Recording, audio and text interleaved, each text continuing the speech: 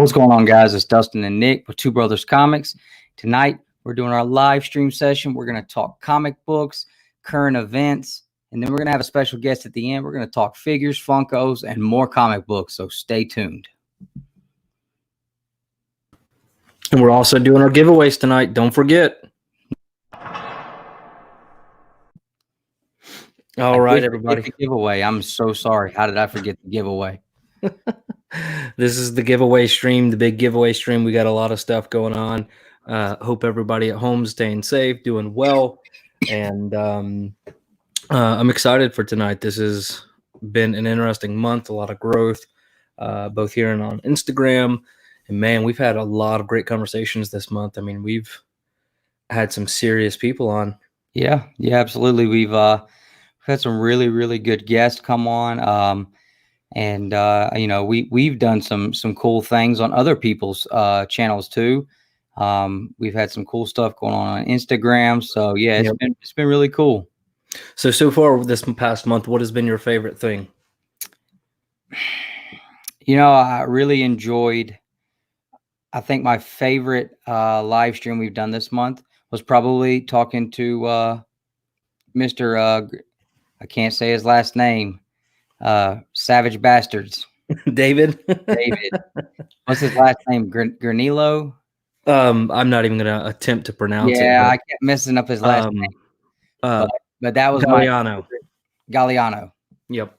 That was my favorite live stream that we've done this month. I had a good time talking with him and you know, the whole being able to put the cowboy hat on and being able to put puns in, and that was a really fun one.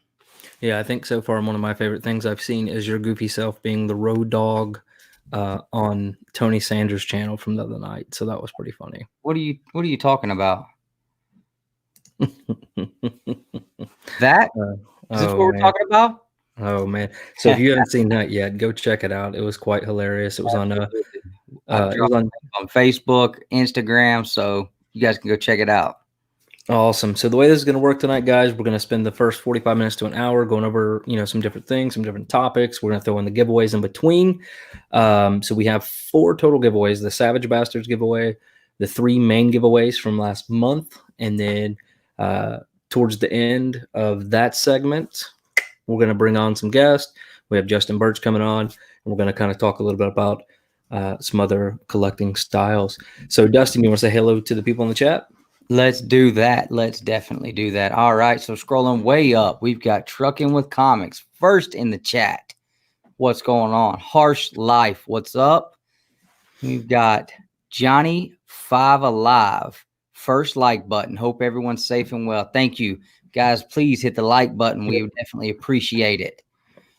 We have The Magic Lasso. What is going on? Always in here. Never misses anything we got going on.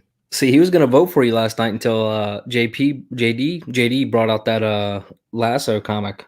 Yeah, that Wonder Woman was that was tough. So we got Bama Links Comics. What's going on? Hero and the Kid. Those are that's another pair of big supporters that we have, and we're huge supporters of those guys. We love those guys and what they do. If you guys missed our live stream we did with them, go check that out. Let's see. The guest of honor tonight, Mr. Justin Birch. Cannot wait to get him on. He was kind of talking a little smack earlier on Twitter to me, so we might have to address that. So excited for that.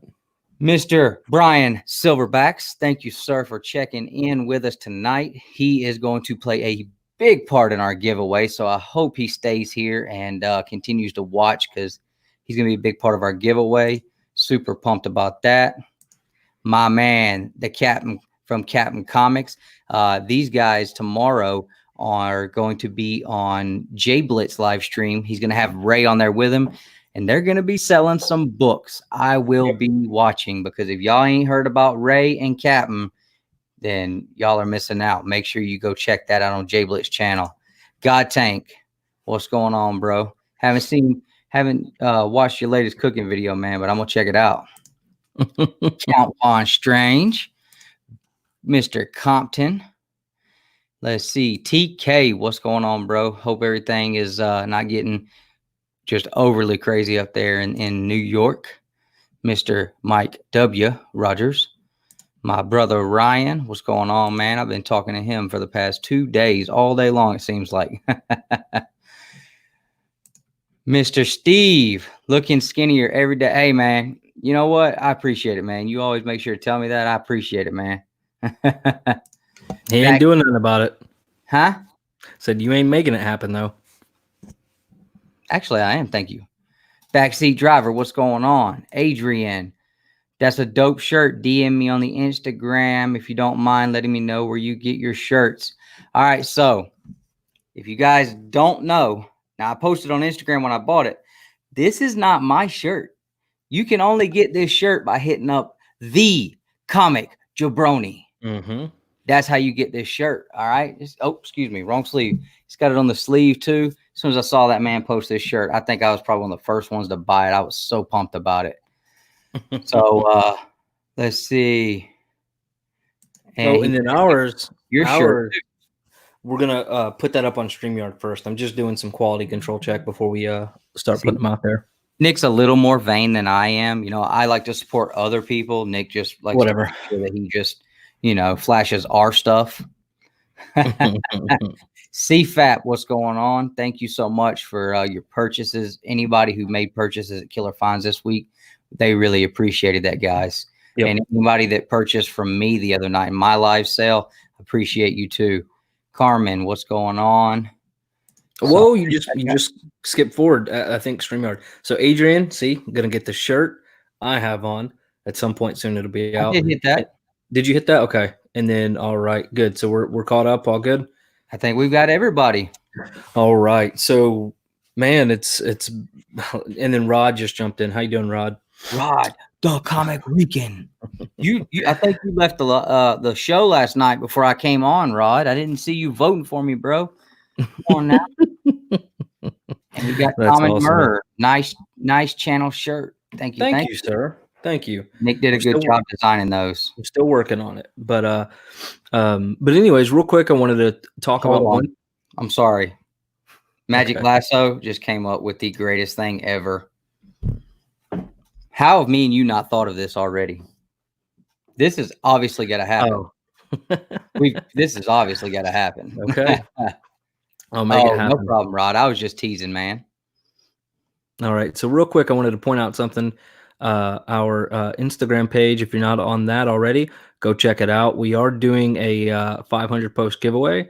So really all you got to do go on there and do right here is literally tag one of your buddies. Doesn't matter who it is. And it's entered in, and I'll draw once comments stop showing down or stop showing up. So first thing we're going to do, man, we're going to talk a little bit about some of our newest pickups. And that's a segment we're going to call. I know it's so original, guys. I tried to come up with clever names and funny names, and I could not figure out what I wanted to call it. So I'm going to show off. We're still going to keep workshopping it, though, yeah? Yeah. So I'm going to show off a couple of the books I picked up this week, and then Dustin had 1,000 times better books than I had. But I'm pretty proud of these. So Spider-Man Unlimited #1. This is the cleanest copy I've probably ever held in my hand, and I've had quite a few, available to purchase. But man, this thing is clean. Got this from Wolf Blitz on one of his, I think it was JB's auction actually. So really glad to have that. I was just thinking the other day, I wished I hadn't got rid of the 2 copies I had, but. And then check that out, Dustin. You haven't seen it yet. It just came in today. You got another one? Another one. Yours are newsstands, right? Both. Nice. And you know how clean this other one was. Well, yeah. I mean, I know I had a couple spine ticks, but it was still clean. Really nice. Right. This thing right here, and you know what we kind of worked out as far as a trade. I paid $8 for this, and it's in a better shape, much better shape than my other one I have. What, you worked out a trade on that? No, on this one, the one you were with me on.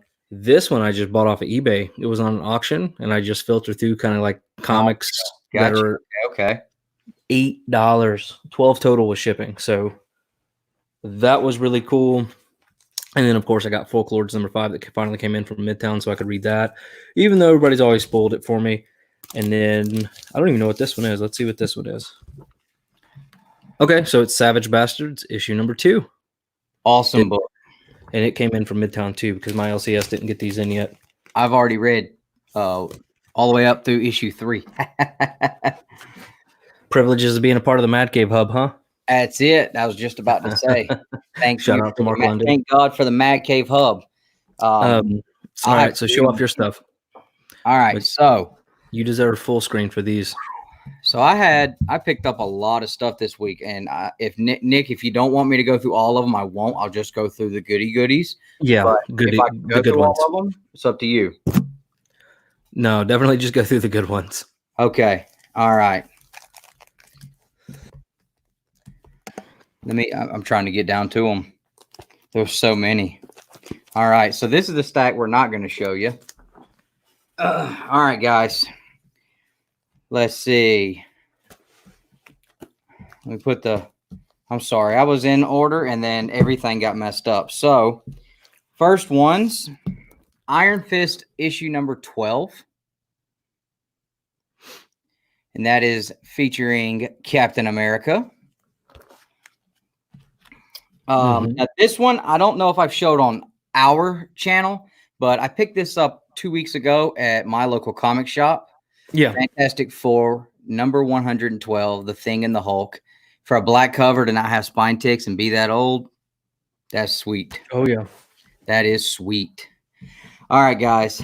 Now we're getting into the goodies. Now, y'all know I've been talking about pirate books. That's been an ongoing theme with me. I have recently decided, after me and Nick having a conversation, that we do not have any silver books in our collection. Silver Age. Silver Age kick like crazy. Do what, Nick? I said Silver Age. You said silver books. Silver Age. I have went nuts in Silver Age. Check out this Submariner number 16 with the pirate ships on the cover, baby. Get some. Submariners trapped. Oh, my gosh. The sea that time forgot. Get some of that. That is awesome. Loved it. Now, this probably is one of my favorite covers that I have ever seen. And I know it's the second appearance, but I think I like this cover better than the first appearance. Submariner and the Tiger Shark, issue number 6. The colors in this and the condition on this book is unreal. It is so clean. And I love that red and black, the colors of the Tiger Shark. Oh, man, it's nice. I loved it. And the Tiger Shark, you know, when you see him in the Wolverine books later on, he looks a lot different. Yeah. This right here, the classic gray and orange. I mean, man, it's so nice. All right, guys. So next we have Captain America issue 113. That's why Dustin did a big sale the other night, because he went and blew some money. So this is issue 113. I got this from my buddy Sean that I actually got my Iron Fist 14 from. So he hooked me up with this week. Super pumped about that one. Yep. Cannot show these two because we actually have a Mail Call Monday video coming out with those two in it. All right. Captain America 104. Also picked that up from my buddy Sean. Really awesome Silver Age cover there. It's in super nice shape. Does anybody know, because I'm not sure, is this cover supposed to be completely white or is it just really dirty? Or I'm trying to figure that out, because if it's supposed to be that color, then that's a pretty high grade book. Let me see. Captain America 104. I don't know if they came out cream colored like that or not. Yeah, I'm not sure. No, it looks pretty white in all the pictures. Still, it looks real white. Still looks great. So that was Slave of the Skull. What is that one without? Captain America 103. I almost said 102. Check out that red skull cover, guys. Yeah, I think it's iconic. Look at the deep red, that yellow and black. Just beautiful. So those were my pickups oh, wait, hold on. I can't. How did I leave this one out? Guys, I picked up a super mega grail this week. For me, this is a mega grail. I don't know how I even obtained this book. X-Force 1. How about that first feature issue, the big premiere, Captain America 100. Man, oh man, look how beautiful it is too. Look awesome. how beautiful it is. I'm telling you right now, this thing, if I'm not slabbing these books, because to me, I think these look so great just like this. But I would have to say this is probably a 7.5 to an 8.0 conservatively. I mean, it is beautiful. That is really nice. I'm really, really pumped to have these guys. Like, I'm sitting here kind of getting goosebumpy right now. and Southern Comic Geek, I just saw him in the chat. Southern Comic Geek hooked me up tremendously with my Silver Age stuff this week. I cannot wait for you guys to see the Mail Call Monday video with what he sent me. And I'm probably going to merge that video with another mail call that's going to be coming in, where I picked up another big, huge lot of Silver Age books that are awesome too. So I have had a crazy week this week. I don't know how my wife has even let me stay in the house right now, but it's been an awesome week for me, comic book. You're gonna have to go donate and give some kidneys. but real quick, there was a couple people that jumped in. I wanted to say, hey, dude, AA Comics, nice to have you. I think this is the first time you're in the chat, so we do appreciate that. Common Muir. So Dustin, love your chair. Where did you pick that bad boy up?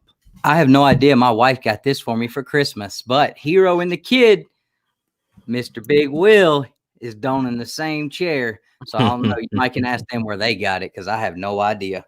And then we got another comment from the Facebook side of things. Mr. Josh Olive, owner of my local comic shop, Haven Comics. And my extended local comic shop. I applaud your early Cap run there. Captain America is the best. Tell me you got a 109 too. Cap. Yeah, I'm gonna call him Cap. So Justin, Josh. I saw Justin's name in the chat and said Josh. Sorry. Josh, I have a Cap 109, very high grade, sitting on the desk of the shop where I bought these others. But the guy that owns the shop was not in this week. He's having some issues with something or another, and it wasn't priced, so I could not even buy it. But yeah, he has my information on a sticky note on the cover behind the desk. As soon as everything clears up and he gives me the okay to come get it, I'm getting 109 too. All right, and then Scotty, nice to have you in, man. And then Josh Olive said, you look like you need a CGC 60. Tells us spent 65 first Silver Age appearance of Red Skull. I'm pretty sure he showed either that off or one of them. No, he showed off the first Thanos today in his live stream, and that thing looks incredible. And 50 something or 60 something like that, like 55. I don't know what it was, but it was 55, he got 56, 55. Yeah, he got it so Starlin could sign at the Huntsville Con, but it's canceled or not canceled. He canceled. So Mass Panther, nice to have you. I think this is your first time in. And Josh said he'll answer to Cap. Thank you, Johnny Five Alive. Do appreciate that. The Comic Core, nice to have you. We do appreciate that. We're going to talk about some things the Comic Core is doing, and it's incredible. Kind of the first of the kind. So it'll be awesome. And then Michael, Dustin's local comic shop there of Killer Finds. That's the owner of that as well. So nice to have you, Michael. Backseat, nice to have you. Harsh Life, nice to have you. And then Josh, I'll be posting 35 slab books on Haven's page tomorrow. So that's awesome. I mean, that's absolutely incredible. Later on, I will copy and paste the link to Haven's Facebook page into the chat. You guys go check it out. So, all right. So let's do the first giveaway. What do you think, Dustin? We got 30 people in the chat plus whatever's on Facebook. I think we owe it to everybody to do the first giveaway, which will be Savage Bastards. Now, while I'm pulling that up, I'm going to play the quick 30-second trailer. You guys don't go anywhere. So once that's pulled up, we'll do the drawing. That'll be real quick, and then move on to some other topics. All right? There we go.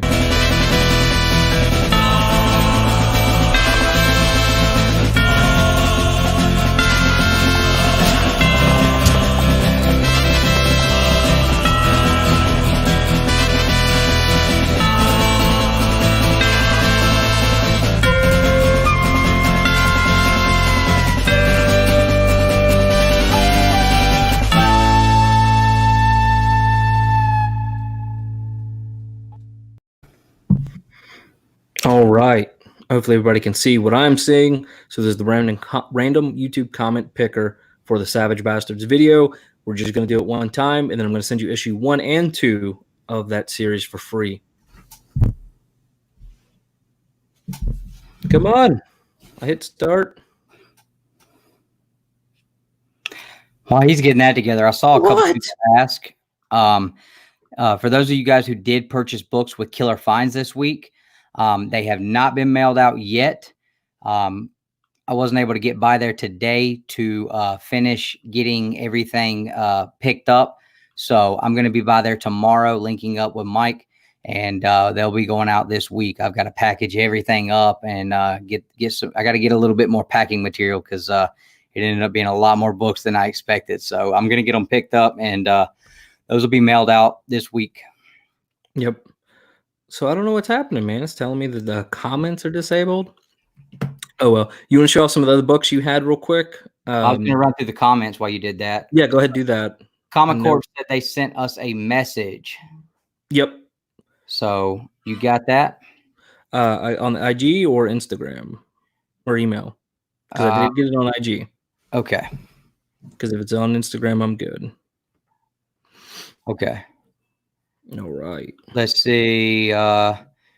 Thanks, Josh. I appreciate that, man. That's nice of you to say, dude. Let's see here. Harsh Life says those bastards are savage. Yes, sir. Let's see. Here they come.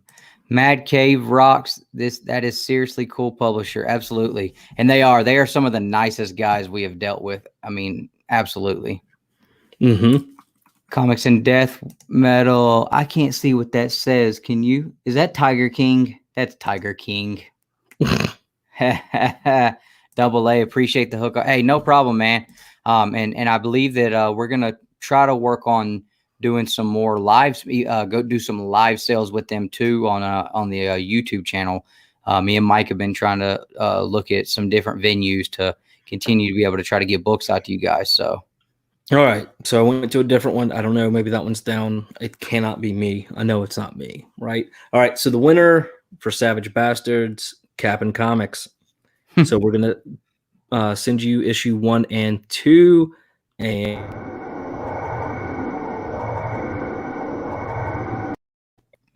congratulations. The Captain won. Nice. Cap'n Comics won. Nice. So, all right. So we will send that to you. We got 33 people in here. We do appreciate that. Absolutely. And Justin, no, it's not user error. No, it's not. I can't say the name here, but we got someone from the UK hanging out at 4 a.m. Aquamanite Arts. Okay. Nice. I wasn't going to attempt to even. Nope. Oh, man. All right. So, Carmen, what do you mean donations where to? What are we talking about donations? Did I miss something? Yeah, I'm not sure about that one. Hey, 1-2 said user error too. No, it's not user error. So First edition comics, what's going on? 1-2, what's up? All right. So let me pull this up. So the next thing we're going to do before we get on to the next giveaway, we're going to talk about some of the things that have kind of been going on in comics this week and kind of get people's opinions on that and kind of see what else people think about it. I mean, there's a lot that's happened this past week, especially within the comic world. And this is the new segment we're calling the news. Oh, I thought that was going to go on longer. So I could. No. I don't want to bore So people. everybody that's asking in the comments, I do see you. If you want to just send me your list of books that you're looking for on Instagram, just DM me those, and I'll continue to do what I can to make sure we can try to get them to you if they're available. Yep.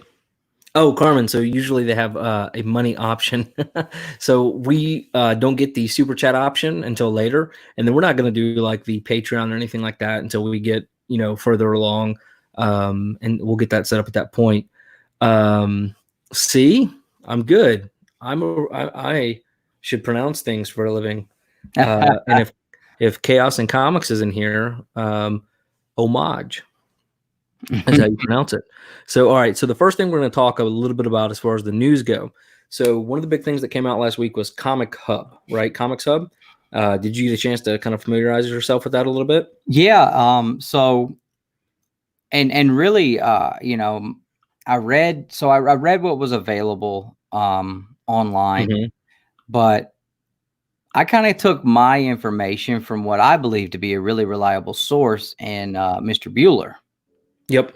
So, Bueller was talking about these guys and saying that, when it came out, the way that it was portrayed, yes, it sounded super great. It sounded like it was going to be great for us, like it was going to be super great for the comic shops. Yeah. You buy your digital copy now, and it was made out like the proceeds go to your local comic shop. Then you would be given a code to pick up the physical copy once they are being released. Yeah. So, but from reading and digging and listening to Bueller talk a little bit, Bueller says that the way it's going to actually work is the shop is actually going to have to split part of its profits that it normally would get all of, because they get the books at a higher discount, and they're able to make their profits off the books that way. And apparently they would have to split those profits per book with the Comic Hub. Yeah. And the way it worked. Do what? I said, and the way it worked was you go on Comic Hub or whatever, you buy your comic, you get a digital issue, and then a free copy, say for the one you paid for, a physical copy, is sent to your local comic shop for you to pick up. It still allowed some revenue for your comic shop in the time being. But there was definitely a lot of goods and bads, right? There were some people in there who felt like this was going to be a short-term solution to really, keep it alive. And then there was those that, like I said, Bueller, some other people absolutely thought it was a terrible idea. And so yesterday, the day before, the second, it is not going to happen. So 48 hours after, and this is from Newsrama, they've decided they're not going to do it anymore. I don't think that they completely said they're not going to do it. I think they're putting it on hold right now. No, it's done. Okay. I thought what it sounded like they were saying on there, like that, it's done. They could try to come to an agreement with, because here's the thing. And okay, there's two ways you can look at it, from a buyer standpoint, from a collector standpoint, to be able to read it now and know you're going to get the physical later. Like, I can see, yes, that's good for us, but for your comic shops, like, it's not going to be something that's really going to, change things for them, because here's the thing, eventually, number one, you're having to give all this information to your shop or to Comic Hub. So now they've got all this information for you that they can do whatever they want to. And at some point, because Diamond is not going away with this, Diamond is still going to be the one shipping the books out. So the thought process is that maybe eventually Comic Hub has everybody going through them to get their books. And now they don't need the local comic shop as a middleman. They can just get Diamond to ship it straight to us. And that leaves the comic shops out in the cold completely. But apparently when they released this, Comic Hub did not even have Marvel and DC 100% on board with it to start with. They kind of put the cart before the horse on that. So just from my understanding, Yep. Yeah. So Common Mirror, it was absolutely scrapped. And again, it was within like 48 hours, because there was creators, I think Higgins and some other people, and I retweeted it on her Twitter, the night before. They're like, oh, this is a game changer. This is life-saving news.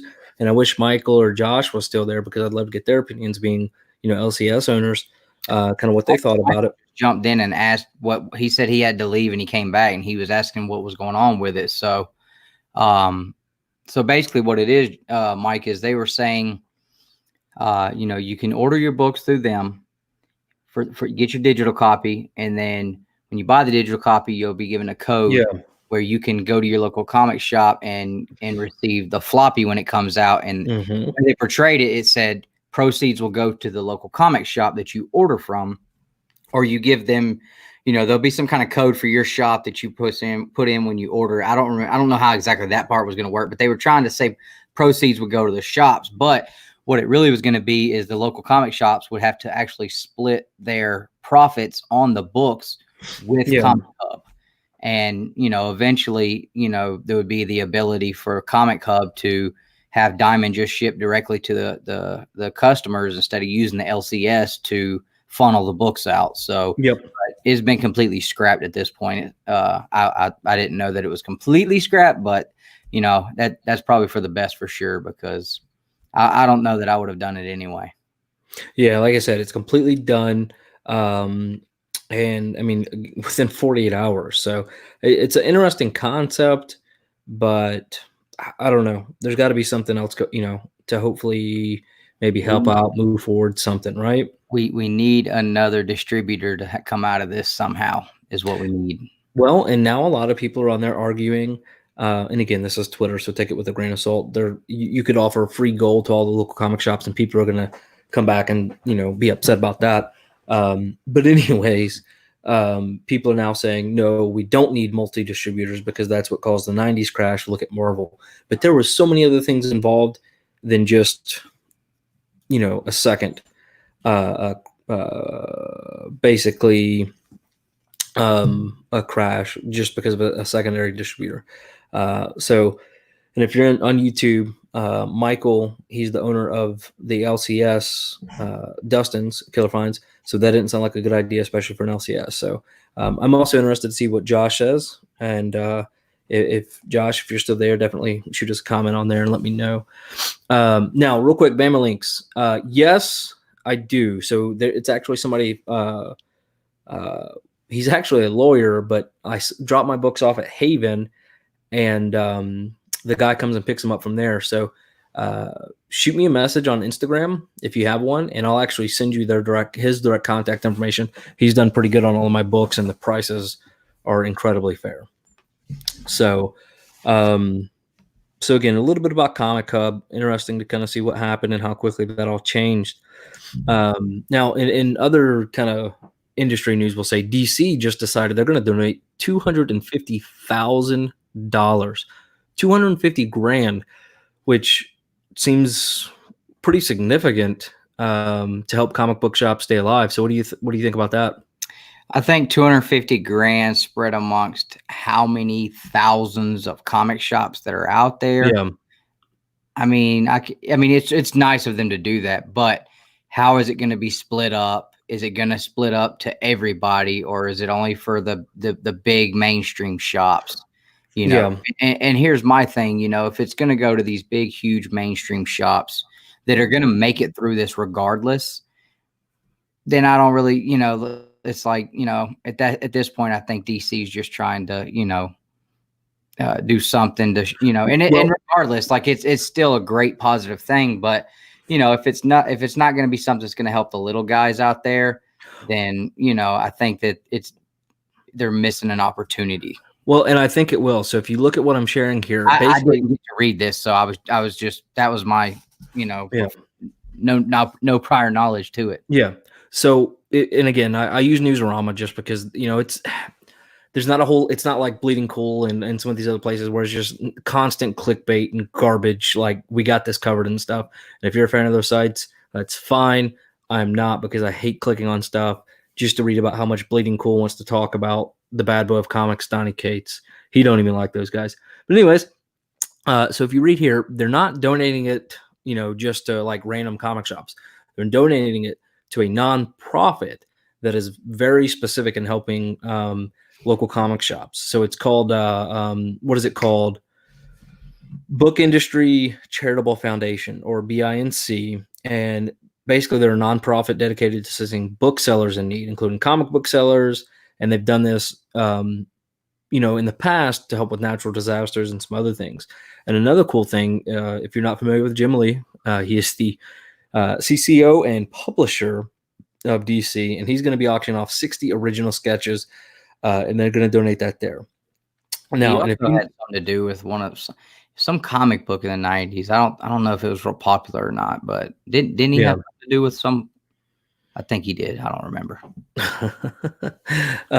But all that to say, I mean, they're putting some money out there. That's great. Mad Cave Studios is running a kind of a system to give away some books as well. And then I know there are a lot of other publishers giving kind of half a profit directly to those local comic shops if you use their code. So like TKO, local comic shops, local comic shops. Sorry. But if you know anything about those Jim Lee sketches, I mean, he was charging $800 for quick sketches at a what do you call it? A signing with Donny Cates. Can you imagine? I'd rather have a Brian Silverbacks sketch anyway, Yeah. because it's I ain't no way, dude. Yeah. So it's crazy, man. I mean, I think it's definitely better than nothing, right? Now Marvel needs to step up and hopefully do something. And hell, I mean, I don't know if IDW or any of those guys can even afford to. I mean, Todd McFarlane's having to do a Kickstarter just to fund some toys, so it's pretty crazy. But real quick, I wanted to didn't say hear about that either. That what he was doing his live stream on Facebook the other day about. I don't know. He had He's a live always stream doing something. for a while the other day on Facebook, and I almost clicked on it, but I barely ever get on Facebook unless I'm doing something on our page most of the time. But I didn't. I almost clicked on it, but I didn't. So. Yep. Well, I want to say hey to a couple people. Perry Comics, and no, they cannot afford another profit split. Let's see here. John. Hello, John. Nice to have you. King John Free. I saw him last night on Oh, Lord. The Hunt. Comic Book Palace get video update. Glenn Owners Diamond stopped. He was glad. I need to start watching some of those Comic Palace things. I think they're pretty cool. I've heard a lot about them. Yeah, 250K is not a whole lot, man, but it's better than nothing, I guess, right? Now, all right, so here's Michael. Many indie comic companies are going to keep running, printing books. How do you guys feel about that? Many retailers are going to be missing these releases or receiving one of the releases after many people already purchased the books, which will probably slow the purchase of future books, in my opinion. So it's a very good point. And if you're on YouTube, you cannot see this comment because it's coming from our Facebook page. So let us know what you guys think in the comments about this. I'll leave it up for another second or two, but I don't see how they're going to continue to do that. I know Mad Cave is completely stopped. Image, IDW, they're putting a halt on things. Marvel actually put a complete stop to everything. Pencils down Friday, and that was something else we were going to talk about a little later on. But Dustin, I don't know if you saw anything about that, but Marvel sent out an email and said, put a hold. And they're going to reduce by 20 to 30% of their future releases. 20 to 30%, which I think is not a bad thing in the eyes of being a consumer, but that means 20 to 30% of people just lost their jobs. Right, creators out of the market, yeah. And when I say lost their jobs, I mean, there might be multiple creators doing multiple books, or one creator doing multiple books, that's fine, but that's still, they're not employees. They're basically contractors, so they're still losing that income. And that's never anything to celebrate, right? Nope. If you're somebody who's out there celebrating loss of jobs, income, things like that, it's not a good thing to celebrate. So let us know what you think about this comment. And yeah, that's crazy, man. And thank you, Johnny 5. We do appreciate that. Hit the like button. And then there was, oh, that's cool, Brian Silverbacks. All right. All right, so here we go, Kirby. So as someone who works in an independent bookstore, I've heard good things about BINC. I've yet used it, but much respect. Yeah, absolutely. And you cannot be mad about that about it all. And Justin, I'm excited to get you on because I want you to be able to, he'll be on here in just a little bit after we get done with the drawings. I really want to get his opinions because he's clearly involved. He's one of the creators we're talking about. And I hope it gets cleared up. And Diamond is going to resolicit some comics that were scheduled for May. I don't know. Oh, Mac Daddy Gaming wanted to say hello to you. Hey, yo. Hey, I appreciate that, man. I was definitely worried. Worried, but I appreciate the love on the gimmick, man. Everybody seemed to really dig the Road Dog, man. That was the first one that came to mind, man. I had to do it, man. Had to do it. I loved it. Loved it. All right. Appreciate it. So Dustin, real quick, read the next comment. I am going to get the next giveaway ready. So we're going to do the third place for the third or for the March giveaway. Third place for the March giveaway, and they get a choice, right? Yeah, they get. Okay. Well, the first place gets to pick first. The second place gets to pick second. Third place gets obviously whatever is left. That's so right. Yeah. So we should start with the first place then, right? Nope. Third, second, first. Okay. Yeah, because they can pick. They can pick. They're gonna have to shoot us a message on Instagram, send us their address, and all that good stuff. All right. So Harsh Life says it's like when tobacco companies would donate $3 million to cancer foundations, but spend $5 million on advertising saying they donated $3 million. Yeah, I mean, I can see it. I can see it. Comics, you win nothing, sir. Nothing. All right. You don't get to run around smack talking me in the comment section when I'm on TV doing my thing and think you're gonna win something on my channel, bubs. I'm just Oh, kidding, Lord. if you win, that's awesome, man. Hey, just a little bit, man. Just a little bit. We all got to be a little crazy. You got to be crazy to get in front of a camera, in front of people you don't know, and share your life with them, man. You got to be a little crazy. When are we getting the green 2BC shirts? Oh, Everybody man. now everybody's gonna want the DX styled Two Brothers Comics shirts. And what's funny about that, man, is like you made that. I don't think a lot of people knew that. Yeah, I made that like 20 minutes before the show. Nah, Bubs, you know I love you, man. You're probably one of my favorite characters to watch on there, man. I just get cracked up. You and the Jungle Beauty, man. If y'all don't know Bubs Comics, that's one of my favorite people to interact with on here, man. And that dude is always getting some hot books in too. He's a really cool dude. Yep, absolutely. Phil, what's going on, brother? All right, so I'm almost ready. And so you guys definitely stick around after the giveaways are all announced. We're gonna announce them throughout the night. It's probably gonna be a little bit of a long night, just a little bit. But when we get Justin on, we'll of course going to go over some of these topics with him that he wants to talk about and all. And then we're going to talk some stuff that I'm really excited about. I've got my desk full of things that we're going to talk about, and I'm so excited. All right, so here it is. We're going to have to use this one. All right, so there are 69 comments. All right, and this is for the third place. I'm trying to hold in my Billy Madison comments so bad right now. Oh, Lord. And if for whatever reason it pulled up mine or ours, obviously we're just going to redo it. We won? Go. No, I'm saying it. I want the Brian Silverback sketch cover. And you're going to, so real quick, that's a good point. Tell them, again, this is third place. So you get whatever first and second don't want, but you're going to get what, Dustin? What is it they get an opportunity to win? So I am not 100% sure about the first two, but I know I put together the Brian Silverback's mystery pack that also comes with a paid for sketch cover commission from Brian Silverbacks. Now he is doing these live on Facebook almost nightly. So I'm hoping we're going to be able to work it out where you can tell us or tell him, because you're obviously following him on Instagram now, what it is you're looking for. We'll get him a blank sketch cover for that. And we're going to take care of the fees on that. And it'd be really cool. You can go tune in on Facebook and watch him do that for you live, because he's doing those live on Facebook all the time. You guys can check that out. And it's really cool watching someone create these awesome sketches. I know that there was one, he did this Bane cover, and I swear I think that's probably my favorite one he's ever done.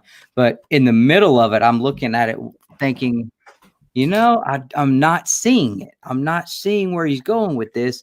And by the end of it, I was like, this guy is an absolute genius, because for in his head, he's these guys see it all the way through, but I didn't see it. So that'd be really cool if you guys can go and watch your sketch cover being done live.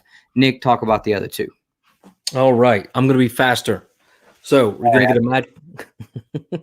a one of the three prizes is going to be a Mad Cave Studios prize pack. So you're going to get 4 trade paperbacks, some bookmarks from their key lines, and then I'm also going to send you all some issues, some single copy issues, maybe some Savage Bastards, maybe some Woven Heart. We'll see what you might get in there, but it's going to be a prize pack from Mad Cave Studios. And then third is going to be courtesy of Two Brothers Comics. It's going to be a mystery pack, although there will be a guaranteed slab in there. I've not shown it off because I want it to be a surprise, right? So Two Brothers Comics prize pack. 3 of the big comics: Eternals #1, Ooh, Giant Size Defenders #3, ooh, I remember that. X-Men #7. It is coverless, but still an awesome piece to have. I actually picked it up and I've had it with me, but I decided, you know what, that would be pretty cool for somebody to at least get a chance to kind of flip through a copy they can physically handle and won't be afraid of hurting, you know. So Yeah, I mean, plus a slab. And guys, Now, no order on those prizes. So yeah, right now we're doing the 3rd place prize, and then we'll do the second or 3rd place winner. 2nd place winner will be later. 1st place winner will be last. So 1st place winner gets to pick which one they want, yep, and then 2nd place gets to pick from the last 2, and 3rd place you get the 3rd one. But hey, yep, nobody's going to be a loser in this because these are all really cool prizes that yep. I'd like to have any of them. And I think it kind of sucks that, you know, I won first. Like, I was the first winner and you won't let me have it. I'm not cool with that at all. So, and real quick, Chaos, nice to have you, man. If you win and you pick the prize pack, you're going to get another one of these terrible slabs, right? You're going to get another rye. So, Chaos, that's specifically for you. TiVo, man, glad to have you in here. Hope you're doing well. If you guys are not subscribed to Lords of the Long Box, you definitely should. Probably some of the best and most original content. And then they also have some of the, what I want to say? The best speculation, right? So they're constantly putting out kind of industry news, who's going to be in the movies, who's on the reserves, from Feige. And if somebody wants to drop their link into the description or into the chat for me, maybe Chaos or Hey, now we whoever. don't find your words. That's my gimmick, okay? Don't be taking it from me. What words? I don't know. You were just trying to think of a word and you couldn't get it to come to you. Oh. That's my thing. So, all right. And Kachung, what's going on, man? I think Jabroni just popped in. Hello. All right. So here we go for 3rd place. Big O FGCU 42. All right. All right. So your 3rd place. So if you were watching this, and again, we're going to give everybody 7 days to get to us. Either comment on this video afterwards. Let us know you at least won, but we need you to message us on Instagram or Facebook or Twitter. Some way you have to get a hold of us so we can get you, get your address, and then let us, you know, obviously if you're 1 or 2, let us know what your choices are. You have until midnight of April 11th, next Saturday, to let us know, or we're going to have to draw for somebody else. Yep. Thank you. All right. So, and then of course,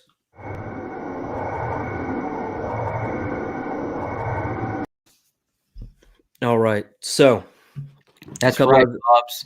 Chaos is definitely the hardest working moderator for the 2 brothers of comics lately. We appreciate you, man. I hope so badly he wins. That junk book anyway. I hope so badly he wins. Talking crap about my slabs. Yeah, TiVo. Oh wow! Literally no notifications for anything. And I'm checking in on 2 different emails, and I've yet to get a notification to either email or phone. So it's quite frustrating. It says we're the 10th show he's binged today. Awesome. We do appreciate it, man. There's almost 40 people in here. I mean, how can you get so lucky? And we can't be more thankful for that. So. Oh, that's right. That's right. Awesome, man. Wannabes and Perry. All right, so we were going to talk about Marvel announcing kind of their pencils down, and we spoke on that a little bit, and the fact that they're reducing like 20 or 30% of their books is kind of what it said, and that's tough for those creators that have been kind of working on everything. And I was going to share the news article over for that, and kind of see what people thought about that. And then there's also something else I wanted to talk about. So CGC staying open and deeming themselves essential. So this has been a topic of conversation last week. Florida announced basically a shelter in place, right? Just like everybody else is. And then they put out email blast and on their Instagram, we are essential per Governor, I think his name is DeSantis, guidelines. We're going to continue operations as normal. So they we posted him up with like a 825, 181 or something. I don't know. Yeah. So, and here's my thing, right? So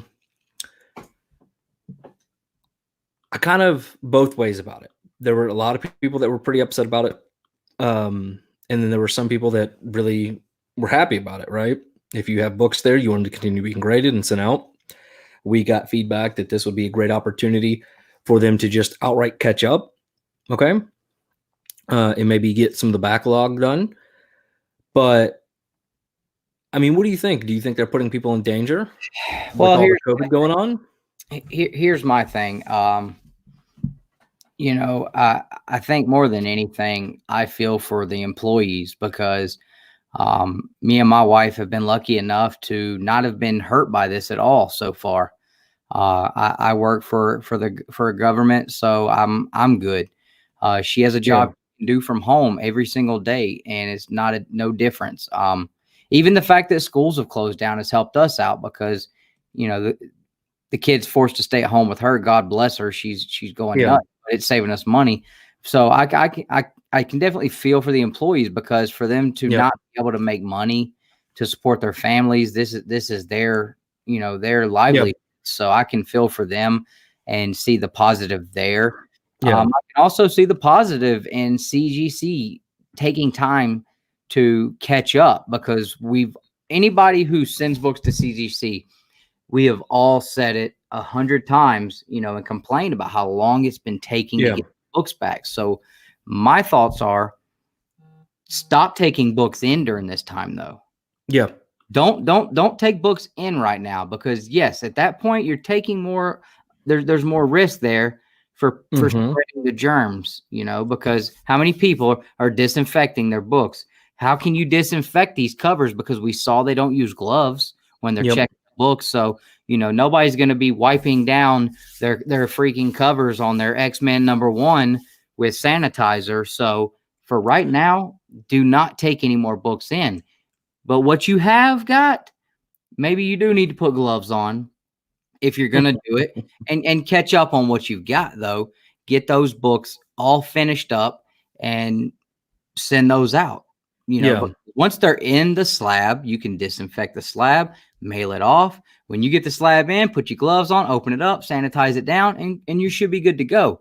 But I think if they're continuing to take books in at that point, you know, I don't think that they're doing it so that, you know, they can catch up or that they're doing it just so that their employees can continue to come to work. I think that at this point, they're doing it so that they can keep making these big profits on grading these books. So, you know, my thing would be stop taking books in right now. Take the stuff you've got, get caught up, be ready so that when everything gets back to normal, you know, as soon as everything gets back to normal, con season is going to go crazy. So the place is going to be flooded with books at that point. So if you can get it to where you have you're just sitting there waiting, don't have a book in the shop, so that whenever con season starts, you're already ahead of the game and, you know, you can continue to keep stuff rolling out, you know, at a decent pace. I think that would be a good thing. But like I said, I don't see them doing that. I'm sure they're going to continue to take books in and, you know, the wait times are never going to change. So, you know, to me, you know, I think if they were to go about it the right way, it would be good, but I don't think they're going to. Yeah. And so again, my thoughts on it are both ways. Do I think they are essential? Absolutely not. Right. There are very few things that are essential. And I saw some of those comments. I'm gonna pop them up too.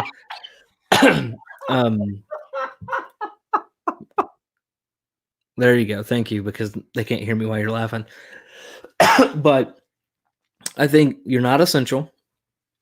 But I also understand the need to continue to pay your employees.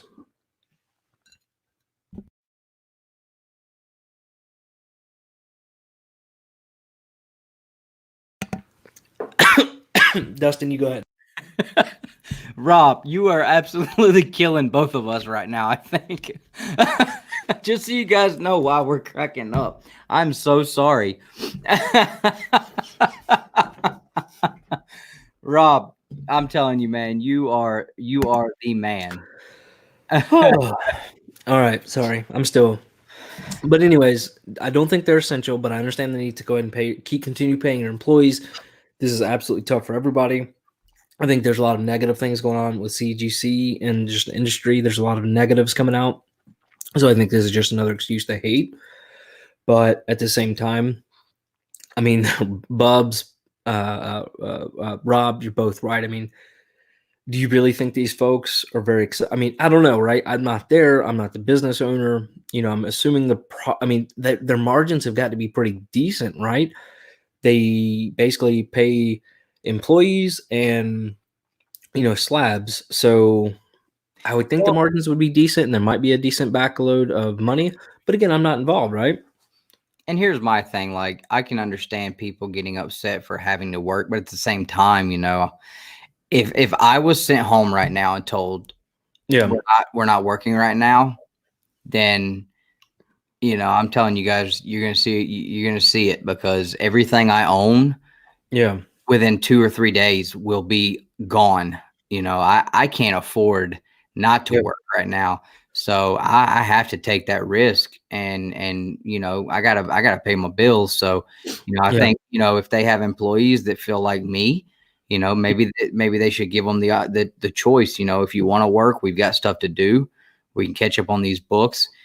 Yeah. So at that point, it's up to them.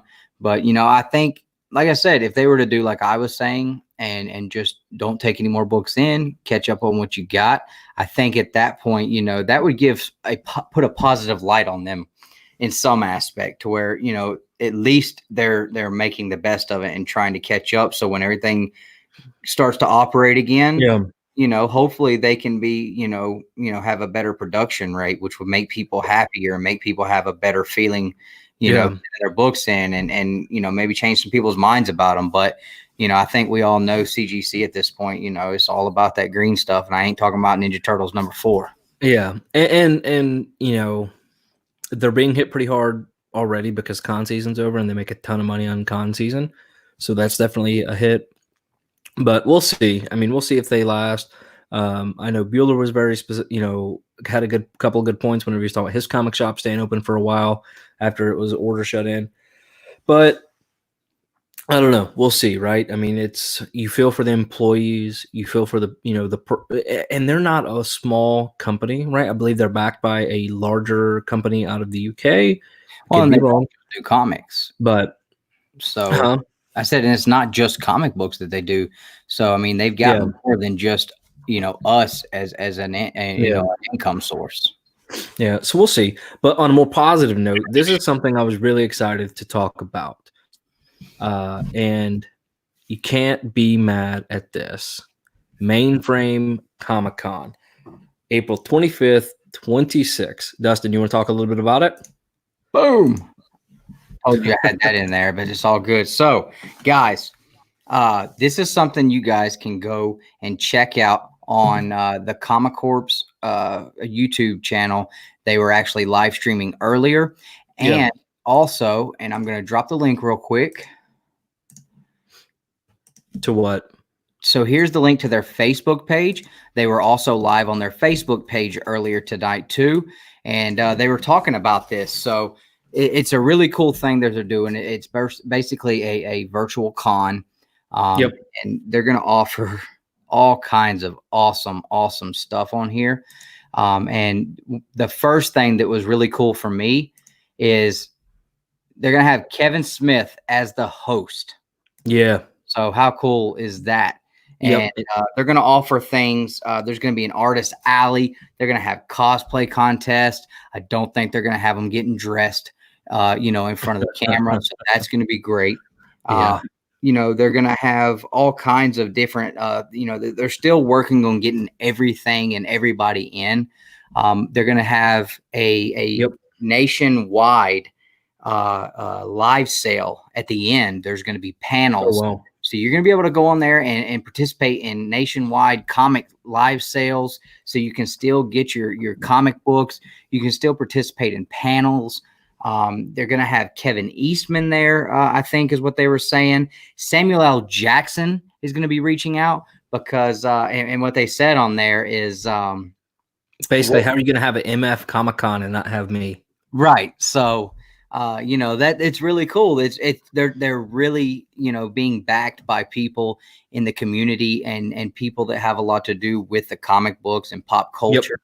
So it's not going to be some some small thing. This is going to be a big deal, guys. So make sure that you guys check out the ComiKon channel. Yep. I'm going to drop the link for this page right here that Nick is on right Already now. did.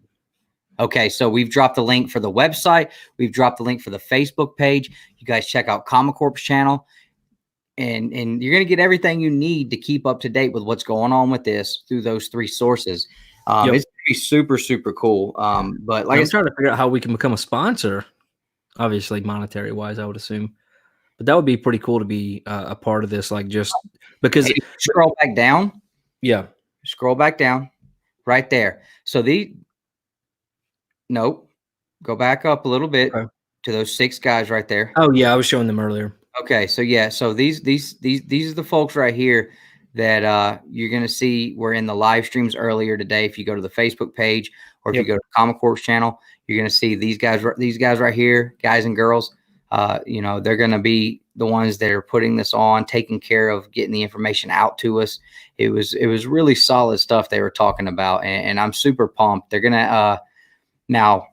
I heard last night that there may be a possibility they're even going to have some of the AEW wrestlers out there. Oh yeah. They couldn't confirm anything when they were doing the live stream earlier, but you know, if they're going to have some of the AE wrestlers on there, then you know, who knows? Maybe the old Road Dogg can make an appearance. You never know. And yes, guys, I'm going to throw that up all the time now because why not? It's gonna be so cool, man. I cannot wait to be able to participate in this in any capacity that we're able to. You know, it's gonna be really cool because you know, for them to know, like, you know, we're obviously edgy right now because we all had plans for MegaCon and these other things, and now we're not getting to go do that. So you know, to be able to bring the con to us, you know, in this fashion is going to be really, really cool. You know, it's going to be, I believe it's going to be a really very professional thing. It's going to be well, you know, it's going to be like nothing that we've seen before from others that have done this like this too. And what's cool about this is going to be something for the Hero Initiative, right? So this isn't some massive for-profit con. Exactly. And I believe they said something along the lines of almost $1 million raised so far. So that is, I mean, dude, incredible. So real excited about that. I hope, you know, everybody kind of puts that on their calendars. Let me pull up one real quick when it is. April 25th and 26th. So very cool there. And again, all the links there. And if Kevin Smith is going to be part of it, I mean, and you know, they're going to get some big stuff. They're going to get some people in there. I mean, you know, they're going to have one of my favorite people because, you know, I got real caught up in the comic book men and love like Ming Chen and Ming Chen, you know, he's going to be there. So, he was actually at the Huntsville Con last year. Yeah, he makes it around to a lot of them. Yeah. So, and then like every person on that list has canceled all my local cons. I hope they come through. Great idea. Yeah, my local con, they moved it and a ton of people have canceled. And to be honest with you guys, I really don't have hopes that many of these cons are still going to continue. I know they keep basically saying, oh, 30 days will be good, 30 more days.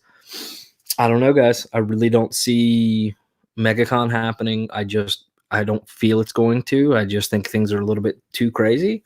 And I don't think, you know, some of our other local cons that have kind of been pushed out to June, July, etc. So, at least it's not going to happen this summer, I don't think. You know, if fall turns around. But again, I'm not a health expert, so what do I know? That's just my thoughts, my feelings, and all that to say, I think it's time we do another drawing. What do you think, Dustin? So let me. Okay. While you get that together, I'm going to hit the chat real quick. So I'm seeing, and again, sorry if I mess up your name here. Axaner Comics, greetings at Two Brothers Comics, and says here, so thankful to have found you guys, always enjoying your stream. Thank you so much. We appreciate that. We're glad you found us too.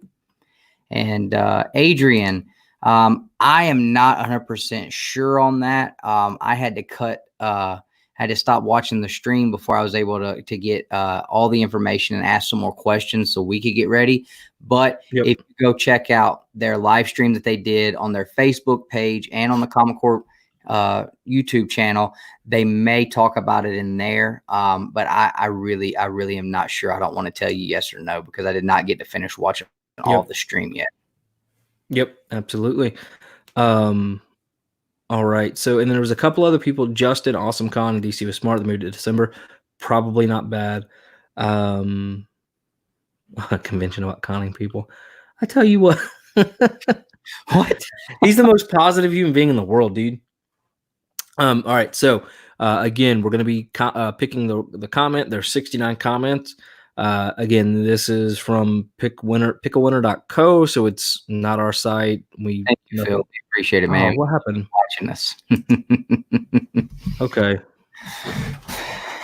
I definitely can understand about the dogs. I got 2 full-grown hound dogs that are the same way. Oh. If they're not inside, they're raising Cain outside. If a leaf has fallen off the tree. I can't stand MacBooks sometimes. I was trying to scroll down and I scrolled too far to the left and ended up doing the back. Okay. All right. So we're back. Let's go ahead, add it to the stream. Let's fetch the comments. Not chaos. Not chaos. All right. 69 total comments. And this is for second place. So what you need to do, send me an IG message after you win. Let me know one of your 3 choices from most preferred to least preferred, 1, 2, 3. And then if winner number 1 picks, your first, then obviously you will go with your second. And if we pop up, obviously we're not going to win. And then if the previous winner pops up, he does not win. Here we go. Who was it? God Tank. God Tank. About to pick up some fire. So support any comics. Thanks to bros for all you do, and congrats on the 500 plus. 1,000 is next. Thumbs up and okay. Is that what it is? Okay, whatever. Appreciate it. So God Tank and comment and congratulations. And better get those steaks in the mail that you promised me for this. Just kidding. No, so that's awesome, man. Yep.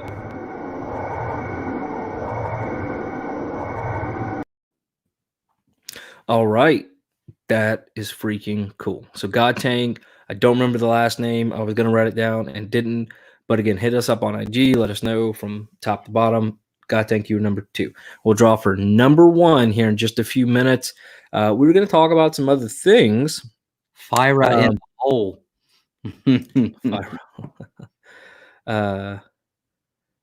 Best tank. Oh, by far the best tank in the community. Everybody congratulating him.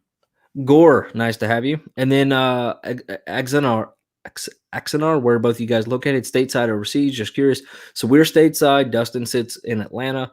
I ain't in Atlanta. I'm west of Atlanta. Don't throw me out there in Atlanta. While it's Metro Atlanta. It's close enough. If I were to tell you the actual city, state, zip code, trees and a creek and woods all around me, I ain't in Atlanta.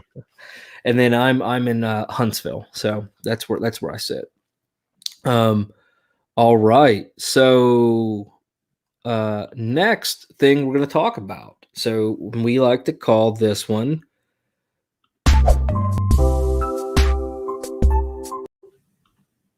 What Have We Been Reading? I know. Dustin is Metro.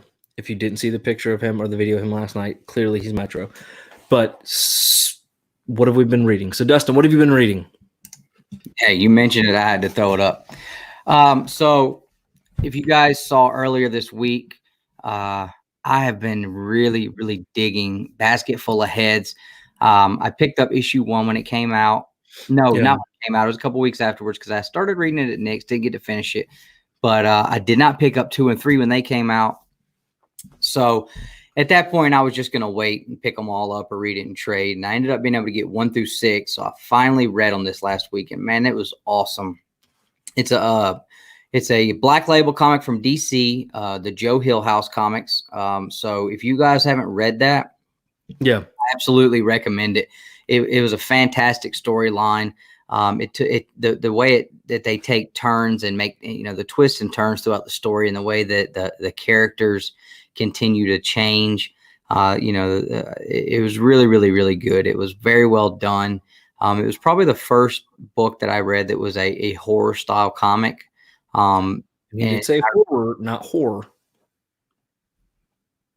don't look now. You say your words, I'll say mine. But I really enjoyed it. It was a really, really cool. It was a cool read. So I'm really looking forward to when it comes back, getting issue 7 and continuing on from there. Character development was just perfect. Oh, that's cool. An official trailer. I didn't know DC did that too. Yeah, So a lot of people do it. And then look in the back, Sea Dogs.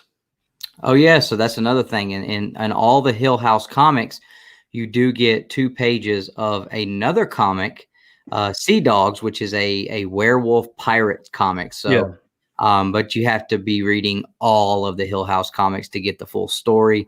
I, of course, have only been reading Basket Full of Heads, but it's a very, very, it definitely, the story and the premise on it is completely different than what I originally thought it was going to be. Which is cool because you always make your own assumptions about something before you read it if you don't have backstory on it. And mine was completely off from the way they did it, so I was really, really with it. Well, and that's a very good point because I can't tell you how many things I went to go read, like Saga. Just so many things. Saga was a big one because I flipped through the first couple pages and I was not interested just based on that, but everybody kept talking about it. I decided I'm going to go ahead and give it a go. So Saga is one of those where I gave it a shot, and I cannot wait. I ended up buying the hardcover to get it in. But what I've been reading this week is actually the Venomnibus Volume 1. Venomnibus. Everybody just calls it the Venom Bus. That's what Jim calls it, so that's what it is.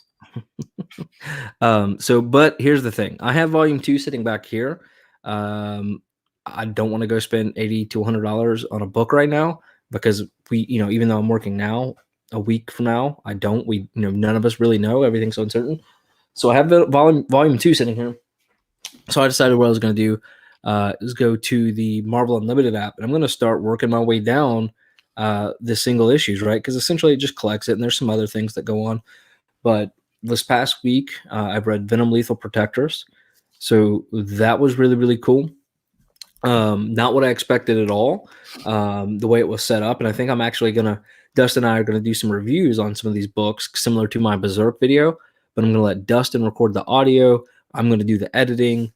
And I think it's going to be pretty neat because these books were nothing like I expected in my head. And Venom Lethal Protectors is for sure one of the classic Venom stories.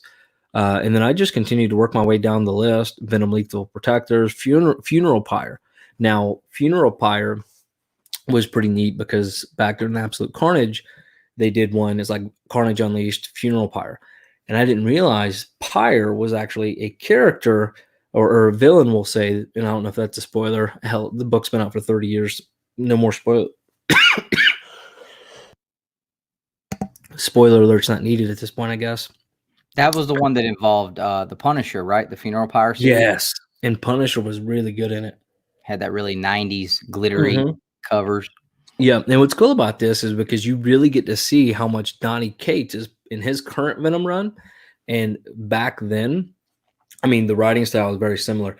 Everything to the point of Donny referring to Venom as his other, or Eddie Brock referring to Venom as his other, and it was very, very similar. So I read Venom 1 through 24 this week of Donny Cates' run, and then I went back and started reading this, and that's why. And the writing style, man, is truly, truly incredible, to be honest with you. And it flowed so well, but I've gotten all the way down to, I tried to read Daredevil, and I hope Rod's not in here. It sucked. That's his bedtime. That Daredevil story sucked. I got about 5 issues into it, or 5 pages. I decided, nope, I'm not reading anymore. I didn't even try the Iron Man one. I did not read Darkhawk yet. I just, I don't know. I can't do it. Darkhawk. But then I read, again, Funeral Pyre. and then the Madness, and now I'm halfway through Venom: The Enemy Within, and I absolutely love how they've done these. It's basically 3 or 4. It's kind of like a small. It is a small mini series, but they flow so well to each, together. It's kind of like Marvel does now the events. So you might have Venom, but then you'll have like Absolute Carnage, and then before that, I think was War of the Realms and things like that. So Right. Stories that kind of build on each other. Yeah, and I have absolutely loved it. And I actually put it in a bid on eBay for Spider-Man versus Venom, right? So that's like includes his origin and everything, his from ASM 299, 300, 301, that whole storyline. And the guy came back with another offer for a little bit more than I'm comfortable paying right now. So I might go back and do the same thing and just start reading the single issues, and then I'll buy it later once kind of the economy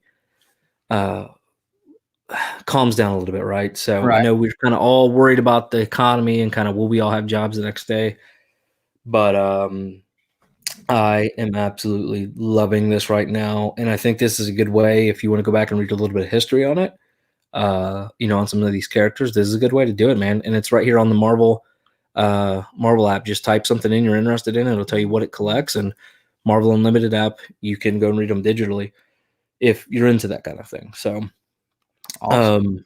So yeah, man. So what are some of the I'll tell you what we'll do. We'll move one of these segments up a little bit, and then we'll do the last drawing, and we'll bring Justin on. All right. So quick, I saw a few things in the Hit the chat up here. I'm trying to find it. Okay, so Lawrenceville.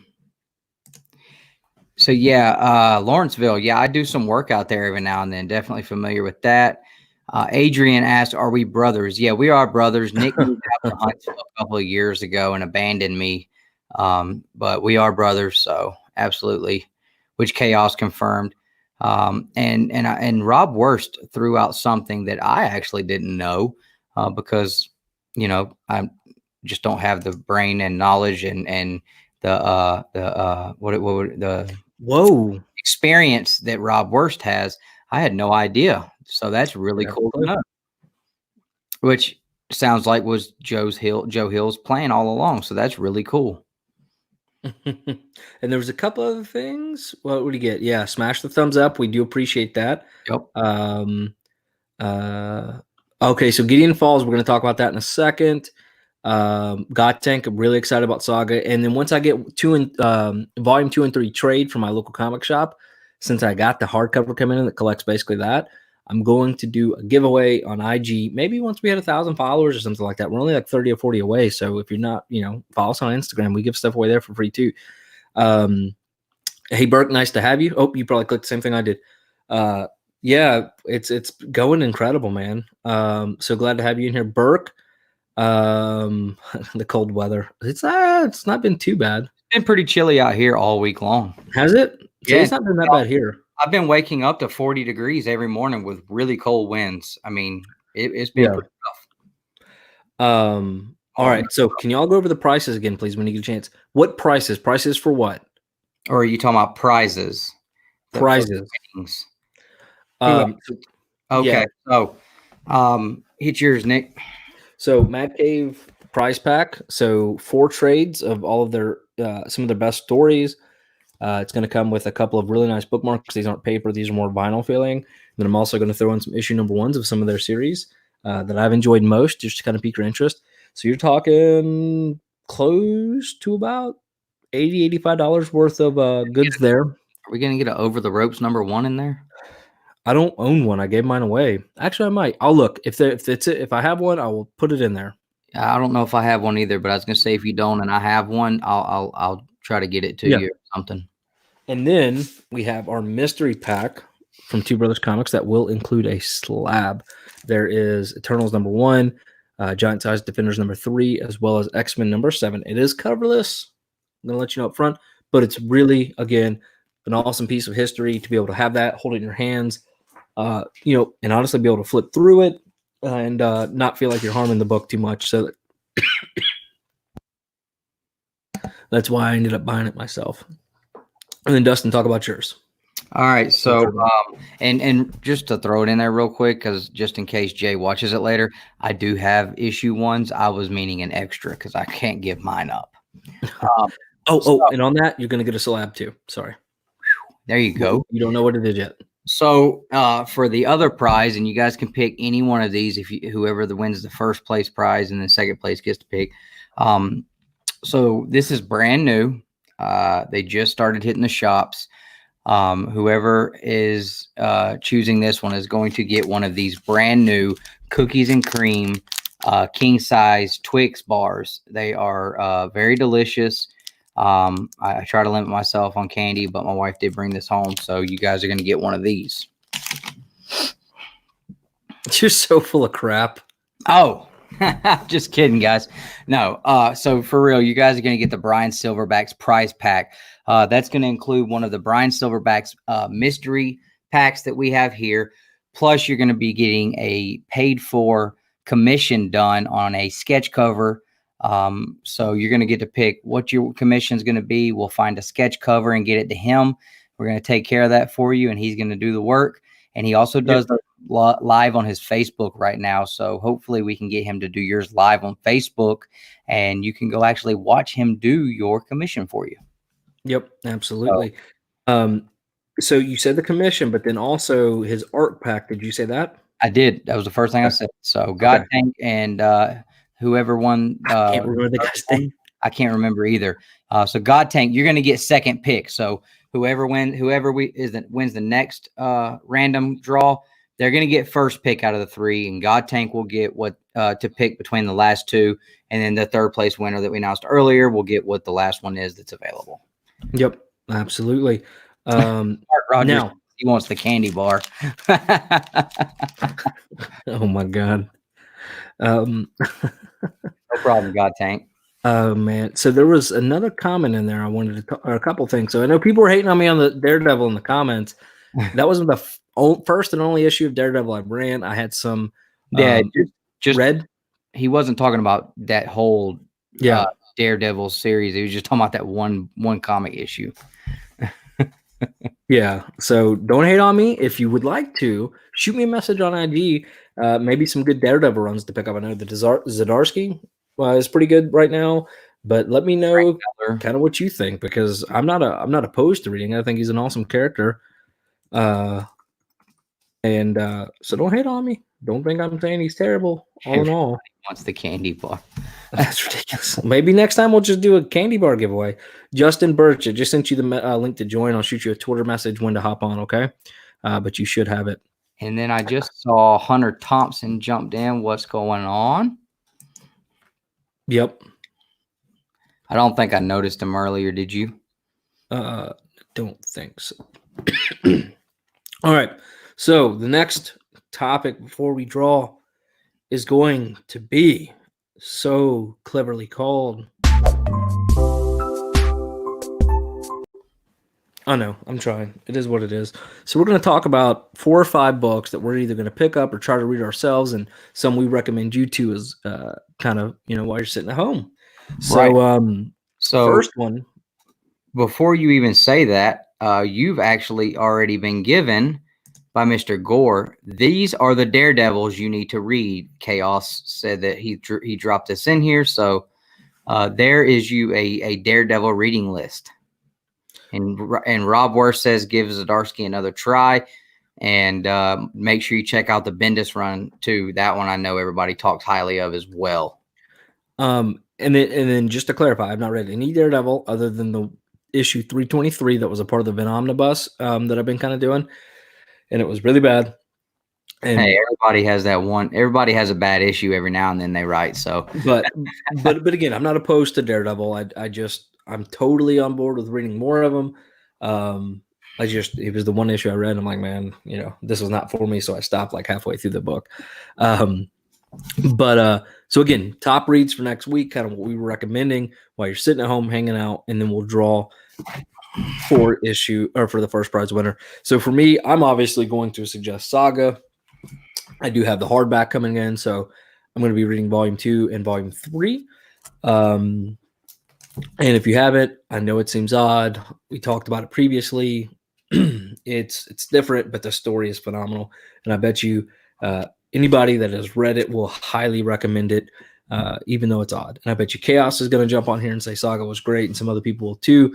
But that's going to be one of my recommended for you guys if you haven't already. You can order the trade if your local comic shop's still open, or if not, I think you can still buy it off of Amazon. So Dustin, what are you recommending? So first thing, I'm just going to run through real quick what I've got left in my need to read box. I'm finally getting towards the back of it. So on the top, next thing I'm going to be reading is Hellfighter Quinn by Jay Sandlin. That's a Mad Cave run. Something's Killing the Children. If you guys aren't on Something's Killing the Children and you don't have something to read right now, you can pick the trade for the first volume up right now. It's been a really, really great run there. Tinian's done an awesome job on that. Definitely recommend that. I got this AWA Resistance I'm going to read. I have not gotten on this yet, and I have not listened to anybody who has talked about it because I want to first. Undiscovered Country is another one me and Nick are really, really enjoying. Right now, we are on issue 5, so this is another one. If you have not started reading it yet, right now would be a great time to get caught up. It's been a fantastic story all the way through. Now with that one, it was a little bit hard to read, like in the sense of the flow of it. You got to give it some time, give it more than just one or two issues. But it's good, and we're going to see where it goes. Charles Soule has done a good job with a lot of these things. I was in love with it from issue 1, so I don't know what he's talking about. Well, a lot of people, there was a lot of bad feedback. Yeah, and you know, everybody's going to see it differently. I was just, I loved the artwork, and I know there were people that didn't like the artwork, but I thought it was cool. It's got that Mad Max-esque to it. Yeah. Awesome. Yeah. I've got my Batman 91 I still need to read. That has been really good ever since Tinian's jumped on it. I picked up my first ever Walking Dead book. I have never read Walking Dead. Haven't watched the shows, so I did pick up number 1, the dollar comic. On the Stump, we're only on issue 2, but if you guys haven't jumped on the Stump, that's another great one to read. It's just a fun book. I really enjoyed it. And then I finally bit the bullet and bought the daggone $8 Wolverine. So I'm going to read Wolverine number 1 and Wolverine number 2. Finally jump on and read the first Wolverine comic in forever. And it's not that I don't love Wolverine. I love Wolverine. It just, that book came out on a week where I couldn't afford to spend $8 more on a book. So I finally was able to pick that up. Other titles we didn't mention yet. I think we both would recommend Once and Future. That first trade just came out, so that is available. Another great book for you guys to jump on now and get caught up. I know a lot of people weren't able to get issue 7 yet. I did. Yeah. It was fantastic, and it left us with a cliffhanger that is breaking my heart to know that I'm going to have to wait probably months to be able to jump on it and read it. It was really good. And again, Folklords, I know we've talked about that over and over. Folklords is something that's just, it's kind of taking me on just a trail everywhere. It leaves you with a bunch of questions. It really makes you think. And it's just really, really been a great story. I think we both can agree on that as well. Yeah, I didn't get number 7, did I? I'm thinking, no, I don't think I did, but it ended really good. I mean, even the 1 through 6. I mean, and issue 7 was super, super good. Yeah. And I know I was talking to Dylan the other night, and he didn't get issue 7. He was really pumped up about getting it. He finally started reading Once and Future. He got the trade, and I was going to pick him one up when I was at Killer Finds, but they sold out so quick. There wasn't a chance that there was one left. I was hoping there was, but there wasn't. But you guys can get that trade for Something's Killing the Children and Once and Future right now and have it delivered and be ready to go when everything comes back, because they are absolutely phenomenal stories. Yeah. And then 2 other ones that I'm really wanting to get on. And if I'm not mistaken, I think Perry, if you're still in here, correct me if I'm wrong, but he has been all about, was it Oblivion Song or Gideon? I think it was Gideon Falls. He's Gideon Falls. And I cannot wait to grab those trades. There's There's not many shops still left open right now, but there's one that is, and they got 50% off on their trades. I gotta go grab Gideon Falls. Yeah, so I may end up getting you to get me Gideon Falls and Oblivion Song and mailing those out to me, because one of each. But when I get done, I'll send them to you. That works. Okay, me some books. No, I'll borrow you some books. How messed up is that, guys? My own brother won't okay me anything. What the heck? Bro, I think I just ok'd you some stuff. Literally yesterday, I picked you up some stuff. Thank you. Did you? Yeah, I picked you up that Thor book. I ok'd you the Web of Spider-Man #1. I think I took care of you on a X Factor #6. So no, I traded for that one. No, that was the one I grabbed from Shane and Dustin for you. Was it? I thought I traded for No, you traded for the Wolverine #1. No. What did I trade? No, I traded my Daredevil. That was what you traded for Wolverine #1. X Factor #6, I got you whenever I got that Hulk 366 or whatever the first. Yeah, we're getting off track. I took care of you on that. So those are great reads. I know Nick has been all about Saga. Oblivion Song is another one that we both want to jump on that we have not yet. So definitely, some good reading material for you guys if you haven't jumped on any of those titles, which I know most people probably have. They're not as late to the party as we are on some things at this point, but Middle West is one I've heard a lot about that I'd like to get on that I haven't been able to. So, trying to find the silver lining, guys, and all this stuff that's going on, it does give us an opportunity for those of us who aren't reading these titles because we, maybe caught onto them too late. Now you can grab these trades and be caught up so that we can start taking it in, every month and be on track with everybody else with them. So, yeah. And I'm taking it as an opportunity, not only do that, but also educate myself on a lot of these characters that I'm not so familiar with. So Daredevil, I'm going to try to hit up some of these that you guys have told me. I wanted to do Venom after just reading Donny Cates' Venom run all the way through. If you have a Venom #3 first print for sale on a decent price, let me know because I really want to get one. I got a couple of other issues, just not the first print. But thing I'm going to pick up is right behind you. There's something that you got that I want and something I got that you want. So I think we're going to do swap ski. Oh, no. Planet Hulk. Yeah, I think we're going to do a little War Hulk on our Hulk omnibus so that we can, both jump on that too. Because I'm so pumped for you to read Planet Hulk so we can have a discussion on that. And I also have Berserk Volume 2 I got to read at some point. But see, Berserk Volume 1 messed me up because for like a week afterwards, I kept reading the comic right to left instead of left to right, and that screwed me up. Real quick, though, Justin, go ahead and jump on. And while you're backstage, I'll pull you on. Just go ahead and jump on. Yeah. So should we tell them what we were going to do with the swapping, the swap videos we were talking about? Yeah, I think we've talked about it previously, but go ahead and then we'll get ready to draw for #1. Okay. I wanted to hit the comments real quick. So here's someone right here. This is our youngest sibling. This is our brother Andy. And Andy got his first comic book today, guys. First comic book. I got him Groot. He loves Groot. He named his cat Groot. So that was really cool. So I'm going to step for just a second and let Nick take the comments. I'm going to grab this book and we'll talk about this swap video we're going to do. All right, awesome. So real quick, a couple of veteran collectors, and I'll say veteran, and I don't mean that lightly. This is what they're recommending you guys read. So there's 30-something out of, 34 people out there. Read Alan Moore Swamp Thing. I've heard that's some of the best out there. I want to pick up the Absolute.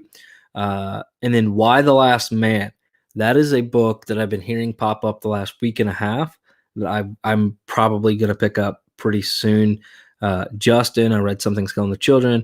Not one of my smarter moves for sure. Hey, C. Woodard from ComiKon, nice to have you, man. We talked about the event coming up, so I think that's going to be an awesome event. And then let's see.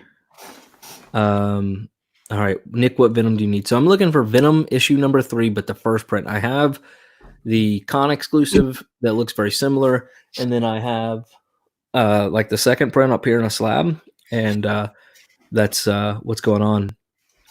Yay, get the poor kid addicted to comics and depression. Okay, first off, dude is working at little brother's working at Publix. He's got like a $3 or $4 an hour raise, plus he's getting a weekly bonus. He's probably making a good chunk of change right now. Yeah, he's doing all right. He's be okay.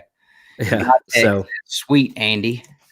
And then Southern Comic Geek said 2 thumbs up for Gideon Falls and Oblivion Song. And somebody earlier said they got some 50 Cent Saga issues. That's awesome. So, all right, what I'm going to do, and Justin, I see you back there. I'm going to pull you on in just a second. We're going to talk about the swap real quick, or are we going to put that on the back burner? Let's talk about that after we bring Justin on. You want to do that so we can go ahead and, yeah, because I feel bad Justin sitting back there. I just want to get this. Mackie was talking earlier. He might sit back there a little longer. I can see him dying laughing at you. What an a-hole. I hate that you're on Twitter now. All right, so here we go. Now that removed God Tank's comment, so now we have 68, right? 69 minus 68. Can everybody see this? All right, I just checked. Everybody can see it. This is the first place winner. Dustin, drum roll or something. 3, 2, 1. Scarpad's comic track. Oh man! So there you go. Hashtag supporting the comics. There we go. And then we're going to remove this, and then I'm going to bring on Mr. Justin Birch. So Scarpad, you hit us up. Let us know which prize pack you want. And then after we know which one he wants, God Tank will let you know what's left. You can tell us what you want. And then third place person that won, you follow suit. Oh. All right, real quick. Hey, Justin, how are you doing? Good. How are you guys? Good. Give me 1 second. So I got to do a number 4. I just thought about this. This just in case is for the 4th place winner, just in case somebody doesn't pick. And if that's the case, then you will now be the 3rd place. God Tank says him and Scarpad are just going to have a duel. Sounds good. So Cosby Sweater is number 4. And then just in case, we're going to do number 5. I know I've seen Cosby. Escargot T80. All right. So there was 4 and 5 if 3rd place doesn't claim. I always like to have a little extra so it's fair and everybody knows. All right. So that's done with. Guys, thank you so much. And so what's going on, Justin? Not a whole lot. Not a whole lot. Just watching us. I told you like we were going to be going for 45 minutes to an hour, and then Dustin chats too much. Well, I don't know if you saw on Twitter earlier, my new way to spend Saturday nights is to drink beer and watch DuckTales. Nothing wrong with that. So, cut into my DuckTales time. Dude, that was so funny. Well, the good thing is it's on Disney Plus, so. And that's how I'm watching it. So for those of you watching, if you don't know who Justin Birch is, he is a comic letterer. He's done work for DC, Mad Cave. Was it IDW or Image?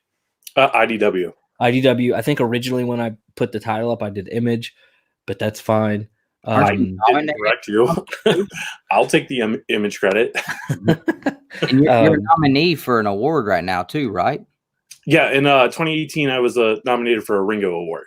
Yeah, that's awesome. Yep, absolutely. And so we brought him on. We were going to do a couple talk, kind of just openly now, hang out. But we were going to talk a little bit about something very specific that I think Justin is the expert on compared to us two, right? Is figure collecting, pop collecting, statues, things like that.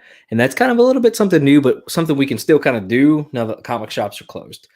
So Justin, I'll let you guys go ahead and take this. I made something while I was waiting. Oh man. I made a banner. Oh, so there we go. I don't have any music yet, but I'll work. I should have made a graphic for you. I'll do that next time. And I'll play a little Justin's Toolbox segment. I just conned myself into it. That's what I did. Hey, it worked though. Yeah. Hey, nothing wrong with that at all, man. So we did an awesome chat with you a couple of weeks ago. Had you do some live lettering. We got some incredible feedback on that. The IG messages we got, some of the comments, people absolutely loved that. So if you haven't watched it already, go definitely check that out. But Dustin, I think this is kind of something you're most excited about talking about, right? Yeah, if you could see my desk right now, it's just covered. So I'm ready to dive into, talking and showing. I mean, this is we're gonna do some show and tell. I want to see what you got, talk about what you got. I want to show you what I got. I'll show you mine if you show me yours, kind of thing. Well, the first thing I got to ask though is, are you showing me legitimate action figures, or are they all Funko Pops? Oh no, I've got legitimate figures collected. I've got some collectible stuff too. So, but I do have some. So I have recently jumped into the Funko game. Actually, my wife has pretty much been the pusher for me on this, because I think I have maybe 2 Funkos out of my whole collection that I didn't buy. The first one she bought me, which are now placed back in box, because I kind of got a little chastised for having my Funkos out of the box, which didn't make sense to me. I think once I get a display for them, I might take them out. But she hooked me up with the Dwight Schrutes, Belsnickel, and Dwight the Elf. She got me those for my birthday. And then for our anniversary, I know you guys have seen them. I've showed them to death. Excuse me. I know that was loud. The original vaulted Ninja Turtle set with Splinter. I have Shredder on the way. I won him on eBay this week. Nice. I got the huge giant Goro, which is one of my favorites. And if I knew that Nick wouldn't get mad, I would have the music keyed already. But now I wouldn't get mad. I would just be upset the fact that it would get a copyrighted, and then everything we've done would be either taken down, strike down, removed. That would have been frustrating. HBK in that awesome WrestleMania attire when he came down from the heavens to whoop all over Bret Hart in that Iron Man match. So I don't have a lot of Funkos right now, but my wish list on the app, it's a little crazy, and I actually have a box over here full of Funkos that I'm gonna record my first Funko mail call video with too. So Justin, how do you feel about Funkos? Listen, I know it's collect your way. I know that. But Funkos are the lowest form of collecting. Oh, I love it. I mean, I didn't know that we were talking trash tonight. I have one. You got one. I have one. If I known we were going to talk trash, then it would not have been me showing up. It would have been the Road Dog. Oh my God! Did you get a chance to watch that, Justin? I did. I want a shirt. That's all I want. But yeah, so I think a lot of people agree with you on the Funkos, because as soon as I started talking about it, we lost like 10 people. So let's jump into figures. What kind of figures you got and how you feel about figures then. I'm glad that they left because we were talking about Funkos and not just because I jumped on. Oh, no. Well, and part of it, and we didn't lose many. It was only like 4 or 5. But part of it's because all the free stuff's gone. Who knows? We might give something else away later. People should know that by now. We it's always a thing. We never know when we're going to give something away ourselves. My big toy line that I collect is Marvel Legends. Yeah. I'm a completionist, so even if I have no interest in the figure, I still buy it, which is just the absolute... It's a horrible way to collect for your pocket. Yes, it's a terrible mindset to have. And I do that with comic books, and I'm trying to get out of it. And I'm about to start selling the things I bought just to be a completionist that I have no interest in. And I find that when you do that as a collector, unless you can find another completionist, you're stuck with that crap too. Mm-hmm. Nobody else wants it either. Yeah. It's hard to find. Go ahead. That's the bad part. Like, with Marvel Legends, every figure comes with a Build-A-Figure piece. So you're buying a figure that you don't want just so you can get an arm to connect to a torso that came from another figure you don't want. And see, that's interesting they do that, because they do that for the very reason, right? They probably put, like the most popular leg for a character inside like Squirrel Girl or something. And I mean Squirrel Girl. I don't know. It was just the one I could think of. Squirrel Girl is the most powerful hero of all time. What are you talking about?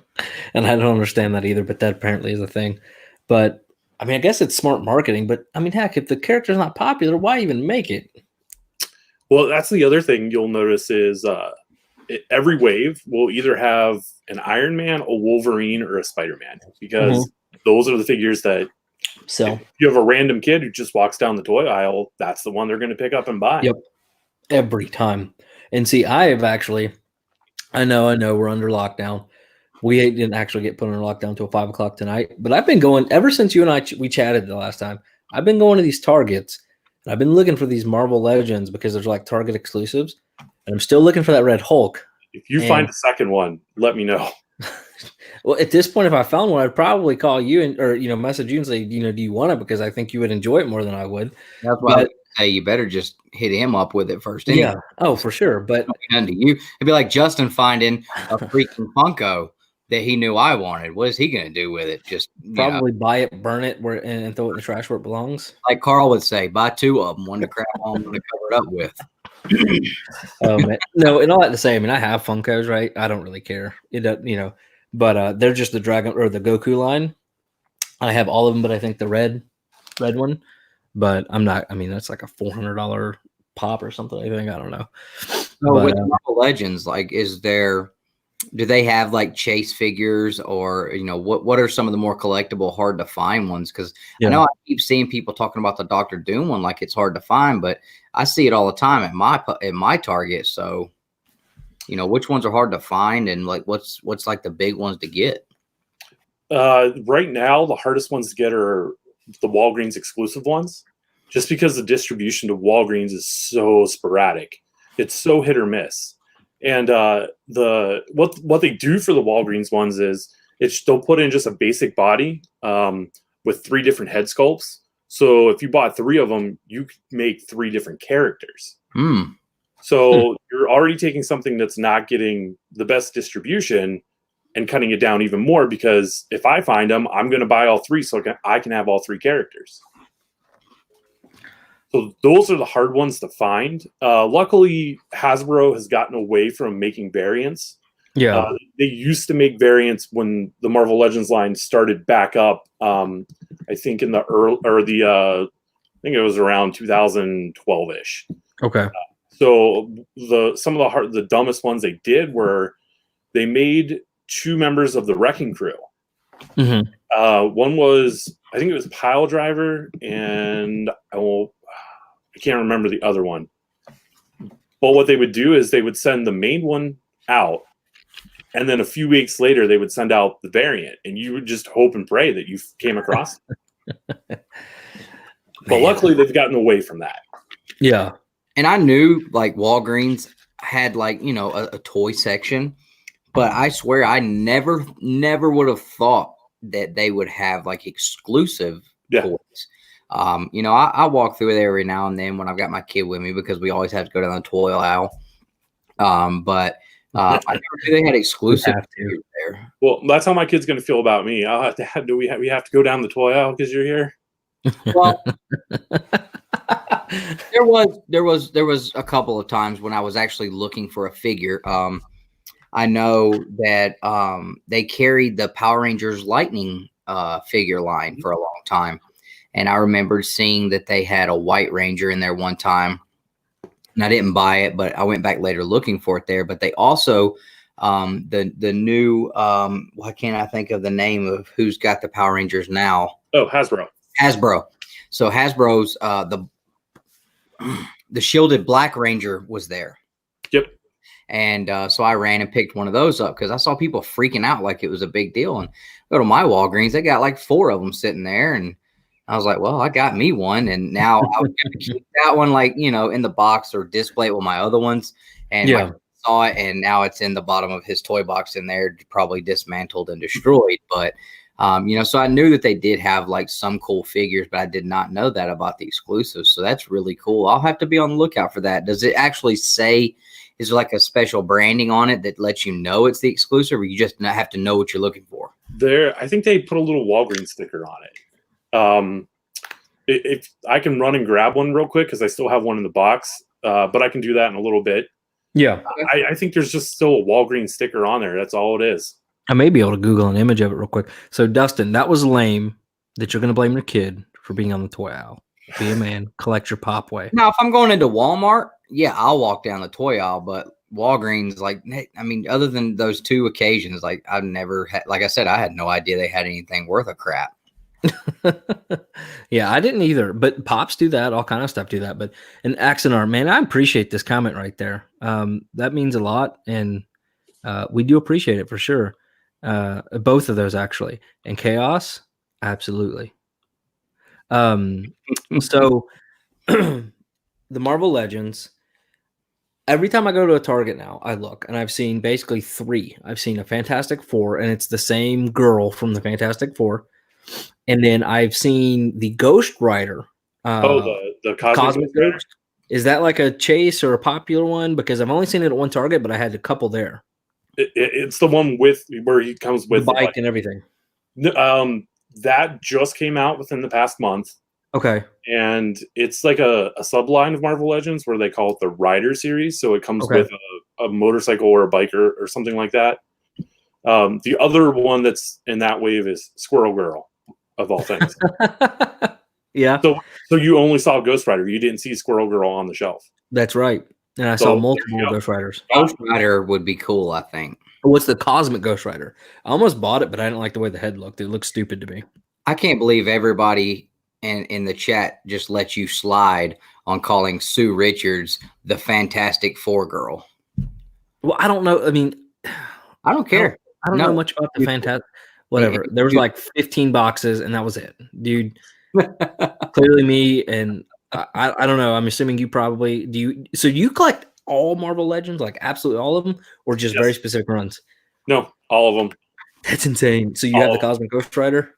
I do have that one. I'm waiting on Squirrel Girl because I feel like that's one that, Amazon's going to have a lightning deal on it at some point. I'll be able to pick it up for maybe like 20 to 25 bucks. Okay. But if it's a figure that I have a feeling it's going to, be hard to find out in the wild, then I will pick it up as soon as I see it or try to pre-order it from an online retailer. So what is your favorite Marvel Legends figure? I bet you it's an X-Men. It's like a 3-way tie. Okay. So 2 of them are X-Men, but 1 is not. Is it? Let me guess. Cyclops. That's a good. It's not Cyclops. Jim Lee Cyclops is pretty solid. Yeah. Is it like a Spider-Man? Has he been in one? It is not Spider-Man. So what are they? So the 90s Jim Lee Beast is amazing. And the 90s Gambit, like from the Jim Lee run, that is fantastic. But the one that when it came out, it blew my mind. It blew everybody's mind. They did a Marvel Legends thing. This is before the one you're seeing on the shelves now. It was a Walgreens exclusive. Okay. It was harder than hell to find.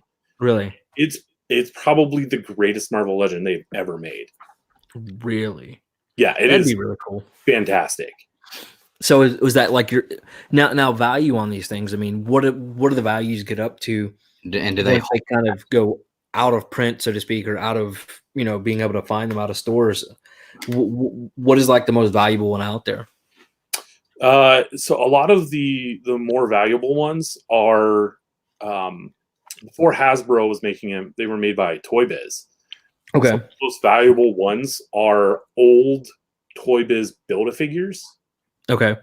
So the Build-A-Figures that you get now, they're maybe slightly bigger than your standard 6-inch figure. Mm-hmm. The ones they were doing back when Toy Biz had the property were doing like 15-inch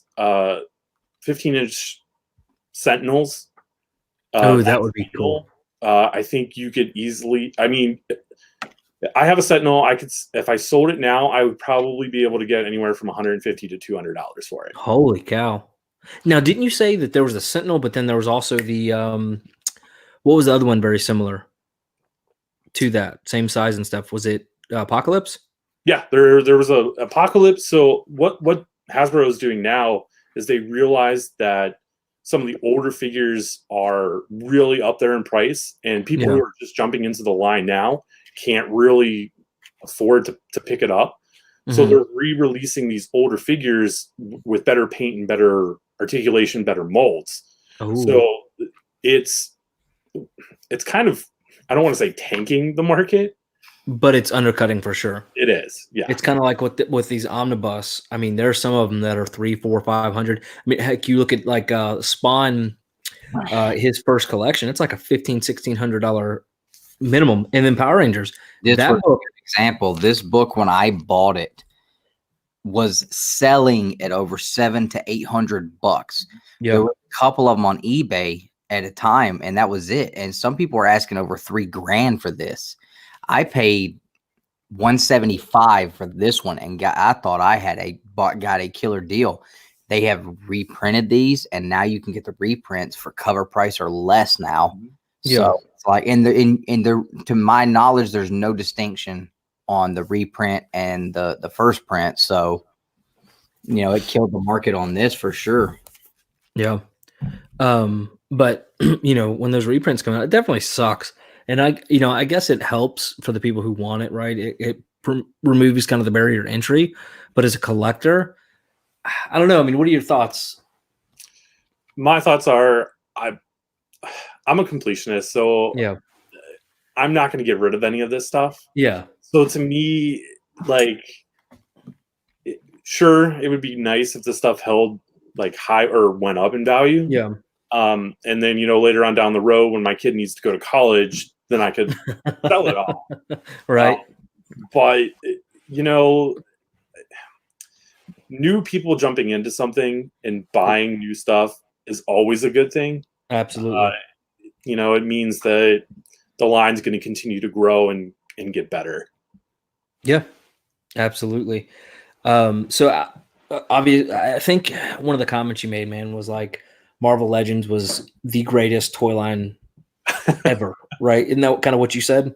Yeah, I did say that. I mean, were you joking around, or is that a true statement? I mean, that's a personal belief of mine. I truly believe that. It's probably the first real toy line that I started collecting as an adult and really got into it. I mean, there are other great toy lines out there, but this is definitely the one that I enjoy the most. Yeah. Well, and so I don't have any of them, right? And once you and I started talking, I've been looking for them, and I want to try to get some, and I've actually started looking for some of the Star Wars figures to put underneath my Star Wars display over here. But like, you end up with like the goofiest ones left on the shelves, and I'm not going to go out and pay that kind of money for them, because I know for me, my love for them is probably not as high as it is, like for you, for example, right? But so I'm not going to pay that kind of value, but I would love to have them. But I've picked up quite a few of these figure art, SHI figure arts or whatever. Yeah. Like I have the Goku one back here. I have the Thanos, and you collect those too, right? Yes. Yeah. So I'm also really into the Dragon Ball figure arts. So like that is the lowest form of collecting ever. Figure arts or Dragon Ball? Dragon Ball. That's below your opinion of Funko Pops. I'm gonna grab my Dragon Ball one here. There might be some truth to that statement, but I disagree strongly. But so Ryan asked, do you leave everything boxed or do you take it out? I see a lot of stuff out breathing behind you, but do you leave a lot of it boxed though? I open everything. You gotta let it breathe. Toys are meant to be played with. The only stuff that I'll keep in a box, I have the San Diego ComiKon exclusive Power Rangers Lightning collection. They did a 2-pack. It was Jason as the Gold Ranger, and then you had the Red Ranger, but with the dragon armor. Mm-hmm. I can't open that. Like, I want to, but like I can't, because I still might sell it or trade it. Yeah. Then you had Tommy and the Putty, right? Yes, and I did open those. I'll tell you what, figure collection I would love to have is the that Soul of the Dragon collection from New York ComiKon. The Soul of Chogokin. Have a good night, backseat. Oh, I don't know. I know it was every costume Tommy had. Oh, okay. Sorry, I'm thinking of something else. Oh yeah, it was because they did the Soul of the Dragon. It was a book that they did of Tommy, and it basically had something to do with all the different Rangers he took on. But they did a figure set with every Ranger costume that he ever had for New York ComiKon a few years ago. That would be super cool. Yeah, and that would be one that I would love to have. But if I got it, I don't know if I could open it. It's like $1,000. Yeah. So Nick, did you know I had this Obi one? No, I didn't. You want to send it to me? Dude, no way, dude. I don't even know how this is still boxed. It's from Revenge of the Sith, Obi-Wan Kenobi. My brother-in-law collects all of the minifigures. First print. I think I got this for Christmas one year, and it just, I don't know why I didn't open it, but I didn't open it, and I don't know why. But so I got me a Star Wars figure. Here in a second, though, you need to show off some of your stuff. But back to the figure art. So I got these, and I mean, when you compare these, and I don't have any Marvel Legends or whatever, I mean, the articulation, the paint jobs, things like that. I mean, ooh, what happened? I was gonna let you show them. You're talking about paint jobs and stuff. I mean, nobody can see the paint jobs on them. Well, they're just kind of cool. That one was like $40 or $30. I don't know. That one was more than I want to say on the live stream. I will say the packaging that they do on the Dragon Ball stuff is kind of cool looking on some of them. I like the it's almost like the cup flip on them. Mm-hmm. Yeah, because they're really great. I some of the older Dragon Ball ones are harder to get now. They're a little more pricier. But when I jumped in, I think they maybe had like 5 or 6. So I was able to get a lot of the ones that are out. Okay. Yeah, those are fantastic. Like figure arts are amazing. Yeah. Do you do a lot of the NECA? I only do NECA turtles. Okay, that's what I was hoping. So, do you watch any of the Zack Ryder and I can't think of Kurt Hawkins YouTube channel? I do. Okay, so I just found that, and I'm telling you, Broski has been binge watching it all. And I just saw the episode where they slipped into the Toy Fest, and they were showing all the new NECA figures coming out this year. That Toka and Razor is going to be so sweet, and I will beat old ladies down in the Walmart to get to one if I can. I cannot just pre-order it. I'm so pumped about that, man. They look so good. Yeah, they do. And I, as excited as I was for the movie line, the cartoon line that they're doing, those look amazing. Like that, the Krang like bodysuit. Yes, man, that thing. Oh, that's beautiful. I was so pumped to see Super Shredder too. I mean, I've never seen. I lost his head. Those things are freaky when you're changing out their faces. They scare me a little bit. Hey, do you have any of the turtle toys with the tail on them? That looks like. I don't. Oh. Now, the Toka and Razor, they do have toy figures of those. Me and Nick actually found some at an antique store, and we do have the video on our YouTube channel where I actually found those two in an antique store, and I promise you, as soon as I get the chance to get back up there and everything's open, I'm going to go grab them. But they were, the regular size Ninja Turtle figures, but those new NECAs look so good. Yeah, so NECA's doing they're essentially doing 3 turtle lines. You have like the cartoon, you have the movie, and then they're doing video games. Okay. So they just released Wave 1 of Turtles in Time. Yeah.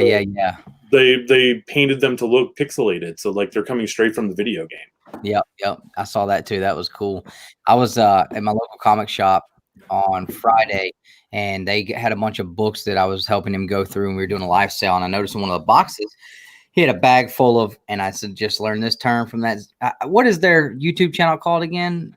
Major Bros podcast. Oh shoot. Something. Yeah, but from the Zack Ryder and Kurt Hawkins podcast. So there was a bag of Lucy's sitting there, and I'm digging through it, and I'm like, holy crap, it's all turtles. So I pull out a Splinter, and it's from '88. Put that down.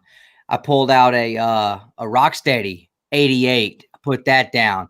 I was like, I want these two. He's like, $5. I was like, these are 88s. He's like, I know, $5, dude. I was gonna give him a hug, but we were $5, little man. Put that in my hand. I was gonna give him a hug, but there's other people in the shop. So when I go back up there, I'm gonna pick those up and give them a little fig bath, and hopefully they clean up. I mean, Splinter still has the perfect cloth robe on. Oh, nice. There's nothing wrong with it. The belt is still there. I mean, it was awesome. I was so pumped about that, and to be able to have, because I had those. I was born in '89, but I remember having the original turtle lines. I had all kinds of turtles when I was a really, really young kid. So seeing those was super, super awesome. And he had a bunch of other ones in there that were later, but seeing those 88s in there. Am I right? That was 88, right? It was either, I can't remember if it was 88 or 89. I want to say it was 88. Is what I'm thinking, but I may be wrong too. I know I watched that Toys That Made Us with when they did the turtles and stuff. That was one of the best episodes ever, because you not only got the backstory on the Turtles toys, but you got a lot of backstory on the Turtles comics too, and Kevin Eastman and Peter Laird. So that was super cool. But so those are probably going to be fantastic. Oh yeah. I've been enjoying every episode they put out. Even I watched the Barbie one, and I'm not like Barbies, but it was good. Now, that can actually be an awesome segue into something else that I know both of us collect, and I kind of want to show a little bit of what I have, and I'm hoping at some point we're going to start seeing some of what you got, but no pressure. I know you got some Mammer Jammers in there. Some what? Mammer Jammers, man, come on, dude. So I know I've shared this one with you before, but I'm not sure I have shown the comic book community. So I want to show this one first. And before anybody freaks out, this has already been opened. I had to buy another one, and when the story, I'm gonna tell the story. So this is the Lightning Collection White Power Ranger. And when I went to Ranger Stop this past year, Jason David Frank was there. Now I had a comic book that I got signed by him. I took this book here, and I had him sign his forward inside. My kid was standing behind me, and he was playing with this figure. And Jason's like, "Hey man," I call him Jason. We're homies. He's like, "Hey man, I can sign that if you want." And I was like, "No man, I only pay for the books," because I'm like, "Dude, I'm not paying you another $50 to sign this figure for my kid. Like, I already paid you $120 for the other stuff." And he's like, "Oh no, it's fine." He takes out my kid's hand, and he writes on here, JDF Tommy, signs the back of the figure for my kid and hands it to him. So I go, I'm shaking his hand, telling him, "Thank you." Night, Phil. Thanks for coming. Yeah, absolutely. Thank you. I'm telling him thank you and everything. I turn around, my kid is crying. And I'm like, "What is wrong, son?" And my wife is laughing. She's like, "He's mad." And I was like, "What's wrong?" He said, "Tommy wrote on my toy." I was like, "Son, give me that. Daddy will buy you a brand new Power Ranger." And these hands come off really easily. Mm-hmm. So the hands were gone. So I bought him one on eBay as soon as I got home. When that one came in, I ripped the hands off of the one I bought him, put them on this one. I left the accessories in here, and I boxed this one back up and kept it in here. So that's one of my favorite figures that I have because of the story. I mean, it's really cool because you always hear people having horror stories about Jason David Frank, being a jerk and this, that, and the other. But, I had a really pleasant experience with him. He didn't have to do that. And, he did that for my kids. So that was super cool. He did it for me. And then afterwards, Dustin got real close, shook his hand, smelled what cologne he was wearing. Oh my God. Got all creepy. Probably, tried to touch his butt or something. Whatever. So that was and then I also have, of course, I have my own that I bought in the Walgreens. This was the one I bought in the Walgreens. So that was a Christmas present from my wife that I bought one year. I always get Christmas presents to myself. Oh yeah. Me too. So some of the other ones I have, I will show you real quick too. Somewhere I have the original in box. Oh, that's cool. I mean, somewhere I have the original on card Green Ranger flip head. My mom had it somewhere at the house. I tried to find it so I could get it signed by Jason David Frank, but I could not find it. But my sister-in-law picks me. Somehow we do a raffle for Christmas every year between all the kids. And somehow Sky always gets me. And so she hooked me up with this one year.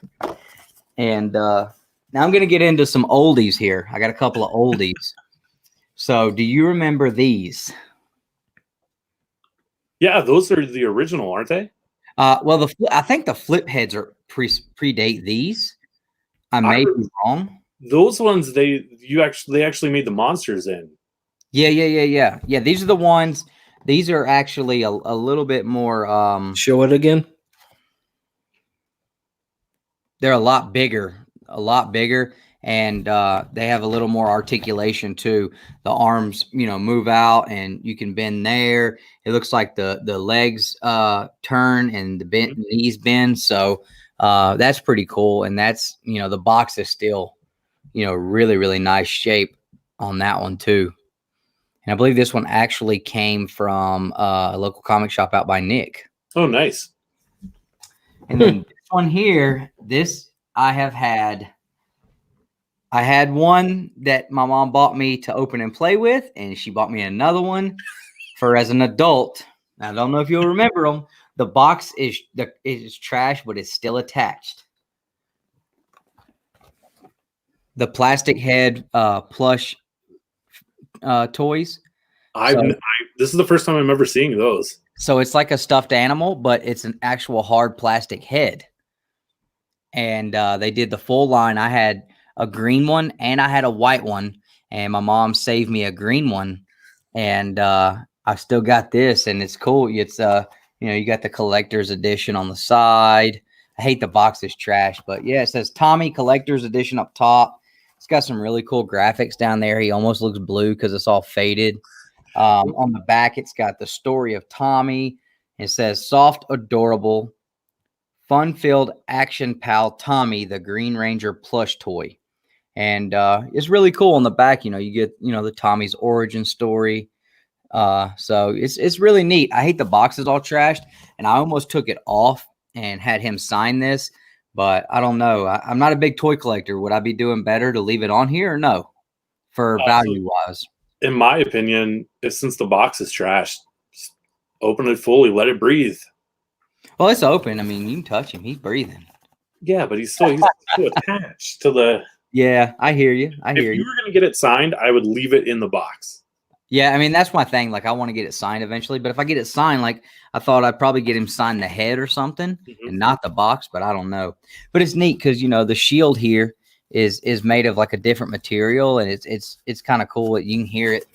In the belt. Comic-Core, let them breathe. I remember breaking the belt off of mine, and it really hurt my feelings because it's only it's sewn in on the back.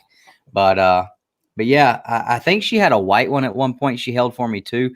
But I swear, I think I can remember we had a garage at this one house that had a crawl space in it, and she kept them in the crawl space. There was a bunch of stuff in there, and I found it in there, and I opened it, and I would go down in that crawl space and play with it, and then I would hide it back. So I guess at some point she realized I did that. But yeah, I did have that eventually at one point too. So, but you collect Power Rangers figures too, right? I do. So I have the Figure Arts version of them, and I'm also collecting the Lightning collection from Hasbro. Okay. And I have all of the Zords that I want to get. I need to find a Tor. That's the only one that I'm missing. That once I get it, I would feel like I'm done with those. Which one is that? The giant turtle. Oh, okay. Yeah. I remember that one. That was where he would house the Zords or something. Yes. Yeah. So this is the only Lightning collection figure that I own outside of that Black Ranger. But that's a good one though. Oh yeah. That the only thing, solid. Oh yeah. The only thing I wish that would have been a little different, like he doesn't stand up very well. His feet, and it may just be my figure, but like the way I have to like make his legs bend or whatever to stand up. But and the fact that he had silver fingertips on the show.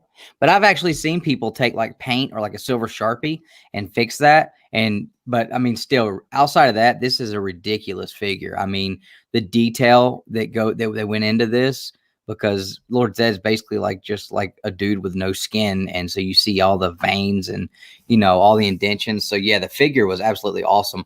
I loved the red electricity or whatever that stuff was on him. But I mean, yeah, they did a really, really good job with him. He looks really cool.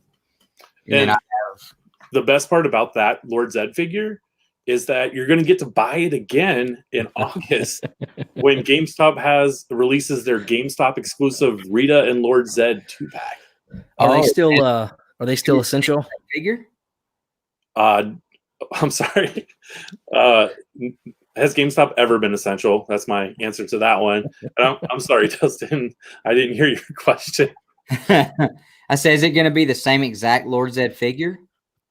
They may have put different paint on him in some places. Maybe I didn't really look at the photos. Maybe he does have the silver fingertips. I bet he does, because I mean, I saw people just raking Hasbro over the coals on the fingers on Facebook.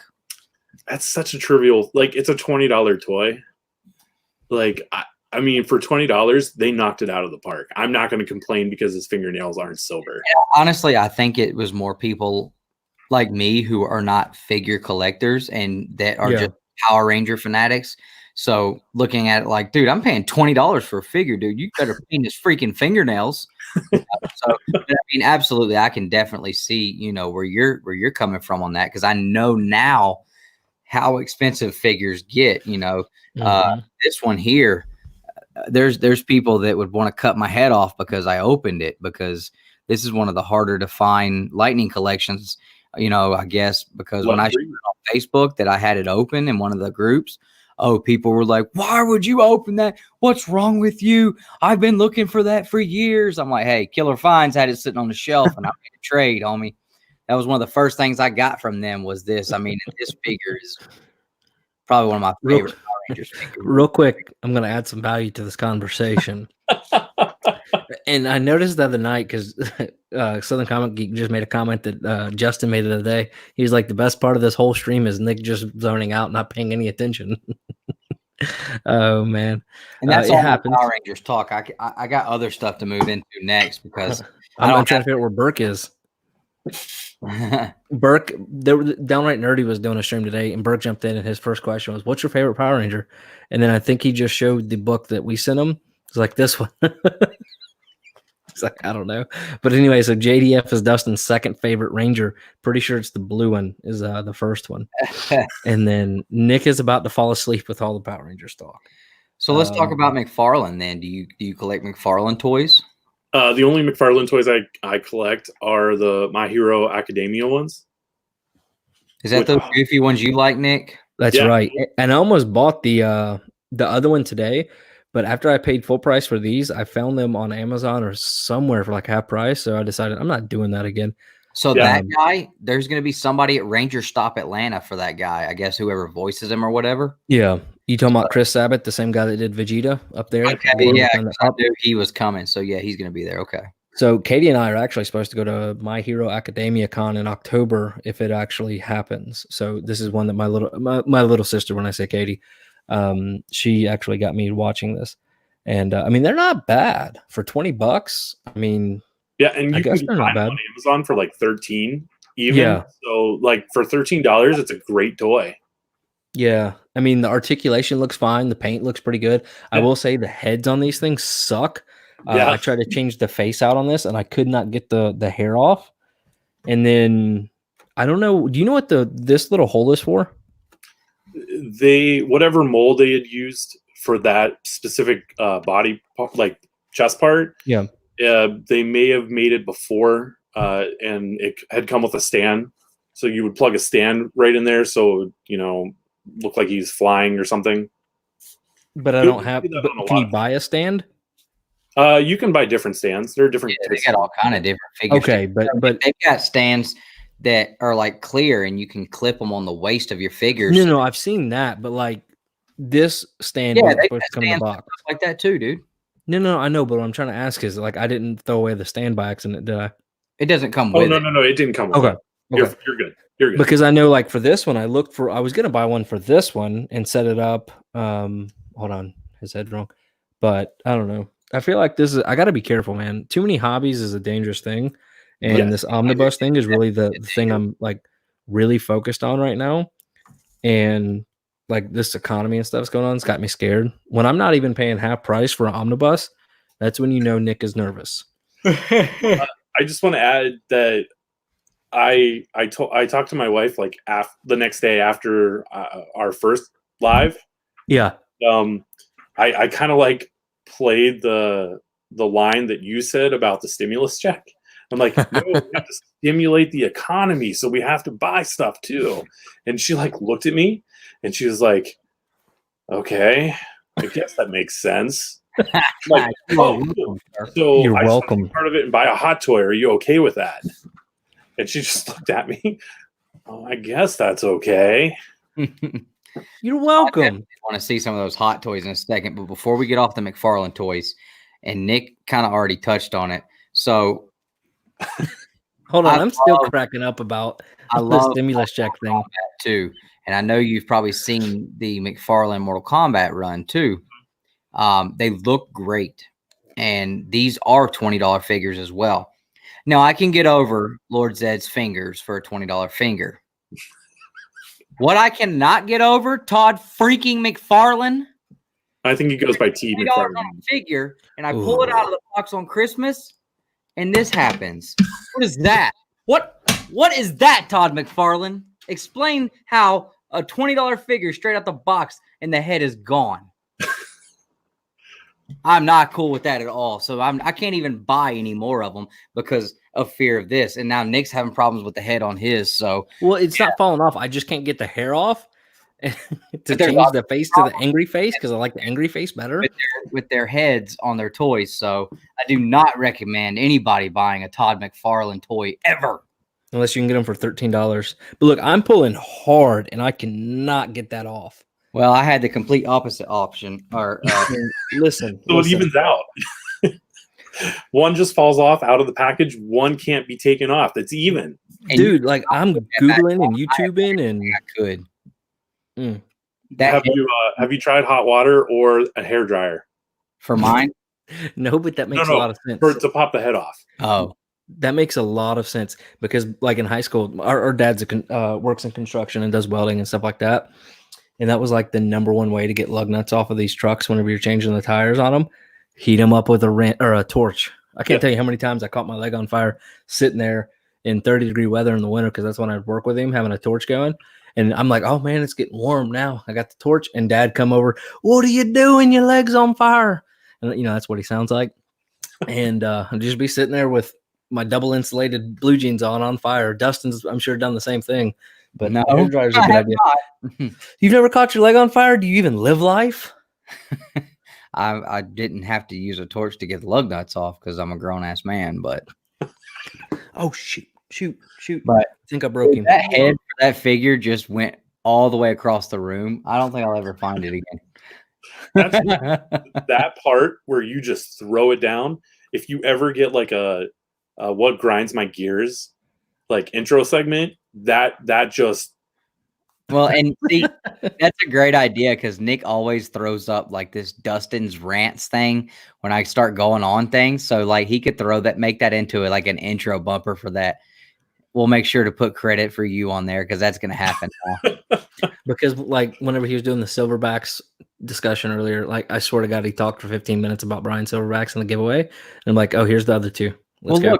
Look, you had two to talk about, so I felt like I wanted to make sure that I took as much time as you did. Oh wait, that reminds me. Can we talk about how neither one of you said that I was the highlight from the past month? That was Dustin's fault. He was supposed to pick you. I thought you were gonna pick him, so I didn't want to take yours because I knew you didn't really.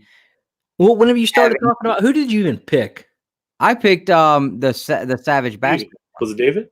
Oh, David. Yeah. See, you started talking what, Justin, if it makes you feel any better, my wife, who has nothing to do with comic books, you're the only person that we've had on ever who she not only remembered the name, but when she read Shows In the other day, opened it up and immediately said, "Oh, Justin Birch lettered this comic. I remember this panel. I did not know she knew your name. I did not know she knew what lettering was. I did not know she knew what the term panel was." And all that came from you. So you are my wife's favorite. And I don't know how I feel about that. No, I kind of forgot that I, put it on Facebook that I was going to do that. And the next day, the day after, I went to my in-laws and we were having dinner. And my father-in-law was like, "I watched a good hour of your interview." And I was like, "Oh, crap. I can't remember what I said. I hope I did." Listen, that is a tough thing because that's why I'm so specific, kind of like, okay, we got to be careful, right? Because like we've shared this out with a lot of our family and Facebook and stuff. And like, God forbid we say something or we disclose how much we spent on something that Amanda doesn't need to know. So you got to be careful. That's why I don't say how much I spent on that figure. Hey, although I will say it was a year ago. Neither one of us may not have said you, but you're the only one that's here now, and you're the only one that's come back. So maybe you're the only one that's the constant listener. We appreciate that. Can I have my own banner now? Yeah, you have your own segment now. We're gonna have to have the toy box segment all the time. If I wasn't worried my laptop would shut down running all this and rendering a Premiere video, I would edit one real quick. That would be cool, like live editing. So no, I don't think anybody would like it. Can you show us a really cool hot toy? So I only have two. I only own 2 hot toys, but I do have one sitting right here that I could show you. It's still in the box. We're gonna put you full screen, and you got to show us this toy. I've never seen one. I wanted to work my way up. I wanted the hot toy to be the last thing. Oh, well, okay. Well, you go ahead and start showing because I've still got a bunch of stuff to show, but I want you to show some stuff too. You do you. I only 2 toys came in this week. I haven't really been going out and looking or hunting for toys. Yeah. So the only thing that's coming in is stuff that I had pre-ordered.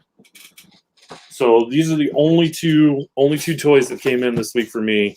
You have the Marvel Legends movie Black Widow. So you disappointed it got pushed back? That's pretty cool. And the other one is it's a Target exclusive Marvel Legends Black Widow. It's a comic book version where she's just kind of in a white suit. Dang. Nice. I like the white suit better than the black suit. I like any of the suits. I really don't know where I'm going to put another Black Widow, but I'm a completionist, so I had to have it. I did not see any of those at Target, by the way, and I went to 3 of them this week. Oh, guys, I think I got it. Come on, baby. Yeah, I did it. Not going to be able to get it back on now. No, I'm not. And you're going to throw yours across the room. I'll just go buy another one. Ranter. I'll just go buy another one. You know how I do. Yeah, so you start out small, just buying $20 Marvel Legends, and then you work your way up to things like Figure Arts. And Figure Arts have all kinds of different lines. So, they have Dragon Ball, Marvel, Star Wars. One of the underappreciated ones, they made wrestling. Ooh. So, see, I've seen those, and I had no idea what I was looking at. I thought it was some like, Debo brand or something. I had no idea that those were. And that's my favorite guy right there. I mean, you can't get no better than the game. I'm telling you. So right now, if you go to Ringside Collectibles, you can get this for $5. I am going to Ringside Collectibles before I get in bed tonight and getting that for $5. Then what about Stone Cold? And do they have an HBK? They only made 5. The Rock, Triple H, Stone Cold, Kane, and The Undertaker. Kane got a figure, but Shawn Michaels didn't. Okay. Well, they were probably making an after WrestleMania 14 line then, which is fine. They made Triple H, so hey, I'm not too mad at them. And Stone Cold is cool too. So the best thing about Stone Cold, I don't know if I'll be able to show it, if it'll show up, but he comes with beer can accessories. Oh, that's awesome. That's awesome. So you can make it look like he's actually, So you keep those in the box. It's just because I don't have a shelf for him yet. Okay. So those look like they are like super articulated. Yes, those are some of your higher end. Yeah, figure arts, man. There's like a million points of articulation. The shoulders pop, the toes move. I mean, like this Thanos. I mean, dude can do a freaking split. You know what I mean? Where have I seen those figure arts wrestlers before? I can't think of where I've seen it. It might have been those just random stores in the mall that has like different kinds of stuff in them. But so, is there any of those that are like super expensive, or are they pretty affordable? They're all pretty affordable. I don't know what Stone Cold is on the secondary market, but I know Ringside Collectibles, you can get Triple H for $5. You can get The Rock for $10. Like Kane and the Undertaker. Which Rock are you talking about? Which era Rock are we looking at? Are we getting $1,000 shirt Rock or Hollywood? Just came back from Hollywood Rock. Oh, you got it. Yeah, he's the only one that I've opened. Okay. Microphone. So whatever. That's like, Rock. That's like 2002, 2003 Rock. Yeah, like there's no full arm tattoo. Yeah. So that's like Scorpion King Rock maybe, or right before. Yeah, that's what I would think. Yeah. That's awesome. So I didn't know that you really collected wrestling figures. So that's cool, because I do have a few wrestling figures because I am a wrestling fan as well. I did not get my life-size replica metal plate real deal big gold wrestling belt, but I do have the big gold WCW style championship belt with my name on the plate. My mom got me my own nameplate. It had Triple H on there. Go figure. So this is a cool one that I have. This is the WWE 24/7 exclusive. And this was limited. There's the belt. That's the belt. Yep. I used to know how many of these they made. I don't know if you would know. I think I read somewhere they only made 500 of these. Ric Flair in the pink robe. And the only way you could get this was way back pre the pre WWE Network. This was the first thing they did. It was called the 24/7 Classics on Demand, and they ran it through Comcast. I was actually still in high school at the time, and they were advertising it. I told my mom, I was like, "Mom, please, like, I work, I got money. If I pay you $10 a month, it's only $8.99, so I'm giving you an extra $1. Will you please add this?" As soon as I saw the commercial, so she did it, and then out of nowhere, like, we just get this in the mail, and it had my name on it. I'm like, "Okay, what is this?" I open it up, and I'm like, "Oh, right, man, Ric Flair." And I left it in the box. This is not, I wouldn't consider this on card because it's like a full wraparound box here. I mean, if you look at the back, you know, it's super awesome. You get the stats, Let me make him big. Famer, you know, you got gold foil everywhere on everything. And, you know, you get the limited edition exclusive there. I mean, it's really, really awesome. And even up here at the top, you know, he's wearing the pink robe. And so the collector's edition up there is in pink. So, I mean, it's a really, really well done figure. I definitely dig it. Can you dig it, sucker? Maybe if you've ever seen one of those. I haven't. I'm actually curious. I'm actually looking it up on eBay now. Yeah, I don't even know what it's worth, or if I thought I saw something that said 500 made, but I may be wrong. I'm not sure. Oh man, what else? I was going to ask you something. I don't know. Hey, what was the deal with the trade? And you said you didn't know why they had you re-letter that trade? Yeah, so when they brought me on to Knights of the Golden Sun, they told me that they were having me re-letter the trade. Yeah. And I was actually working on it while the single issues were still coming out. So I don't know if they were unhappy with the original lettering, which I'm not sure why. You know, Miguel does excellent work. And he does like a ton of their stuff. Yeah, like Miguel and I are essentially the lettering department. Yeah. So I no clue. Well, I mean, tell you what, they sure did leave you off of the trade cover there. Yeah, it's or the in credits. They put you on the cover though. it's fine. Like, sometimes I don't get credited at all. Sometimes I get credited as the wrong person. It's the only thing that truly matters to me is that I get paid. Exactly. Let me out of here. Let me breathe.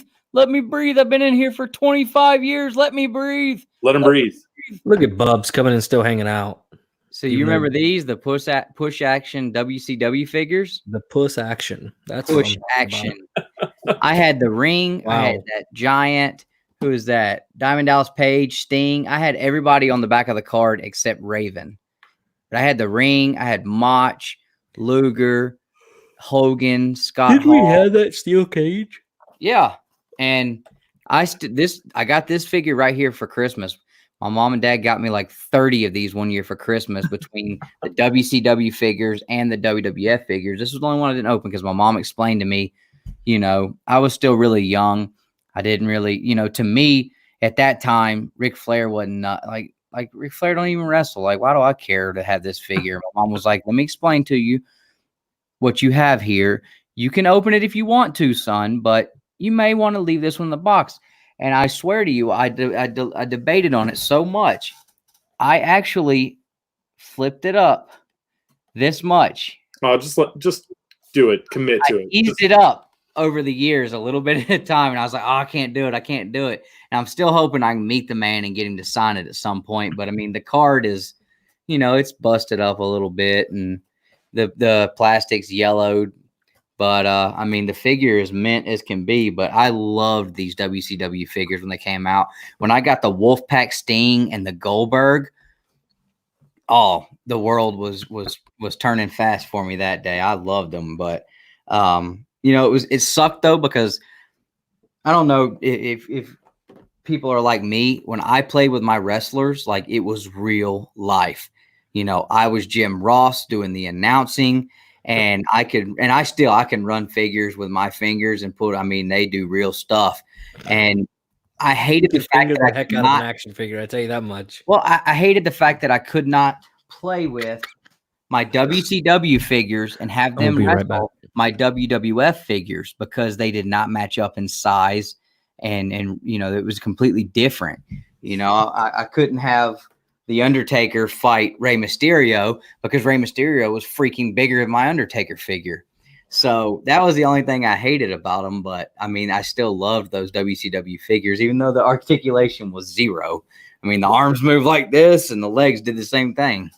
Have you gotten to the part in the Major Brothers YouTube videos where I forget which one of them did it, but they're constantly talking about how all of their original wrestling figures don't have fingers because for whatever reason they would gnaw them off. Yeah. I have a Billy Gunn figure somewhere in my kid's bedroom that came with Road Dogg. It was a 2-pack and Billy Gunn, he's got the backwards bandana on and the pink trunks and his whole hand has no fingers because I would just chew them off. Yeah. It was just so satisfying to chew them off. And then I'd be pissed because now Billy Gunn and Road Dogg ain't got no fingers. And I'm like, why'd I do that? Yeah, I'll be honest. I never quite understood why someone would chew off the fingers. So I'm glad that I'm now talking to someone who has actually done that. Yeah, I can't tell you, dude. Could not even tell you. I have no idea. My very first figure I ever got, I swear, if I've thought about looking for it. I don't know why, but nostalgia for me, I love to have things that make me feel nostalgic, but Undertaker, there was a figure that I had that was my first one, and I remember how realistic he looked that it almost scared me. The tattoos on his arms, you could see what it was. And he was super cool, and I swear Nick broke him. I know I remember him breaking him, and I hated his guts. But it's okay. I spent the next 12 years making his life a living hell for it. So, you know what my brother used to do? What's that? So back in the day when we were kids, my parents would get us 2 of the same toy. And I didn't break anything. What my brother would do is he would lose all of the parts and pieces to his figure, and then he would take mine because everything would be there, it would be all together.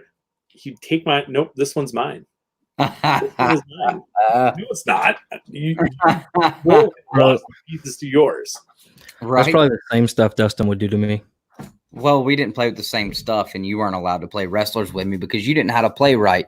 You're one of those people that thought, "Oh, look at here, Hulk Hogan can fly today." Like, no, the hell he can't. Okay, Yeah, it's not Tuesday. I just not like it was not a game; it was real life. No wonder I don't have imagination because you shut me down and wouldn't allow me to develop anything. Well, but if you look at my kid, his imagination is so extreme that he plays with his toys the same way I did. My kid literally has a bag full of wrestling figures that I had as a kid, and he plays with them now. And I get to play with him with my old toys. And I've bought him new ones, over the years. But like today, he was sitting in here playing with The Undertaker and Shawn Michaels, and he was watching The Undertaker fight Shawn Michaels on the phone at the same time, and he was just completely enamored with, watching WrestleMania and then playing with the figures and realizing that that's who those guys were. Isn't WrestleMania on this weekend? Super cool. Yeah, tonight. It was tonight and tomorrow night. So here's the last wrestling figure I want to show you. Hold on. You gonna skip the fact that WrestleMania is on tonight? It sucks. Dude. What are you talking about? I tried to watch it earlier. You can't watch it, dude. There's no crowd. There's no. It's just so weird. It's a tiny little arena, and like yeah, it's so weird. Like you can't even watch it. So whatever. So my mom and dad in the 90s, they loved wrestling, and I did too. Well, they would order the pay-per-views in the 90s, which was awesome for me. Now, there was something that happened at a pay-per-view in the 90s, and when it did, it kind of shook the wrestling world. The next day, we were at Walmart, and I was in the toy aisle because that's where me and Nick would go while they were grocery shopping. Otherwise, we'd be walking around, and my dad would be counting how many licks we were going to get when we got home with a Switch because we couldn't act right. Like, literally, we didn't go to the grocery store. We did not want to go to the grocery store because we knew we were getting our asses tore up when we got home. And we hadn't even left yet. We're just mad because we know when we get home, we're getting an ass whooping. Like, we have no way to change it. Like, there's nothing we could possibly do to make sure that doesn't happen. So when I was old enough that we could go to the toy aisle and let them do the shopping, it was great. But I saw this figure. Hold on. I think I did it. I almost broke him getting his head. I don't think his neck's all the way down. Give it a good shake. I wish the whole head would have come off. Dude, yeah, I almost broke it. Like his middle right here was bending when I was pushing. I hate you. Your mom hates me. Like literally the vibrations from walking around in here make Scorpion's head fall off. I'm going to send you a link to some higher end Mortal Kombat figures after this. And then real quick, awesome. One other thing. Do that. What do you do with the extra parts, like the heads, the hands? Where do you keep those in the baggie? So what you do is you go to Walmart, you go to their like craft section, and you buy like little tiny like jewelry bags. Ooh. And you just put them in there, and then you put them in a box. Very interesting, because I just keep mine in the boxes, and then like I went over to go try to find his head, and I thought I threw it away because this was in the throwaway pile, and then I was like, oh my god, there's hands. So, whoops. Yeah, and then you can throw away the cardboard. You don't keep the boxes? I don't. Yeah. So to finish my story, like I said, I found this and I took it to my mom. And I said, Mom, I really want this figure. And she's like, you're right. She's like, that might be worth something one day. She's like, she gives me the whole spiel again. You can open it if you want to, but you might want to hold on to it because it might mean something later. And it's not worth anything right now, but it's still. Can I guess who it is? Yep, that's who I thought you were going to say. Or who it was going to be when you flipped it around. So Owen Hart is the Blue Blazer, which was the gimmick he was using when he fell from the rafters that night on the pay-per-view. And I found this the next day, and I've kept it in the box. Again, the card isn't perfect. I don't know why, but I thought that I needed to take the plastic hanger off of it and rip the piss out of the card on the back. But, to have the figure, I mean, it's a really good-looking figure, too. I mean, if nothing else, but and then I'm looking on the back here, and now I know which Undertaker figure it was that I had, and I'm looking like, do you remember the Signature Series wrestlers where they had the signatures on the legs? I don't remember those. Oh man, I wanted them, but I never saw them in the store. And then you had the fully loaded figures, which is what this. Nope, this is don't trust anybody. So you had the fully loaded figures. They came with like different weapons. Kane's got some kind of crazy. Looks like Milnor. And Mjolnir. Mjolnir. Shut up. Not Mjolnir. And he's got this big wrench. Triple H has the big water gun. Al Snow has head and a bar stool. Billy Gunn's got a shovel. Road Dogg standing on a box and has a fire extinguisher. The Rock's got a door. I mean, it's cool looking back at these. I mean, this Dr. Death figure. Who bought Dr. Death? Come on. Who wants a Dr. Death figure? Real quick, let's acknowledge the chat because we have not in a minute. So Al sorry, Quinn. guys. No, it's fine. It's fine. So Bub said that's a cool NFS item, Dustin. What does I that don't mean? know what NFS means. Not for sale. Oh, Not for sale. Okay. Okay. And then Magic said, Bub, if they apologize for the glare, get them. I don't understand the joke, but we'll go with it. Stone Cold of the game. Either way, you're good. God Tank said, woo. Andy said, HBK is the best. WrestleMania was horrible. Dustin was watching, I think, the old WrestleMania today, or weren't you at some point? Yep, I was watching my favorite WrestleMania that I've probably seen 100 times, WrestleMania 14. And then poor Dustin, his stories always get interrupted from Magic. Now, Magic, if I don't interrupt at some point, his stories can go on for years. You should see when we're trying to do a video. Like, he'll do an intro. I'm like, hold on. Like, dude, come on. Intros don't need to be an hour. We need 4 seconds, 5 seconds max. Get through it, though. Shut up. Yeah, that's what I thought. I have performance issues all of a sudden. I know you do. You know they make pills for that. You know, But yeah, I was watching some old WrestleMania. I mean, are you a wrestling fan or you just collect the figures? No, I'm a fan. Okay. Are we about the same? I'm 30, so I mean, are we close to the same age, or are you older than me by a bit? I'm older than you. I'm 36, but not that. So not that much. So, yeah. I mean, I didn't really start watching wrestling and understanding what was going on until probably 97, right at the 97, 98 era. But WrestleMania 14 was the first WrestleMania I ever remember watching, which was the launch pad for Stone Cold and the Attitude Era. DX, that was when they really took off. Of course, it started right before that with Michaels and Triple H, but that was right after Shawn got hurt, and that was his last match for 5 years. But I can't tell you how many times I've watched that WrestleMania. You get the first fight between Undertaker and Kane. LOD returns in that big, huge tag team brawl in the beginning. So that one's one of my favorites. And then, I love watching the HBK Taker matches from Mania and Triple H Taker matches from Mania. So, yeah, they saw me hitting up Snapchat stories, watching all them today. Oh, Bubs. Maybe I should lift the 18 over requirements lasso.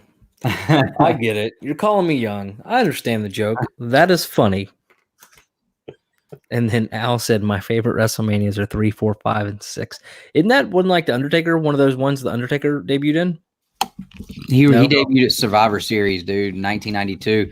I believe WrestleMania 3 was when Hulk Hogan pressed Andre the Giant over his head. Even though he didn't press him over his head, he barely body slammed his ass and damn near tore his shoulder out of socket, he said. But got to run that kayfabe as hard as you can. So Justin, what are some of the other ones you had there? Yeah, I want to see more of Justin's. So Shang-Chi. It's just a random Marvel legend. I don't know if anyone's a fan of Shang-Chi. No, they gotta push that movie that'll never come out. So here's the cool thing about Shang-Chi. I don't know if you can see it. It's the first figure to actually have nipples. Oh. That is, hold on. I don't have shirtless figures, so I guess but nipple, really? That's neat. Can you see them? Yeah. Yeah, they're there. It looks like I got a second set of eyes looking at me. I didn't notice the other day when I saw that it said Marvel Legends. I swear I was like, oh, hell yeah, Liu Kang. I mean, you could make a Liu Kang custom out of it. I mean, it's really close to the way the Liu Kang figures look. So these next ones are more for Nick. No, Rod. So this is the part where you'll space out, Dustin. Some figure arts. I don't know if you watch Super. Oh yes, I've watched them all. There isn't a Dragon Ball episode I haven't watched. That is nice. So you keep? Are you going to keep those in the box, or are you going to pull them out? No, I'm gonna pull them out. Yeah. I just don't have. I haven't had time to open toys. Yeah, and I need to make some space on some shelves. So Zamasu. that's awesome. Does he have the multiple faces where like one's just all green, one's Jiren? Now, where do you buy these? Do you get these like pre-ordered, or do you get them cheap? So with the figure arts, there are a couple ways to buy them. You can order directly from sites that are based in Japan. Yeah. And if you do that, they'll tend to be a little bit cheaper, but you're going to pay for shipping. So it evens out. So it's still a little bit cheaper to do it directly from the export sites in Japan. There are sites here in America that you can order them from, and that's going the wrong way. It messes with you. And you can order them here in America. They're a little bit more expensive, but yeah, I tend to pre-order these from a website called Big Bad Toy Store. I've heard of it. Yep. Or Amazon. See, I did both of mine. The two I have, the Goku and the Thanos. I did those from You're so weird. Why you got to be so weird? He's such a weird human being. And so Thanos and Goku. And one thing I do like about doing it from Amazon is like this one dropped just like a $1 or $2, but you get the price protection guarantee. Yeah. And then like the Goku one, the same thing. But one thing I liked about the figure arts is they do, I don't want to say custom's the word, but like they took and they did like the samurai kind of series. You remember seeing some of those? The movie realization ones with the Star Wars, Marvel ones. Yeah. So that was kind of cool. I thought about grabbing those, but they were a little more pricey. But have you ever seen that animation that Big Bad Toy Store did with all the figures? Yeah, those are awesome. That was so cool. That was my first really introduction to them. Yeah, they tend to be where I get all of my like figure arts from, and I order a lot of Transformers from them as well. Oh, I bet you those Transformers, they have got to be good. I'll go grab one. Yeah, I would love to see that. I bet you his freaking room is just amazing to sit in. DX, dude. Hey, do those have nipples? Oh, it's all about DX out here, brother. Nope, no nipples. Nobody cares about the NWO. Hold on, Triple H has nipples.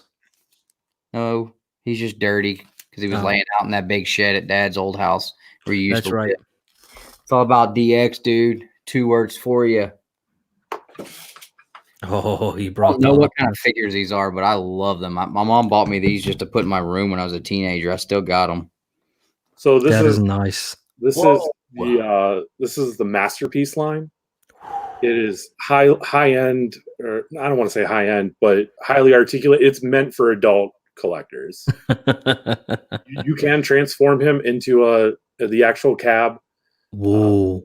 But it's so hard, and I just don't mess with it. I get them, I pose them, and then I never really transform them. So you should buy a second one just to put as the cab. So you have one. Would you like to transform him right here on our channel?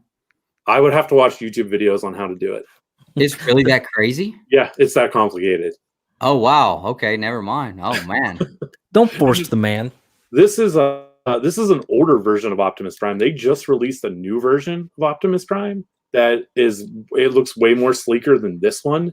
The only problem is that one, the price tag on it is like $450.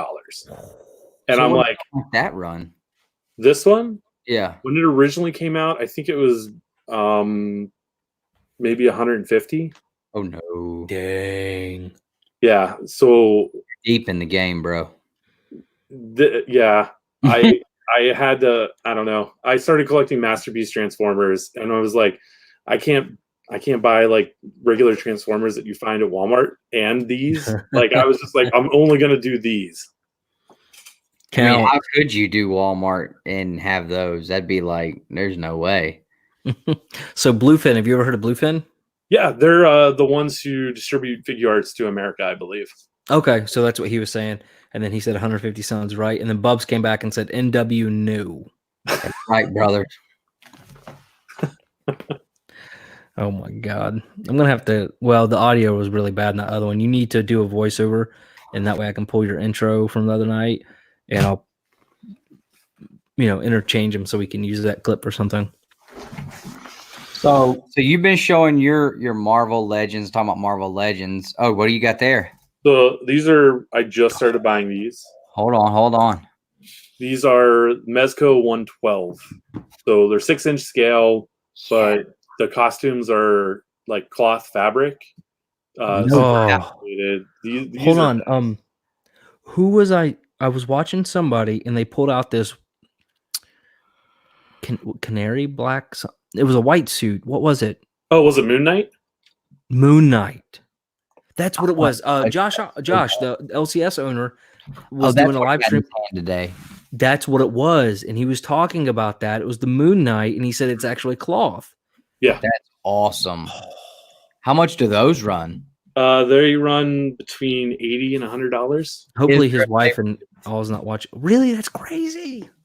Yeah, but so I've got a Magneto. Magneto was the first one I bought. It's got bendy wires in the cape so that you can like. Oh wow! Yeah. Is there a Sabretooth? There's not a Sabretooth. Do you have any Sabretooth figures? I have. If you said no, I was kicking him. Legend Sabretooth right there. I've never even seen that one. If he just said he doesn't have one, he was getting kicked. It's straight up 90s Sabretooth right there. That's the best. So Rob, absolutely. If I had as many expensive hobbies, y'all, I'd be broke. And here's the thing: is like Dustin's impulsive, right? So he's immediately tomorrow. He's going to start ordering these things and trying to figure out how to hunt them down. And I promise you guys, that's what's going to happen. And then I'm going to have to rebrand the whole channel as Two Brothers Collectibles. And we're already going to have to do that now because I'm doing Funko hunts and Funko hauls. And Justin may not watch us anymore. Come hang out. Well, he's done now. He's got me wanting to get figures. I'm fixing to ask him like how old that Sabretooth figure is, what those run, and where I can get one. But see, me, it takes a lot to get me overly excited about something. And I just saw that for whatever reason, I got that, like your heart beats a little faster whenever you pull out that Cyclops. I'm like, oh, that looks so good. Because I've been rewatching all the X-Men 90s. And then I just started the 94 Spider-Man because I'm reading all the 90s Spider-Man comics, right? With rereading the Venomnibus. And no, I'm pronouncing it right. Venomnibus. But I feel like if you say Venomnibus, it's like an omnibus. But anyways, apples, potatoes, pears, whatever. We need chaos in the chat to let us know who's saying it right. Anywho's, but like, I want that now. Yeah, and I want the Magneto one. Well, let me pull the Magneto, but before I do, I just want to say I have friends. I don't know how I want to say this. My friends' wives hate me because my friends see it and they think I'm a bad influence because I'll never tell you should buy it. I'll just talk about how awesome it is. Right. Yeah. And I get yelled at for that. So that's exactly what's happening, man, because I want these. And I feel like I've done pretty good. I've only collected a few. I mean, whenever we talked last time about the McFarlane figures or whatever, I went out and bought these two. Or I already had these, I think. I don't know, but I'm pretty sure it was your fault. And then I almost picked up the other one, but I was like, well, I was at Target today and I almost grabbed it. It was, what guy was it? It was the guy with the hand over his face. I can never remember his name. I can't pronounce any of their names, so it's okay. And so I'm like, okay, well, I will. Sorry, I just saw Bub's comment, and But anyways, like, I tried to control, but that one, I may have to figure out a way to get those. So let me grab Magneto. Yeah. And then no, there's not another way to say pears. I'm just being facetious. But what do you think, Bubs? Is it Venomnibus? Or is it, how do you say it, Dustin? Venombus. Venombus. Well, no, you're missing an I there. So I know, but I swear to God, I've heard Jim say Venombus, so that's why I say that's how it's supposed to be said. Well, one day we got to figure out who's going to run the mouse. I'm telling you, Nick, that is insane. That is top notch. So here's the cool thing. Watch this. I got to find something. Dude. If he lights up. No. Oh, it's a magnet. It is, but the magnet's not strong enough to hold that. But if you had like paper clips. That is crazy, dude. You can turn him into an awesome paperclip holder. And look at the stand on it and everything. That is insane. So do you have them set up in like a fight scene kind of deal? No, not right now because I don't have enough space. Yeah. So I just have him in it just like on a shelf. That's it. And it's a whole like bunch of random assorted figures over there. It's where I've got a Hellboy that's about this size. That's just hanging out with him as well.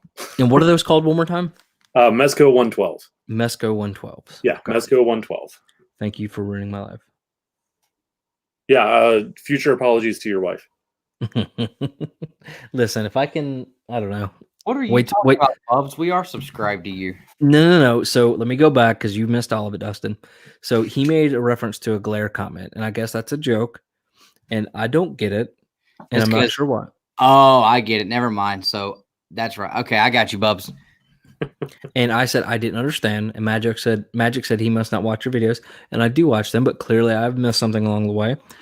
And then I said, well, Bubs, how should you pronounce it? But that figure is really cool. Like, that gives you an excuse, like, to be in an office setting and have a freaking action figure on your desk. So, Dustin, like, dude, this is my paperclip holder. I don't think I won't find a way to write this off on our YouTube taxes. What? I will start buying these, and we'll make videos, and then I will write them off on taxes. Why do you only get to buy them? Why can't I buy them too?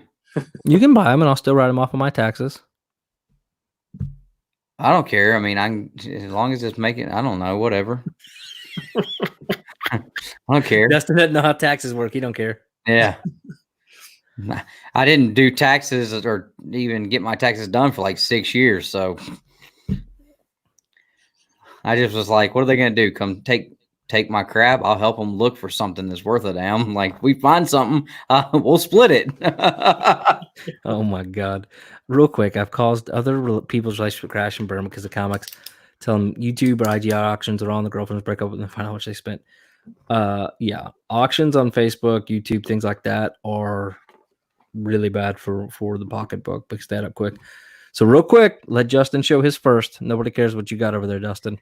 Well, I'm trying to let him hold. What did you just get? What's up, Comic Head? No, he's wanting to do his Hot Toys last. Do you have something before the Hot Toys? No. Let me. Unless you want to pull Sabretooth out of the case. So eventually you just start like buying random stuff. What is that? Is that? I really like Kirby's, so I've got multiple little. It's amazing, Al. Oh, okay, Kirby. I was thinking that was Toad. Oh, from Mario. Uh-oh, hold on. Not to break up what's going on here, but 84 just made a comment about the road dog, baby. You can be honest. Damn right. The hair for a minute on that because it blended in with the hat so much. You didn't notice the hair? It took me a couple seconds to notice the hair too. Come on now. Well, it just because you got to remember StreamYard only does in 720, and it kind of blended. But I got it. See, I wanted to find a green hat so that the hair showed up, but I was running out of time. So go to Home Depot, get you some spray paint. You know what, Bubs? Don't get you any spray paint. That'd be bad. Spray paint. I'm going to host a freaking comic challenge between me and Bubs on our channel. We're going to get this taken care of. I'm about sick of this.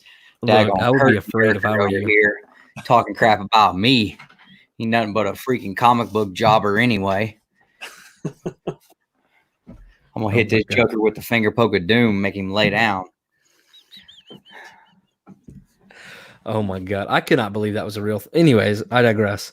So have you seen these Marvel Legends? I have. I own the Deadpool one just because he came with a burrito and I thought that was amazing. I got this for my birthday. My favorite part was the box, man. Yeah, those are nice. Like shiny, holographic almost. But the figures are really cool too. I got the Wolverine one. And you know, I like the toes bend, and I've That's got very much like a figure art kind of thing. yeah. I mean, I got 2 separate shoulder pads. There's 3 heads.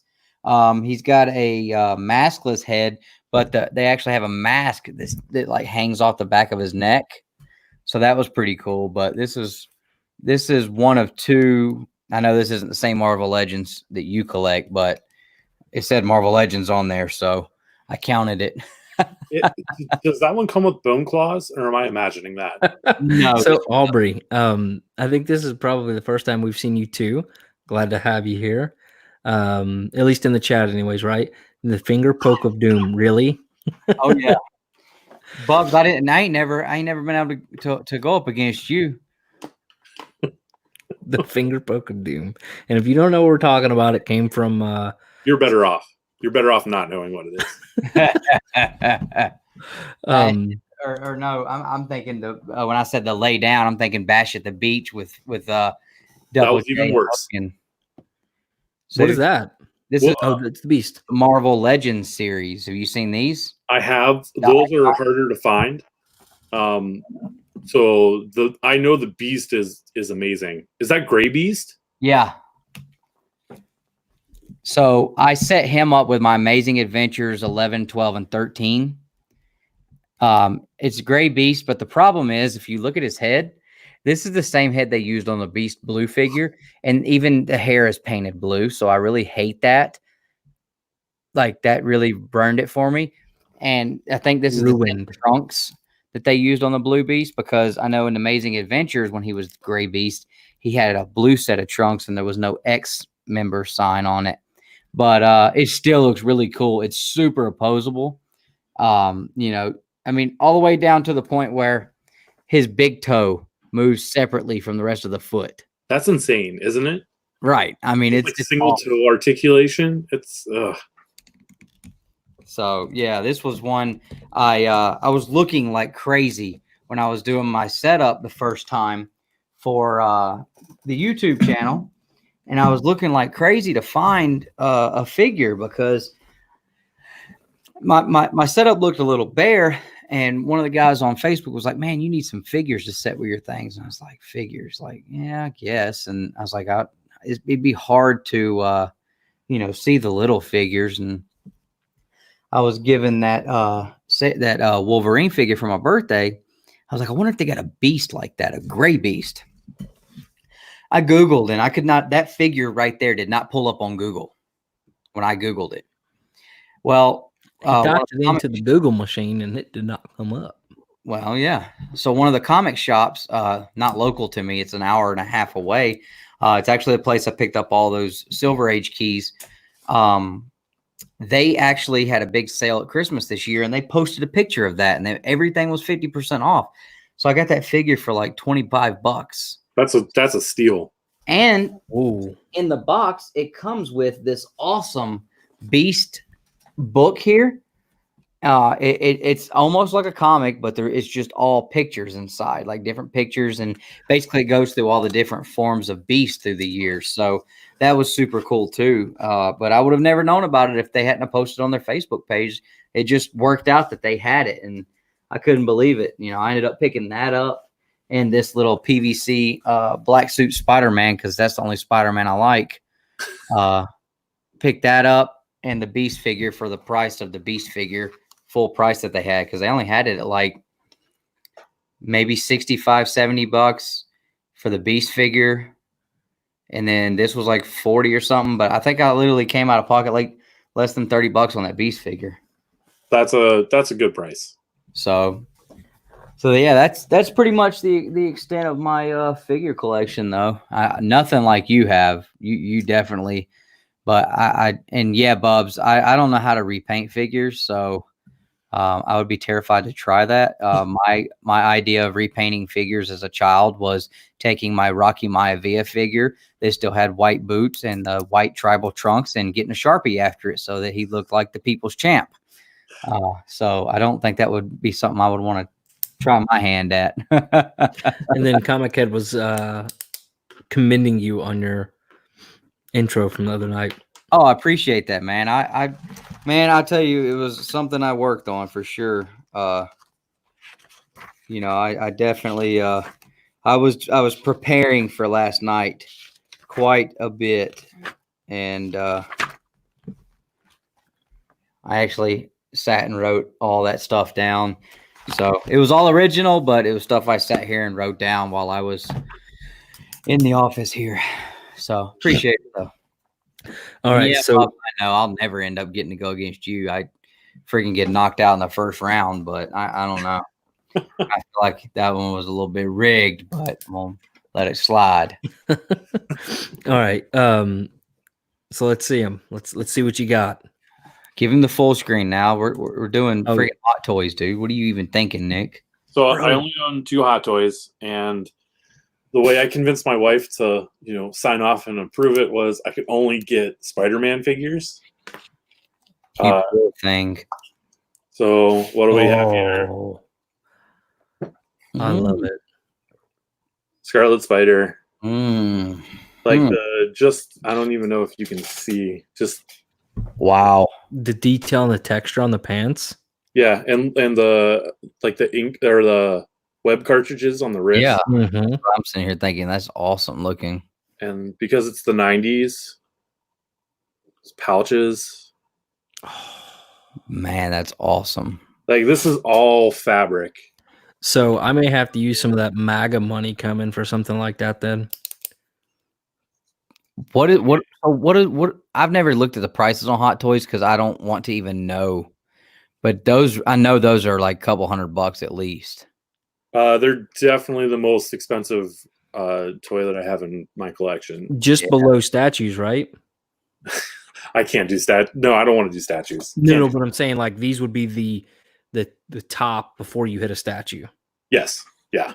Wow. No, that right there is freaking sweet. That's awesome, man. I wish I actually so I'm setting up Streamlabs just started coming out for a Mac. So what I'm gonna do is I'm gonna start integrating that in with Skype so that we can start doing these in 1080 as long as everybody's internet's quality, because that right there would look phenomenal on like a 1080 to where we can see all the detail. I'm so excited about that. That's awesome. I may have to get something like that. This is the other one I have, but I haven't opened it yet. Yeah. Oh, that's awesome. Let me make you full screen. So Spider-Punk. Oh, that's cool. Does he have the guitar? Yep, right there. Oh, dude. That's awesome. Yeah, that is incredible. When this one showed up, I got really excited. This is probably, it's not even out of the box, and this is probably my favorite in my entire collection. That's awesome, man. Why isn't Congratulations on that. Like he comes with buttons on his jacket. Like the jacket's like an actual jean jacket. Like that's crazy. Were you just waiting for like a place to put him, or? Yeah. So once all of this quarantine and lockdown stuff ends, I need to go to IKEA and buy more glass cases. And once those are up, then I'm going to start opening more stuff and putting it out on display. Yeah. So real quick, because I want to follow up on a couple of things you just said there, but I did want to recognize Tyler finally catching you guys live. Always watch your stuff after you're off. So Tyler, we do appreciate that, man. This one has probably been one of our best live streams, and I'll say that in the comments before. Oh, Tyler, yeah, Tyler's been around since kind of the beginning, but this might be one of the best ones we've done. It was good, man. And the last hour and a half has been with Justin here, talking about toys, collectibles outside of comics. And hopefully you enjoy that, man. Would love to see what you think about it all. And then Aubrey said, sprayed my beast, and then the fruit fly stuck to it. Now it looks flocked. Now a flocked beast would be pretty cool. You do know what being flocked is, Dustin? So yeah, kind of like that suede texture kind of feel. I was gonna say whenever I started seeing flocked Funkos, I had to look that up. But yeah. You need to be careful with those because they can get mold. Yeah. Really? Yeah. I guess it makes sense if they're the lowest of the lowest. Yeah. And no, Bubs, this ain't even close, man. We went 6 hours one night with Perry and Bueller and all that. I think that's actually when the Perry Bueller fight happened. So Yeah, it was like 2:00 in the morning, and Bueller's over in Portland or whatever it is, Oregon, I think, or Washington, something like that. And he got up out of bed in the middle of the night, went and got on the stream just to come back and. It was cool. But hey, we do appreciate you hanging out all night, Bubs. I For feel sure. honored having somebody like you that would stick around this long just watching us. He's probably just hanging out because he's watching Justin, but I'll gladly, we'll gladly put up Scarlet Spider again. That is awesome. Let me go live stream. So what other characters do they have as far as like Marvel figures like that, like something that would be interesting to us? I'm about to pull it up and so we can look at the website. Like that, that we've talked about. Cause like I don't know much about Scarlet Spider. I've seen Spider-Punk, and always thought that guy was cool because he plays the guitar, because that's, something I'm into. But Scarlet Spider, that figure is enough to make me like, okay, I like Scarlet Spider now. What's weird is that if you go to their website and look, you're just going to notice a lot of like movie figures. So you're going to see a lot of like MCU and Star Wars figures. Yeah. For whatever reason, I don't think that they have a license to make comic book accurate figures. Oh, okay. However, what they do have is a license to make video game characters. So all of these Spider-Man characters are suits that could be worn from the PS4 Spider-Man game. Loophole. Oh, that's not too bad. $376 for that. Where's the Mortal Kombat's then if they can do game figures? Oh, this right here. $117 a month. You can kiss my butt. What is it though? Hold on, I need like 9 payments. It looks like War. Hold on. Okay, it is War Machine Punisher. I was like, my camera was in the way. I couldn't see the screen. Dude, that looks cool, man. I'm gonna get divorced. Remember, it's not my fault.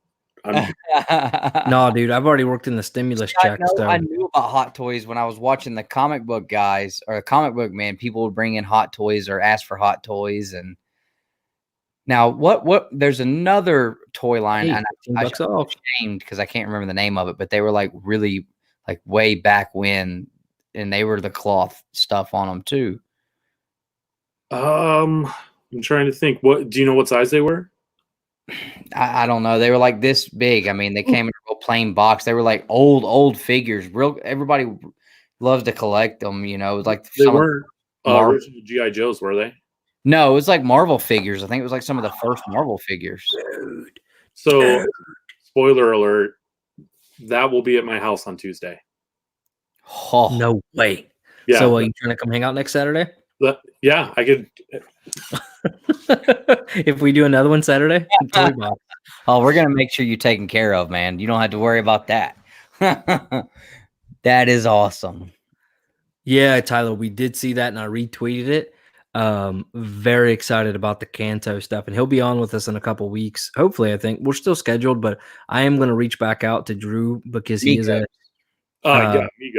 Thank you, Lasso. Do you have any like original Migos? I don't. Hold on, Justin. Sorry.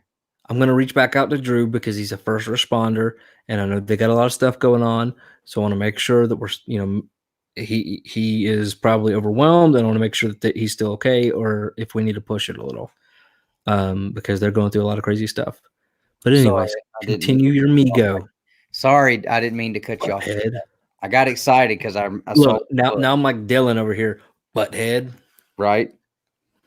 Where is Dylan? I'm surprised he's not. I don't know. He hasn't even been in the comments. He was supposed to hit me up to come hang out tonight, but yeah, I told him and then Perry. Well, I told Perry if he wanted to jump on. I may shoot out some invites because now we're kind of opening up to other things, and I also want to talk to you about some of the other topics we mentioned earlier. So I want to talk about some of the topics we mentioned earlier with you to get your opinion on them. I also want to know how you organize your toys and how you set them up in your glass cases. And I'm putting these out there now so I don't forget. And then I also want to know what those glass cases are because they may or may not look good somewhere in my room. Anyways, they're going to look good wherever you put them. I'm running out of room. I'm going to have to take over. I want to cut this couch in half. Nick, you want to see what? So click on that Iron Spider. This one? Yes. So I saw this when they first announced it, and this and the Scarlet Spider were the ones that were. I was like, yeah, I got to convince my wife to let me do Hot Toys. Man, How did you do that? I have no idea. I have no I think what I do is I just keep bombarding her and bringing it up and bringing it up and bringing it up until she finally just caves. So I'll shut order up. scale. Wow. See, my wife doesn't do that, and I feel bad. See, I feel bad because like my wife doesn't have hobbies, but I have 1,000 and they're all expensive. Hold on. It's not expensive, so I feel bad whenever I'm like, oh yeah, I know you haven't bought yourself anything in like 6 months, but I'm gonna go spend $600 on this figure. Hold on, real quick. Do you see this? Is this thing posable? Yeah. No. You cannot take this. No, you cannot. Really? I mean, you could pose him like that, but it's not. You shouldn't leave him like that for a long period of time. Okay, so is that like because my dumb butt? If I were to buy this, which let me see how much the $72 a month. Is there more? Okay, I can do that. Oh my gosh, you got to be kidding me! What? It is 1:30. She went to bed like 4 hours ago. I apologize in advance. I can't say that enough. Hold on. See, she does fun stuff that just doesn't cost money. Well, I wasn't saying like you didn't have hobbies like that. I mean, you don't have hobbies like me. Like you don't have collecting. Hey, did you? Nice to have you. My wife, she has a she's a very, very talented crocheter. She would take up killing me over and over and over again. Hold on, let me make this deserves full screen. This is the child. Very talented at crocheting. Hold on, she's gonna get pissed because I don't have the ear right because it got smashed up a little bit. Oh, that's cool, God Tank. I still haven't got your IG message about what you want, God Tank. Like a 1, 2, 3 choice. You know, what's funny is that my wife was the same way. She didn't have collecting hobbies, and she actually started collecting Funko Pop. My wife has found a couple of Funkos she wants, and I can't tell you how excited I am just about the idea of the fact that we were in a store together digging through Funko Pops, and she was like kind of enjoying it, like the fact that we had like, oh my gosh, like I may be able to have like a hobby where we can collect stuff together, and like that made me happy. Which I would have said that if she wasn't on here, and I was gonna elude the next thing I was gonna say before I saw she was in here. Is that, you know, I will say that, you know, she is super awesome because she really doesn't bust my chops too bad on anything I buy. And yeah, Dustin. Now you got to suck up. No, I was going to say that anyway. I just noticed now she's watching. There, but, you know, dang, this one's on a wait list, Justin. Huh? Yeah. So, I mean, you pre-order them and then they come in and whatever stock they have left over, they'll sell. But you know, eventually they'll sell out, or you would get put on a wait list for them. Okay. Oh, that's right. You said you can't do freaking comic book characters. I was like, man, how cool would it be to have like a Jack Kirby cap? They do have. It's not an official hot toy, but it's made. I want this stupid figure. Hold on, Nick. Shut up. He's telling me some good information here. They have a. So the company that distributes Hot Toys in America is called Sideshow. Yeah, Sideshow Collectibles. Sideshow has their own line of 12-inch scale figures, and they do have a comic Captain America and Red Skull. They look pretty good. We need to go there next, Nick. I know they make statues. Yes. I'm going. I did not know they did figures. They do. I don't like Batgirl's design. They just made a Magneto, and that Magneto is probably the next one I'm going to try to pick up. Ooh, look at this thing, dude. I need to find a really good Sabretooth figure, man. Nobody makes Sabretooth figures, and he's like my favorite. No, Sideshow's made one. Jim just did a review on it not too long ago. I think it looks sweet. No, that was a statue, not a figure. Oh, whatever. It's not whatever. Mom's whatever. Come on. Sorry, guys. Damn you, Justin. Dude, this is ridiculous. You're so screwed. No, you're screwed, dude. My wife just... That actually looks like Mark Hamill. Where? Oh, yeah, right here? Yeah, like... Yeah, these look good. Oh, those are figures? I thought they were just pictures of the people they made figures of. Holy shit. Sorry. 100. Now here's Like- my thing with these though. Like, I can't buy this because of what they did to him in the last saga or whatever. Right? Like they just turned him into a recluse, boob milk drinking loser kind of dude. Well, lucky for you, they've made multiple versions of, like, there's a Return of the Jedi Luke. I think they made a not an Endor, but a Hoth Luke as well. See, and I could get my wife on board to buy these because we're supposed to go to Disney World if it ever opens back up in like right at Christmas time, a little bit before Christmas time, like Thanksgiving week. And then we were gonna go like after that weekend or something, and she wanted to get a lightsaber, at the thing. Oh, yeah, they have. It's like $200-$300, and she's like, "I want to make it, but you can display it in your room." Mm-hmm. But this I might could get her on. So here's my thing. Nobody cares.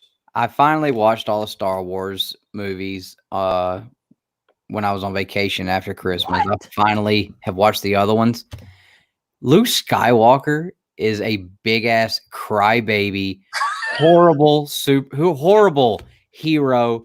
There's no way somebody like him could ever do what he did. He is a crybaby and a horrible character all the way through. What's up, Patrick? And no, you didn't. Sorry, man, but still hang out. So and you're right, Green. Just throwing that out there. Luke Skywalker sucks all the way around. All I'm saying is, do you want a Batwing opposable desk light? Yes. I saw that, dude. I saw that online one night. The next day, I went to a comic shop in Lawrenceville, and they had it there. No, you can't get this one. It's a pre-order. Okay, maybe it wasn't that one, but there was a light like that. Fine, I thought it was that one, but it was just crazy that I saw it online the night before. So new segment. Saw it the next window shopping with Dustin, Nick, and Justin. Right, dude. You never did go in there and find the one I was looking for. What'd you want? I don't even know. Red Skull, Captain America, Red Skull, dude. Come on, bro. I will stab you in the neck. Where is it? There's America's ass. Dude, $245 for a necklace. Is that it right there to the left? No. So right there, straight in the middle, that's America's ass, Captain America. This one? Nope, right below it. Oh, him? That's right. You're right.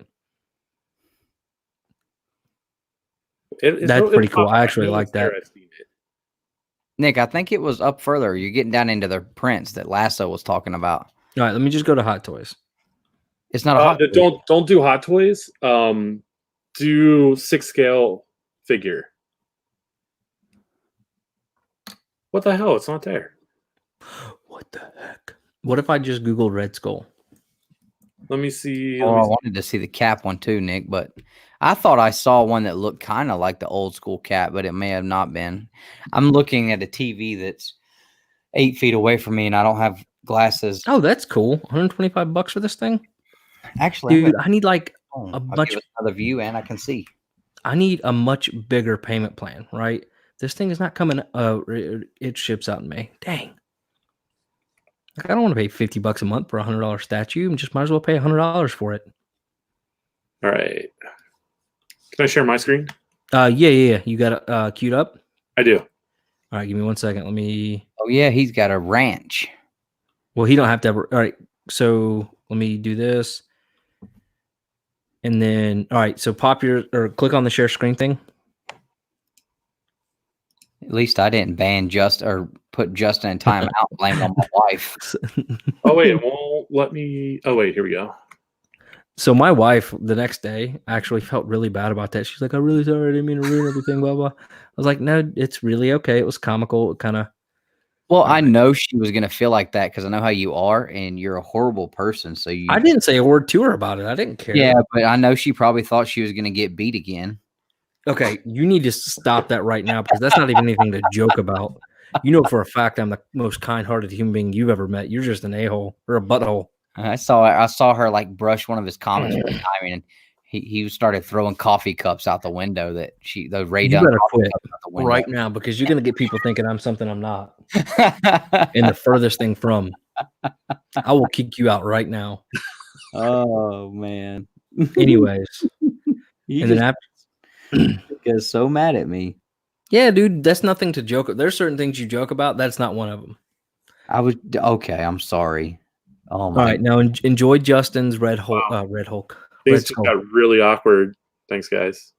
Right? Well, don't feel awkward about it. It's just I'm just kidding. I mean, I guess I would feel awkward, but you just don't joke about things like that. That does look really good. Dustin didn't even pay any attention. Justin, I was texting my wife. She said she was massaging Sky, and I was like, "What?" But then she said messaging. oh, don't be messaging Sky about nothing. She's been messaging her since we've been on, pretty much, because she can't sleep. Mm. All right, so Dustin, check out the dude. Look at the teeth. Look at the stitching in the like. Ooh, jeez, man. Do you know how good that would look? oh, you're looking at it on your phone. That's right. Yeah, 'cause I can't see it on the TV. Because he's blind and won't go get his damn glasses checked. Look, our sister works at a. How good would that look with this? Yeah, it would. Just picked it up this week. What does that run? This one? Yeah. Amanda, $105 a month for like 2 months. You got this, bro. I do got that. You can use some of your stimuli money. What is stimuli that figure in your pocket or in your house? Dude, that is, oh my gosh, that's cool. Rob, see if I can find the Captain America. So, okay, that's Jake Skywalker now. That is so awesome. So, do you have like a wish list in here, like already set up for yourself? Like, what do you want? I have some figures pre-ordered. And then Bubs wants to know if they have any Agent Carter busts. Maybe, I don't know. I don't really look at the statues. I try to stick to the actual like 12-inch scale figures themselves. What do you mean the Blue Star variant, Bubs? I don't know.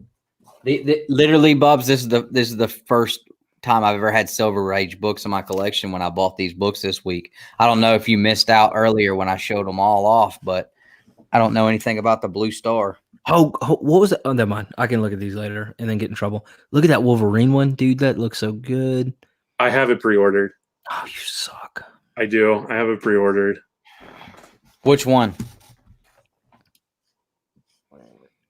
Oh, that 6 scale Wolverine? Yeah. What's up with that Batman? Oh, it's the Nor version. Okay.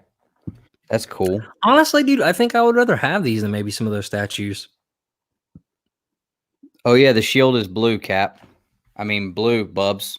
Huh. They must have sold out of the original Captain America they had that went with like the Red Skull, because I don't see it on here. I wonder if we can Google it just to get a picture. Yeah, we can. Oh, look at the Joker. C-3PO looks cool. Every time I say C-3PO, I just think about Luke Skywalker whining. 3PO! What a Hey, Dustin, I'm going to be right back. Don't do anything I wouldn't approve of, Dustin. like make domestic abuse jokes. Oh my gosh. I think everybody would know better than to think you would do anything like that, Nick. So, Bubs, am I sitting on like $1 million book now because I got a Blue Star?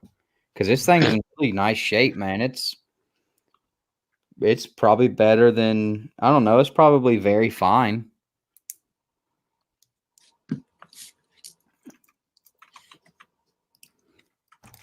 That would be the first time I've ever actually picked up something for a really good price if it is worth extra because it's a Blue Star variant.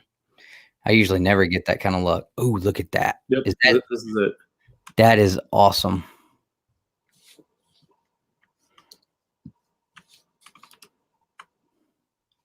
Oh, did I break it? Is it still showing up? No. All right, let's try this again.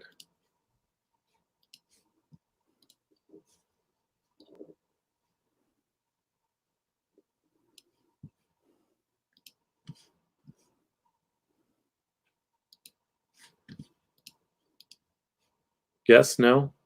Nothing yet. All right, third time's a charm.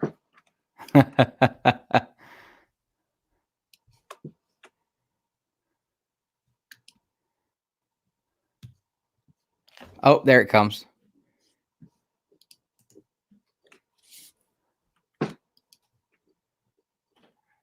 Wow, that's awesome.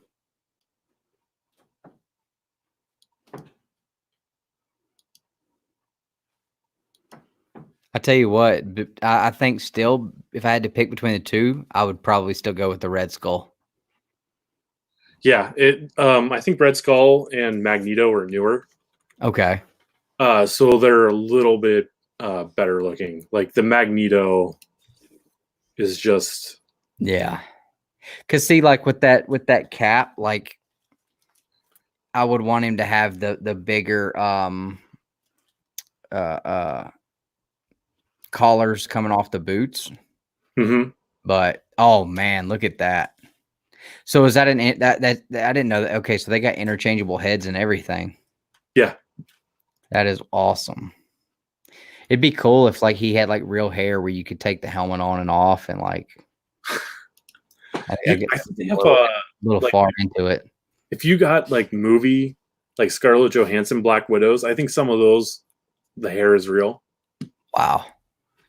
Well, I mean like as not real, like they didn't track Scarlett Johansson down and shave her head.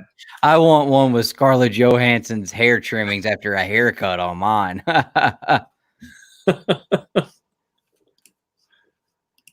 Yeah, like I really think this Magneto might be the next one that I put like on their layaway. Yeah, that's awesome. So they only break it up, and you can only break it up into the payments they allow you to, or is there like a more drawn out payment system? So it depends on the figure. If it's already in stock, you're going to be limited to like 2 or 3. But if it's one that's up for pre-order that they don't expect to come in for a while, then you can break it up to like 4 or 5 or even 6. Okay, so who all's on pre-order right now? There's a lot that are on pre-order right now. I don't know if I can. Yeah, there's probably a way we can do that. Okay, Bubs, cool. So I didn't end up having something that was super rare. Dang, I never get lucky like that. I was hoping I did, but hey, still awesome book though. You're right. My Cap 100's got a white star though, Bubs.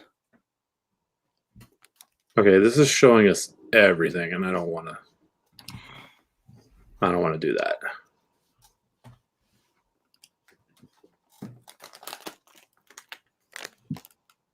These are all the figures that are up for pre-order, including this massive Mamma Jamma. Hulkbuster. Whoa. Yeah, that is an insane price. I would feel sick. Right? You could buy a nice statue for that. I would rather put that, if I was ever going to spend this much on a toy, I would rather put it towards a X-Men #1.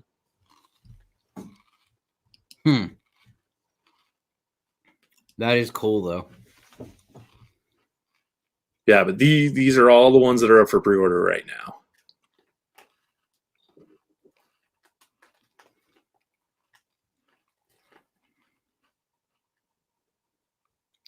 That's a cool rocket. Little Wicket.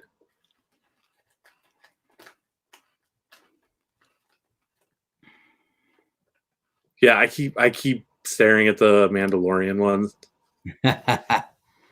And I'm like, nope. I told my wife no Star Wars. But they just look so good. I was just sitting here thinking if I was going to get a Star Wars one, I can't remember there's a guy's name. It was General something. He had like a heart or something. And when he fought the one guy, he popped out extra arms. He had like 4 lightsabers going at one time. General Grievous, that's was his name. He's walking through. Zoom, zoom, zoom, zoom, zoom. That dude's awesome. You guys want to see an invention? You can get a life size. It's a beer donut. Donut beer. Wait, what beer is that? Shock top. Oh, I thought it was the same one that I was drinking. Oh, what is it? I've got a Leinenkugel orange shandy. Oh, those things are good. I've had the lemon shandies. What's up, Hunter? Cool. I have this one. I pre-ordered this one because It's Spider-Man. Man, I love Miles too. Wait, you can take him in. You can change his clothes? Yeah, he comes with this figure comes with a ton of accessories. Oh. Did you already acknowledge this comment from Aubrey? No. Check this out, man. That sucks. But that's not bad. $50. Mm-hmm. That figure is awesome. I like the shoes. The Jordans. Oh, yeah. I love that movie. I absolutely freaking loved it. I took Dustin's son to go watch it. So can we do like Justin's unboxings on our channels?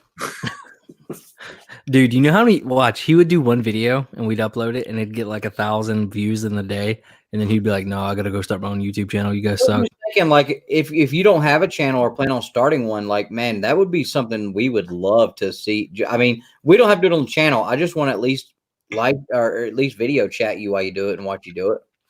I have no intentions of starting a YouTube channel. I have no time for that. You know, it takes a lot of time to edit all these videos. I will not lie. Know when you get one in and when you're ready to unbox them.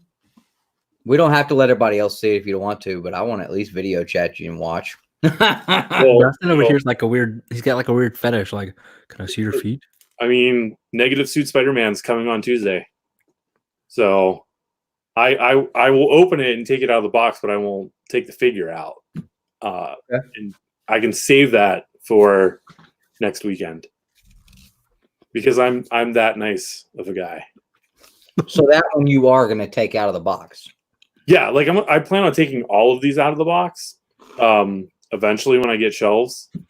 Honestly, I would rather open the Spider-Punk first. Maybe we can open Spider-Punk next week. Either way, Spawn. And if you want to wait till you get your shelving and stuff, so man, don't feel any pressure. We can spotlight here for that anytime, man. Yeah, it's going to further drive us into it. That's what I'm worried about. How angry are your wives going to be? She is sitting right here now. Once again, I apologize in advance. I can't apologize enough. For what? Apologize for what? For any potential expensive toys that. Oh, dude. So that's what I just left because Dustin was like, Amanda's messaging Sky, which is my wife. So I was like, hold on. Let me go see what's happening. My wife is asleep and she had her earphone in. I'm like, great. She's been listening to us all this time.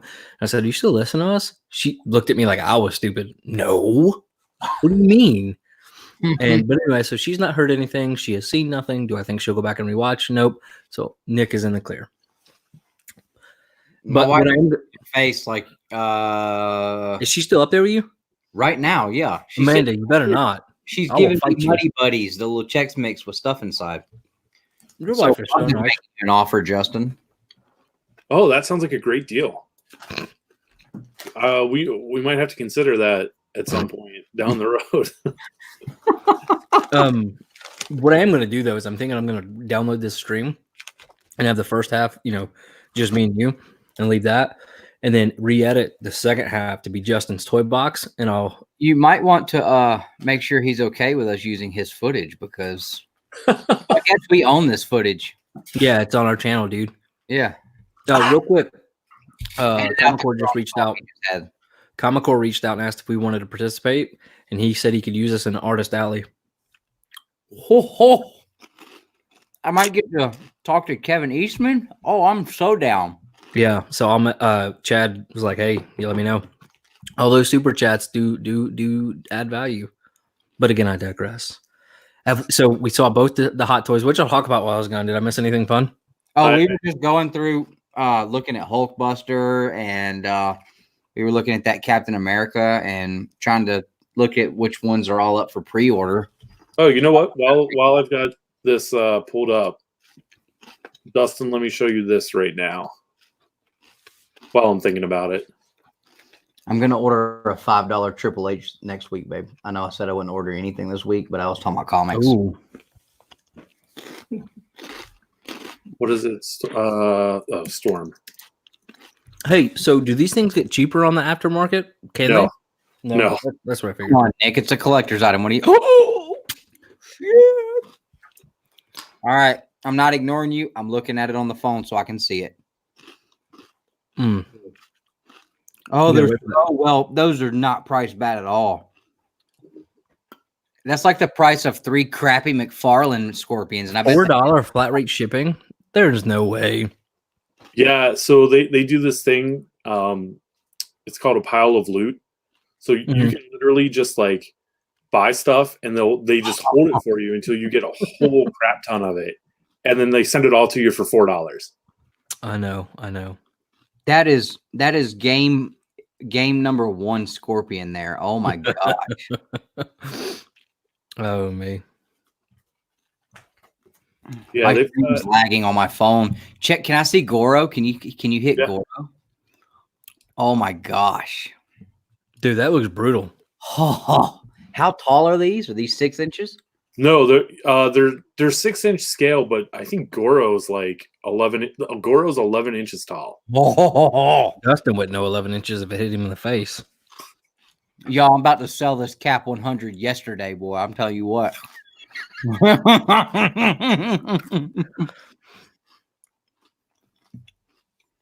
Oh my god. Is that a Lobo? No, yeah, it is. Oh, hold on. If you say Lobo 3 times, Perry will show up. I'm gonna take a picture of that real quick. Give me a question. They got Sector. Oh, give me a second. Let me take this picture. All right, I'm gonna send it to him.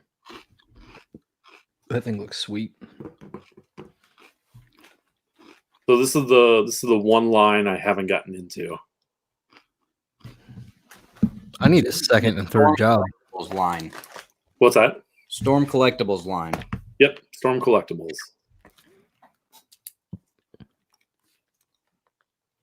Write that down in the back of my notebook. That Sector looked awesome with the flame shooting out. Oh, that was on page 1, I think. I tell you, Sideshow makes these things look so much more attractive just scrolling through. I'm not saying they don't look, but like their website looks better, I guess is what I'm saying. That's awesome. It would have been really cool. Oh, no, they didn't make it to where he's got something coming out of his chest. I was just about to say that. That's They awesome. could make it where the missile's coming out of his chest. Holy crap. Yeah, this is the site where I get a majority of my toys from.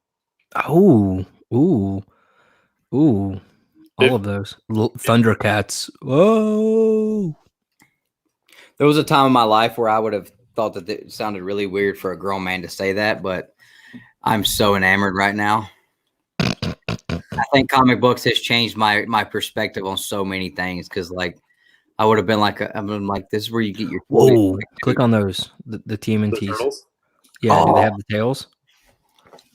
No, they don't have the tails. Do they have Bebop and Rocksteady though? They don't. Those aren't as good as I thought they'd be. Yeah, these are the video game ones. Mm-hmm. And like the Dragon Ball Z ones, where that's the first movie right there, Shredder. Yeah, that's a 1/4-inch scale, so he's pretty tall. yeah, Awesome. Now, who made another? Who was it? Was it NECA that just made a Shredder? And the cape he wears, like you can see, like the look at this pattern and stuff on it. Maybe it was NECA. I can't remember. Oh yeah, they do sell Funko. Oh, Dustin, that's the Funko you got me. Mm-hmm. I overpaid for it too. Like $4. Oh, that Krillin's pretty cool. I mean, if I were into Funko. I was about to say, Hey, Dustin, you know that Krillin character right there is the weakest one in Dragon Ball Z besides Yamcha, and he would still whoop up all Power Rangers. I don't know about what none of that means, but all right then. It'd be like, who's the worst Power Ranger character? Like the weakest. Probably either Rocky or Billy. Okay, well, it'd be like the worst character, weakest character, whoop it up on. Can I just say, I felt really really weird pre-ordering this. Yeah, I can imagine. And if you don't know where that is, I mean, Scared about you pre-ordering it too. When they announced it, I was like, "Oh, awesome! We're gonna get a Kid Chi-Chi," and then I remembered what her costume was. yeah, it was pretty bad. It was real bad. Dragon Ball was a bit perverted. I won't lie. Like there was some weirdness. Can I say that I really think that I got you and that's nice. mm-hmm. I saw this in person at New York Comic-Con. It's huge. Is that hold on? What kind of figure is he holding? Is that like a regular 6-inch figure? No, it's they made one small, like smaller scale. Okay, just to make it fit. He how tall is he? He's 12 inches tall. Oh wow! How tall is this Thanos I have? Is he 12 inches? No, he's probably 8 or 10. Not that you know what that looks like. Your mama. They're sold out. I can't even look it up. Dang. Hold on, I got a measuring cutter. For some reason, I was thinking David was the one that was into like wrestling and Power Rangers, but now I remember it was you. After we've gone through all this, so maybe you were my favorite.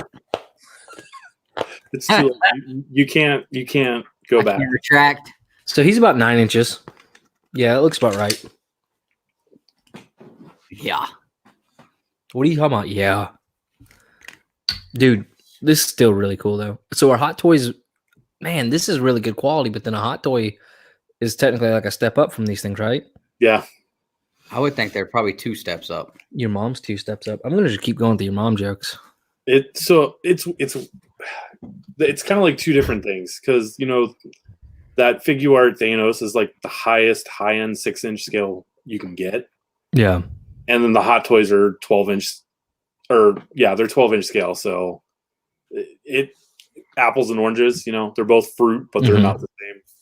It's like potatoes and pears. Yeah, exactly. I'm just going back to Bub's comment earlier. Man, so I need one still hanging out right now. What now? Bubs is still hanging out right now. Dude, it's like 1 o'clock in the morning. I bet Rob's still hanging out doing CLZ.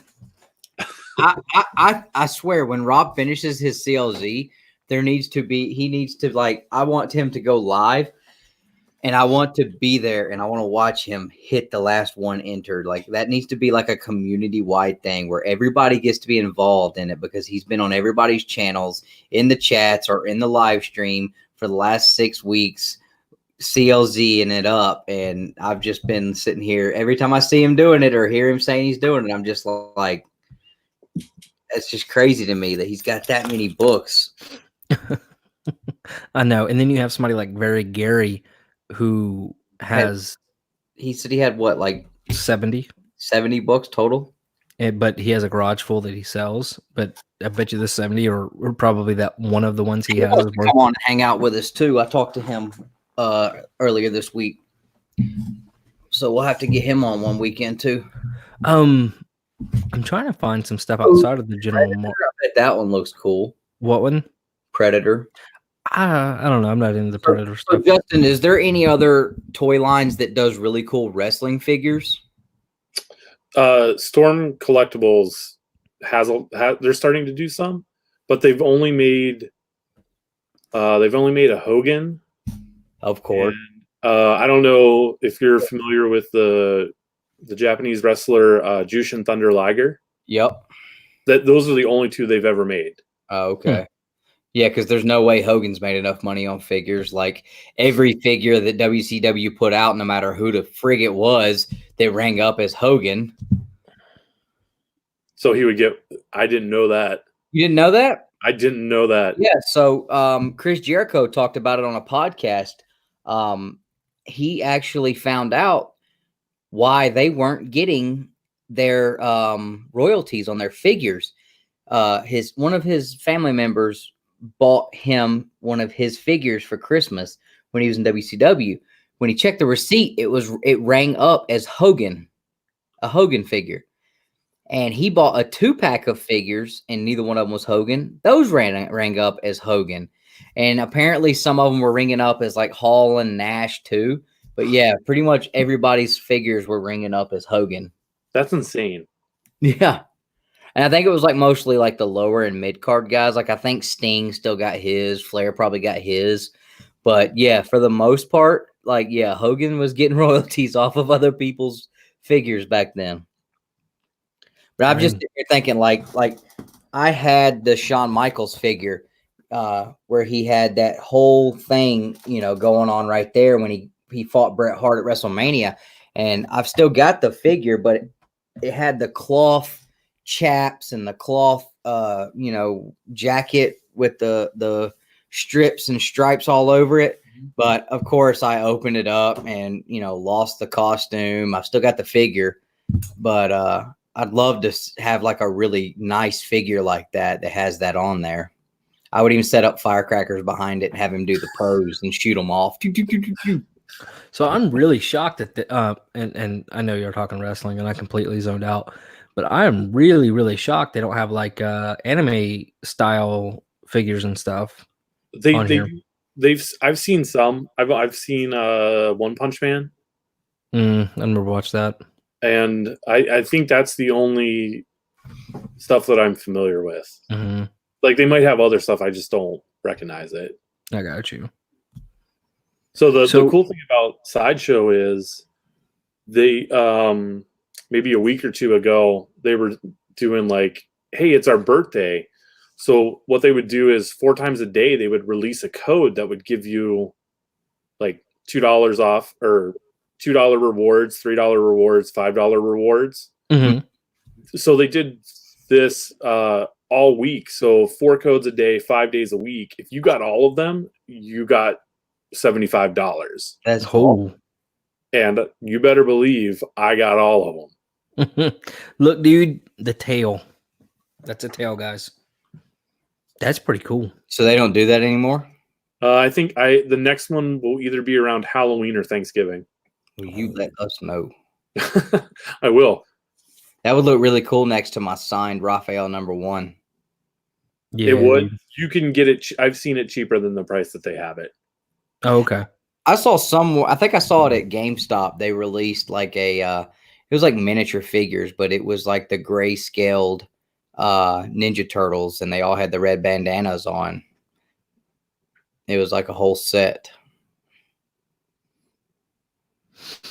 Do 6 scale. Okay, I was just seeing. So what are the? It's just these. And you can find them cheaper than that.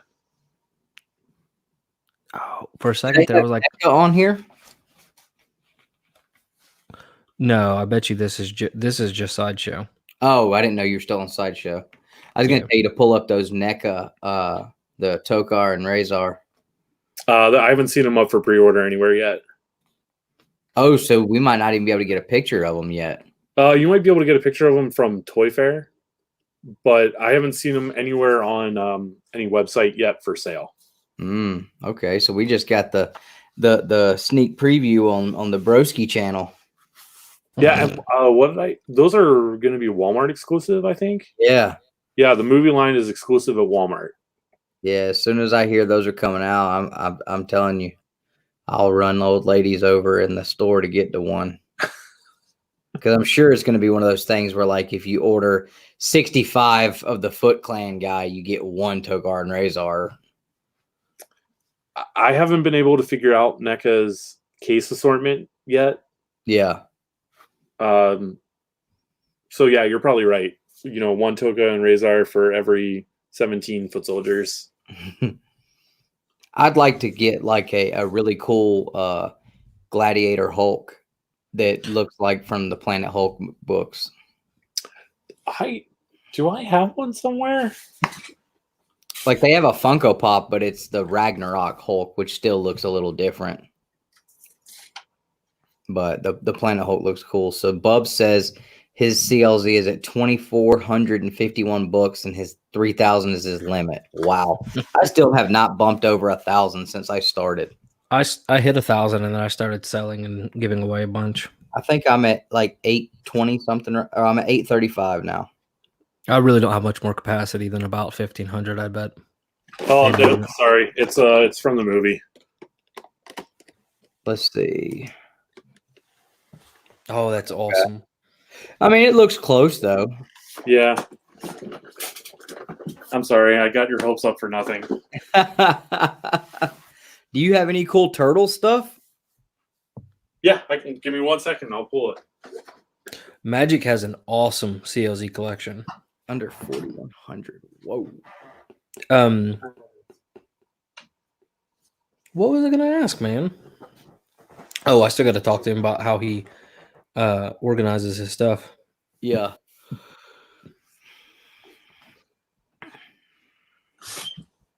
So you have, this is the NECA cartoon Leo, Nice. which I think Nice.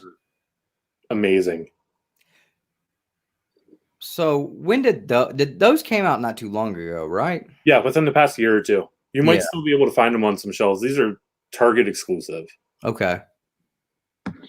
And then this is, they don't make them anymore. You can still find them. It's a SH Figure Arts turtle. There's die-cast metal in these. These things are heavy. Oh, wow. Jeez. Like, this one weighs more than this one. Like, it's not even close. And I like the colors on the die-cast one too. Yeah. Like, it definitely looks more like the cartoon for sure. I don't know if you'll be able to see, but it's 2 different shades of green. Mm. It's kinda That's hard to weird. tell.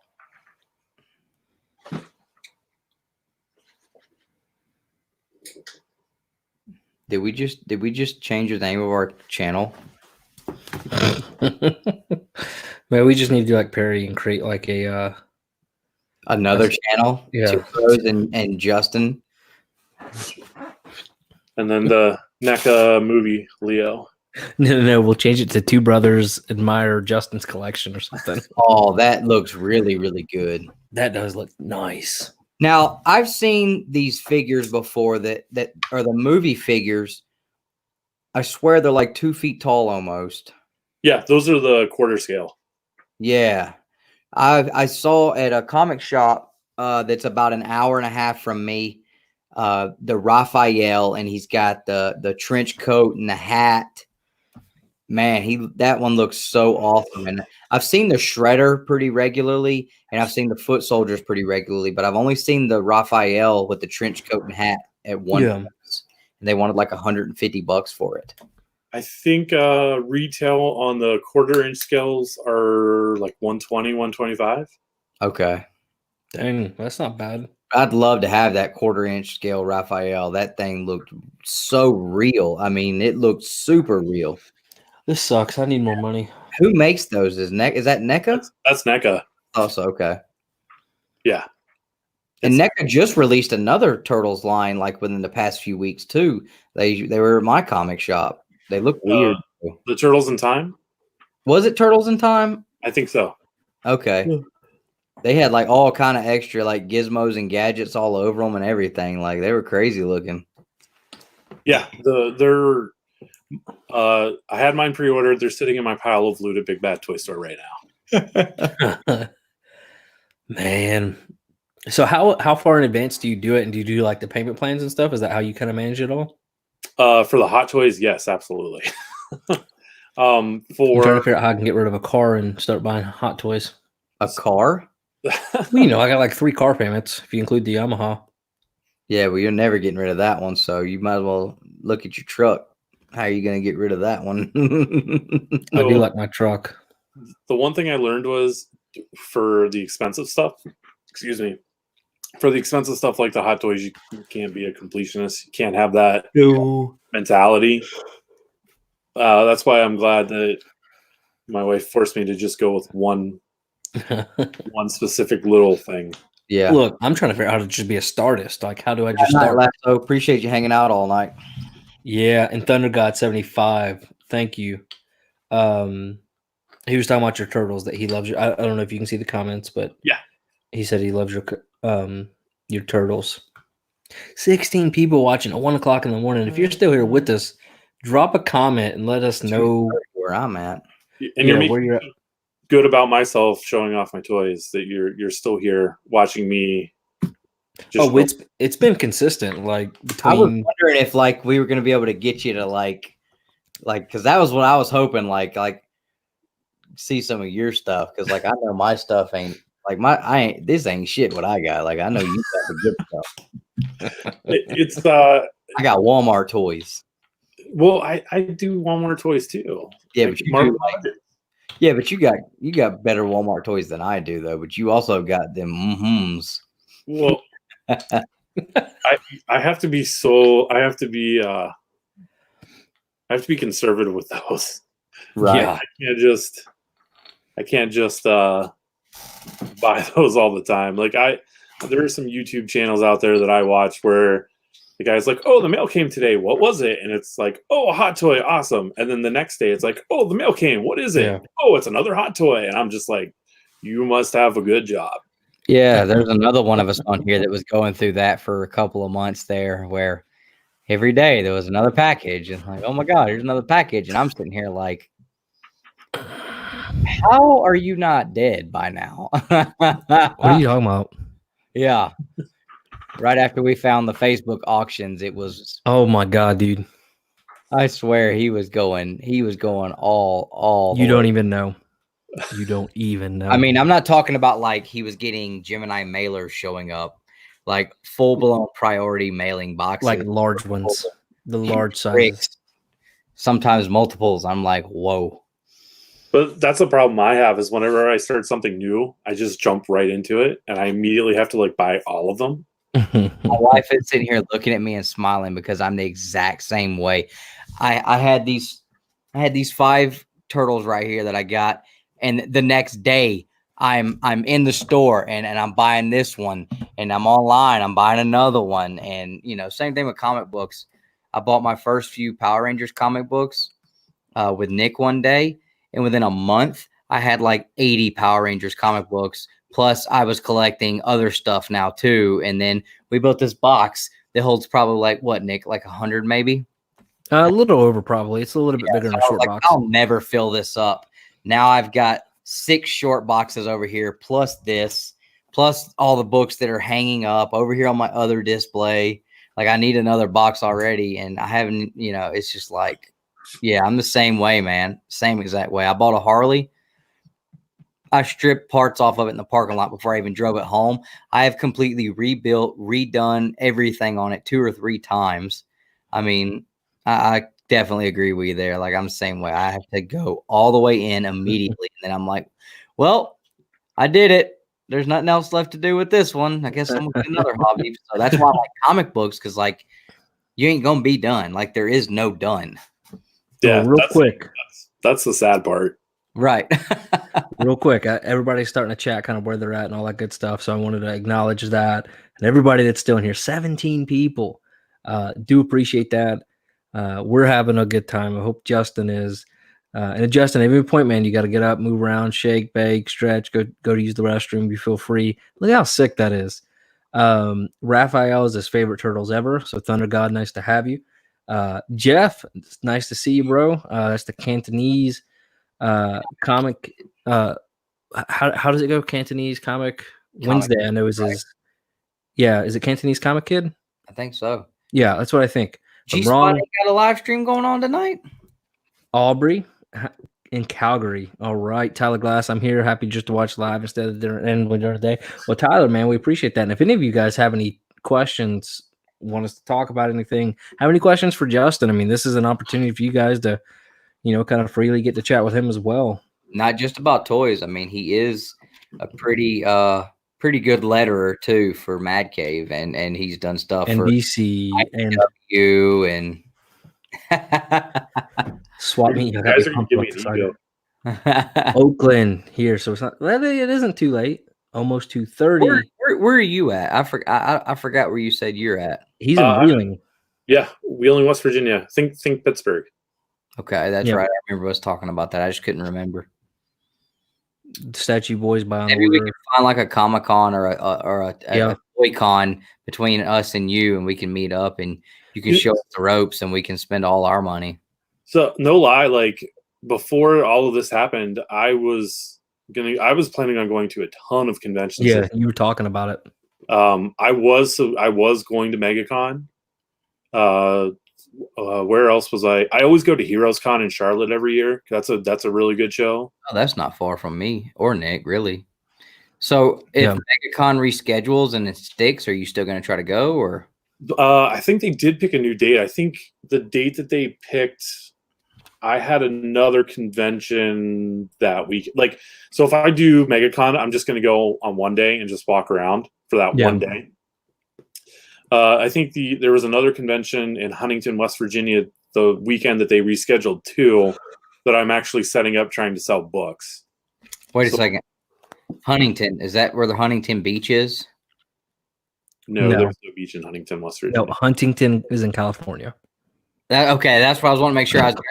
I'm sorry, I didn't mean to like mess you up. No, it's okay. Tito Ortiz, the Huntington Beach bad boy, and I'm like, I thought he was from California. I didn't know he was in West Virginia. Oh my God. Oh, sorry. Yeah, so it kind of sucks. Like this is my first year that I was going to get to go to San Diego Comic-Con, so I'm hoping that still stays on, like that doesn't get canceled. I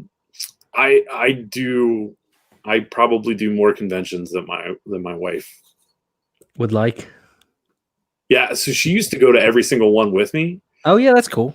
And then we had a baby, and so now she only goes to like 2. Damn kids.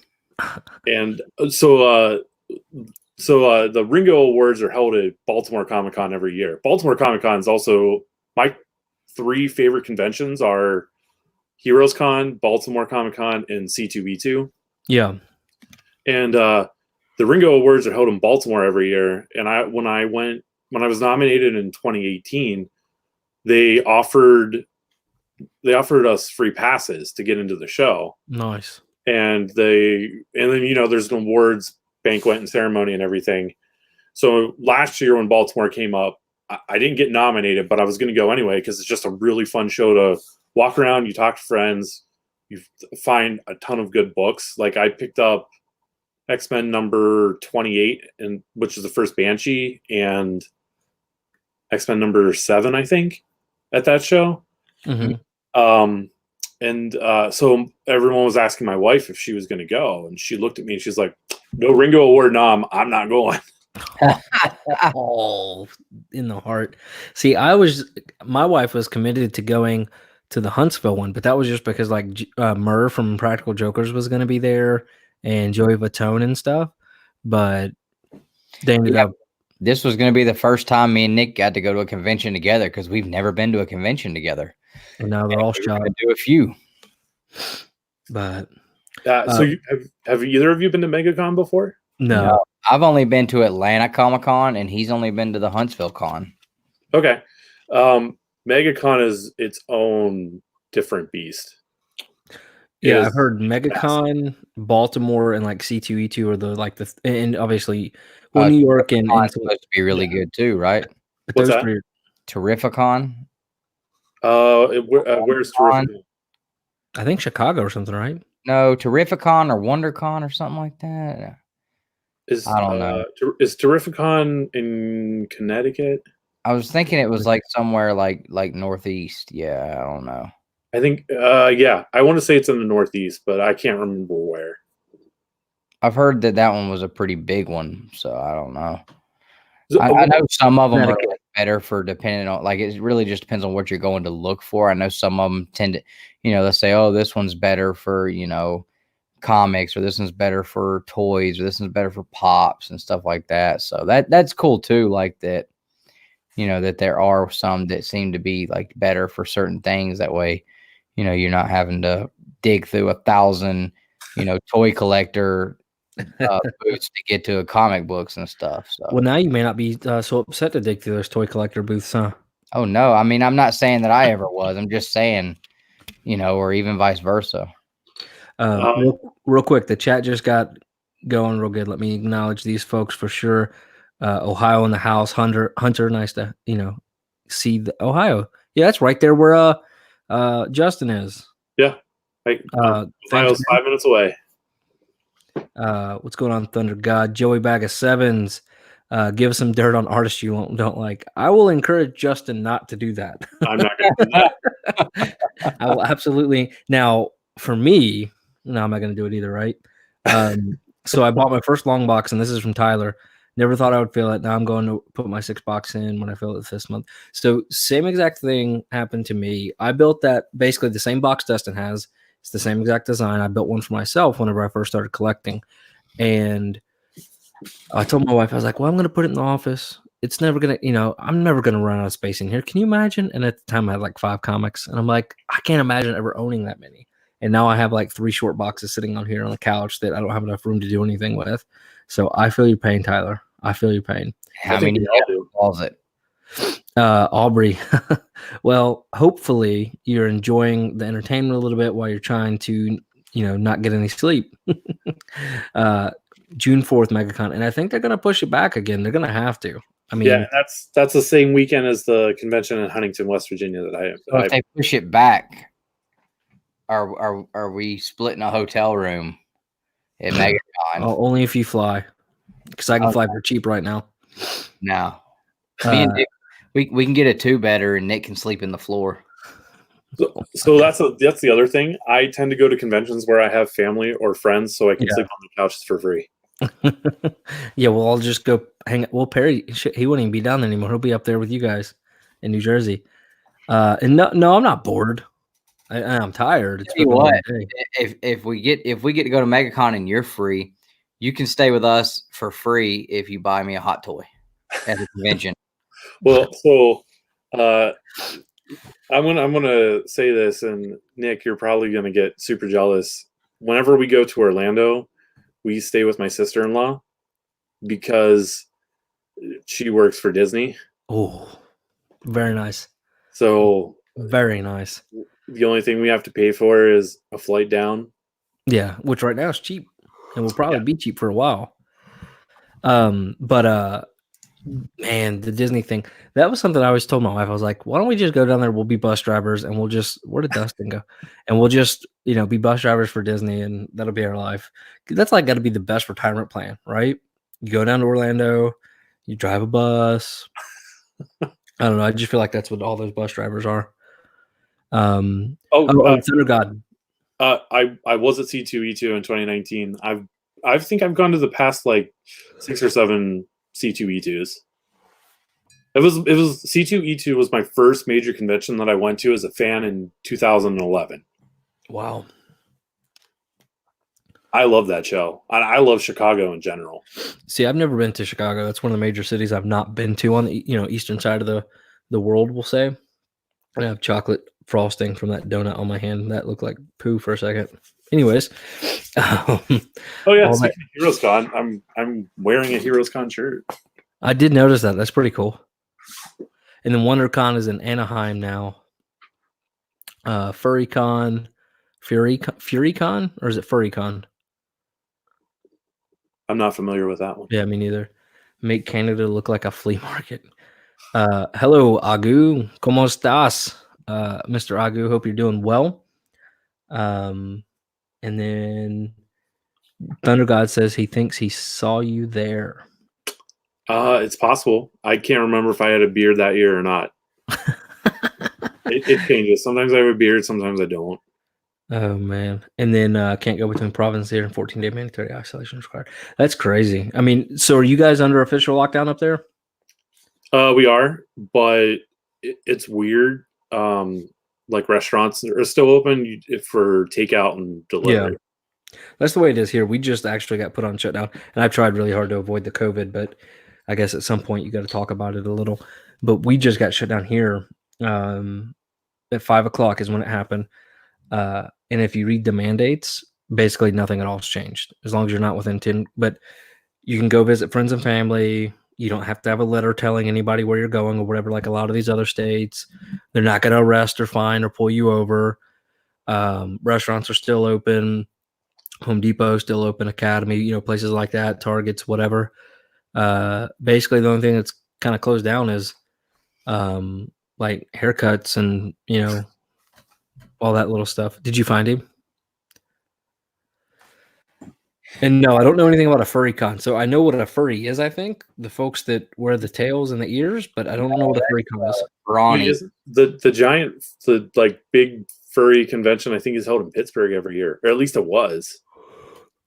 I would hear stories from like my wife's relatives that lived in Pittsburgh. They would just be driving down the street to go or something, and they would just see like furries, giant, like 6 foot tall squirrels and and bunnies and stuff. Hey, I guess if you're into that. Oh man, so categorizing your toys, and how do you do it? Do you do it by character, by line? How do you put them in their cases? So for Marvel Legends behind me, I try to do it by teams. Okay. So you've got 90s X-Men. Like below that is like Spider-Verse stuff. Yeah. Below that is like classic Avengers. So I try to keep them by teams, or if they're like villains, try to group them like Sinister Six, classic Spider-Man villains, stuff like that. So, see, I feel like I would have such a struggle with that, because I think I would want to do like characters all together, or maybe then do like lines. I don't know. And you said Sinister. That made me think of Mr. Sinister. Like, I bet that would make it. That's probably a cool figure. Or Omega Red. Oh my gosh. And no, I'm not judging you at all, man. You do whatever it is you want to do. I have an Omega Red floating around here somewhere. Sinister is in the shelf back there. Dude, Omega Red was in the X-Men animated series. I didn't realize that. Mm-hmm. Dude, shut up. I was rewatching it, bro. They pretty much, that series is based off of pretty much the exact Jim Lee series, bro. Come on. And that's what I'm starting to see with like the amazing. I know you were too young to have watched that series, so. Well, I mean, and I've watched stuff before, but like I guess I'm saying when it came out, like you were still super young. Like I remember watching it, and I didn't even remember. Like I still see a bunch of stuff all the time. Like, oh, I don't remember this episode. I don't remember this episode. I didn't remember it going over the Dark Phoenix saga. What's going on, Perry Comics? Oh, I can't believe you have shirt on figures and stuff, man. It's been awesome getting to look at our new hobby. Well, you were right. You said Lobo 3 times. I did. Oh yeah, dude. He was we were looking at the Lobo one. I'm seriously like sitting here thinking like shit on these Funkos. I got Do you see why now he probably was like, man, Funkos ain't crap. Right? Like he's got you could buy a half decent running car for what the freaking Spider-Man he had cost probably. So I would shit on Funkos too. I saw a guy on YouTube pay $12,000 for a Funko. I was like, what the Funko is wrong with you? So do you think from somebody who's obviously been collecting different things for a while, do you think Funko is a fad like Beanie Babies? Do you think it's going to go away? I think if it was a fad, it would have gone away by now. Okay. That's what I told my wife. They've been around. Funko Pops have been around for a while. 2013, I think. Yeah. I mean, Funko started well before that, but the Pops, I think, started in 2013. That's what I told my wife. I was like, if it was going to drop out, it would have done it by now. People are still spending $10,000 on certain ones. Like, I think it's around. I think it's here. Well, the thing that makes, Funko Pops so appealing is that there's literally, you can walk into like a Barnes & Noble or a Books A Million or any sort of like pop culture store like that, and guaranteed you're going to find one character that you can relate to or that you like. Oh yeah, absolutely. Like I said, my wife, she thinks that, she doesn't think like it's stupid or anything, but she just thinks it's silly. Like some of the stuff that I get excited about, like the Funkos. But the fact that she saw, the Mary Poppins one and got excited, and then, there's Sour Patch Kids. That's her favorite candy. Like, oh my gosh, I want the Sour Patch Kids. And I'm just sitting here getting excited. Like, finally, I've got her. So, if she can find something in them that she's into, anybody can. Well, and so my wife and I did the same thing. Did the same thing what was it? The stupid movie, the Halloween movie from Disney with the Jack. Nightmare Before Christmas. Yes. So we were at the FYE store and I was grabbing some Gokus or whatever. I think I got the basic ones and she saw it. I was like, well, they're running a deal if you want it, grab it. And then she saw the Disney ones. And then I of course went to YouTube and I showed her like people collect these and they do this and they do that. And it's like, it's not a bad hobby, right? And it's a cheap thing for people to get into and they can enjoy or whatever. Like the most expensive one I own is that one right there. It's the over 9,000 Vegeta that I had Chris Sabat sign. And I actually got like one of the last 3 at that con. Mm-hmm. And I waited in line for 4 hours, which is insane. But all that to say, like, I thought it was so strange. I'm getting, him to sign the plastic on the pop box. That was kind of weird.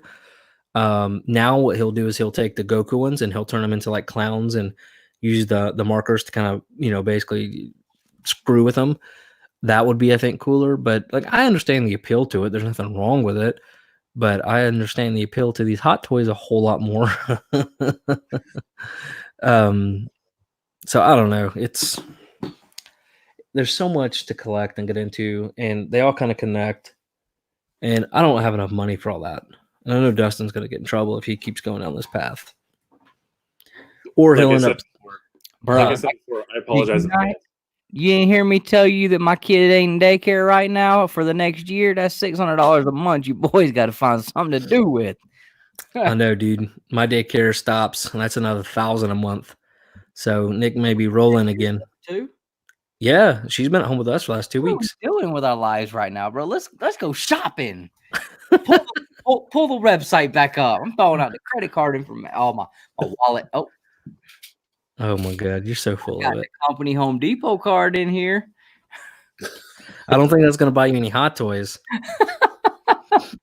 They'll build you the stuff to buy a shelf for a hot toy, though. There you go. Speaking of shelves, which shelves do you use from IKEA?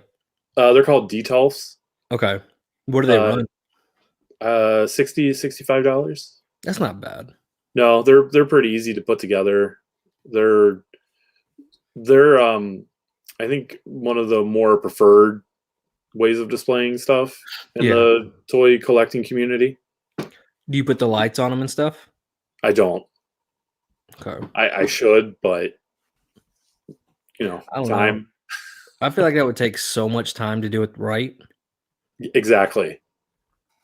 Yeah, time would be an issue on that. Like I put LEDs on this computer behind me, and that took long enough. I don't want to mess with it anymore. And the other thing. So, what is your thoughts on the Comic Hub stuff? I liked where their heart was, but I can understand why everybody. I can understand why comic shop owners were like, "No, I don't think this is going to work the way you think it is." Yeah. So it's really weird. This past week, honestly, I'm expecting work to dry up for me, within the next couple weeks. But I have that expectation. But this past week was probably one of my more busier weeks that I've had in a while. And I was trying to figure out why or what's going on. First off, Mad Cave is still producing books. They're still being made. They're just not releasing them. Yep. The one thing that I can think of is that you have these artists who have a second job, or I'm sorry, they have a drawing, like penciling or coloring is not their main primary job. Like they have a normal 9 to 5 and they're being told to stay at home. Yeah. So they have more time to work on their art and it might be their only source of income. So they're trying to crank out pages. Yeah, that's a good point. So I think as long as those artists have a writer who's paying them to do that right now, I think you're going to start to see more self-published people with stuff come out during this time. And that was, I don't know if it was you that said that in one of the comments, but somebody said that we're going to see a big boom in indie comics. Yeah, I believe it, because all of the people that I've done work for that are self-publishing themselves, they're the ones who are contacting me over the past couple of weeks wanting to know my availability. Wow. That's good for you, though. Yes, I have a few Hot Toys on layaway that I need to Go ahead and get done. So, but, and I'll tell you one thing, when we first started this, and Dustin, I don't know what your thoughts were, but whenever we started talking to you, you know, creators and artists and whatnot, I did not expect to talk to you guys and come to find out, like David Boer or Drew Zucker, just because we were talking about them earlier, you know, they have a really popular book with IDW, right? Kanto. But that's not what they do for a living. You know, one's an EMT, one's a lawyer, and that's their 9 to 5. And that's how they make their income. But see, I guess when I first started and I was reading these, you know, you hear about like the Jim Lees of the world and, you know, Todd McFarlane's, and you're like, oh, that must be all they ever do. And what do you call it? But when we started talking to everybody, and they're like, no, I do this for a living, or I do that for a living, and you know, this is kind of like a side hobby. I would have never thought that, you know, that wasn't like, I can't imagine. I know how much time it takes just for us to do this show, you know, this channel. I couldn't imagine having a full-time job, a family, and have to freaking do a whole comic book. Yeah. That was the reason. Like, I didn't really get into this really in depth when we talked the first time, but what was happening was I didn't have a kid at the time. It was just me and my wife. But I got to the point where I would come home from my 9 to 5, I would eat dinner, and then like 6 or 6:30, I would hit the desk and I would work till like 1 o'clock in the morning. Yeah. And then I would, you know, go to sleep. I'd wake up the next morning, go to my 9 to 5, and it would just repeat. And like every Friday night, if I wasn't driving to a convention, I'd be working. I'd work all day Saturday and Sunday. So Yeah. it just got to the point where, you know, I looked at my wife and we had this conversation on the way to Heroes Con. And I said, okay, so I think we're at the point where we need to decide if I either need to take this a step further and make this a full-time job, or I need to cut back and kind of scale back what I'm doing. Yeah. And she looked at me and she was kind of like, well, if you scale back, then everything that you've done has been for nothing. So you need to make that step. Yeah. So it was like, it's got to be a scary kind of sobering moment, though. Yeah.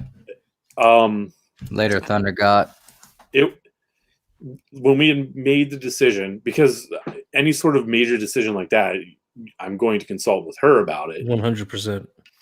It was I didn't feel scared as much as I felt relieved. That's a good point.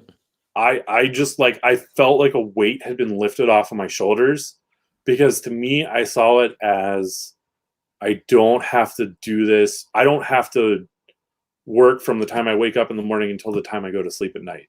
Yeah. Like, I can just focus on the comics, making comics, and then I'll have free time to spend with her. I'll be able to, you know, actually read comics again. Yeah. That's pretty cool, man. I mean, and that's awesome that you're able to get to that point. And I know that's how a lot of these other writers, you know, like Jared Anthony, those guys, I'm sure that's where they want to be. That's their dream. But I mean, to be able to do that, that's awesome, you know? But it just kind of blew me away. I'm like, man, these guys are, you know, quote unquote, we'll use, you know, the term famous, like, you know, you guys are out there in comic shops and your books are out there, and, you know, that's impressive stuff. So I guess, and I don't know how you're paid or whatever for your work. I know most of it's like almost like contract labor, right? And obviously you go through, you said it's AWA? No, it's called and World Design. That's what AWD. Yeah. Okay.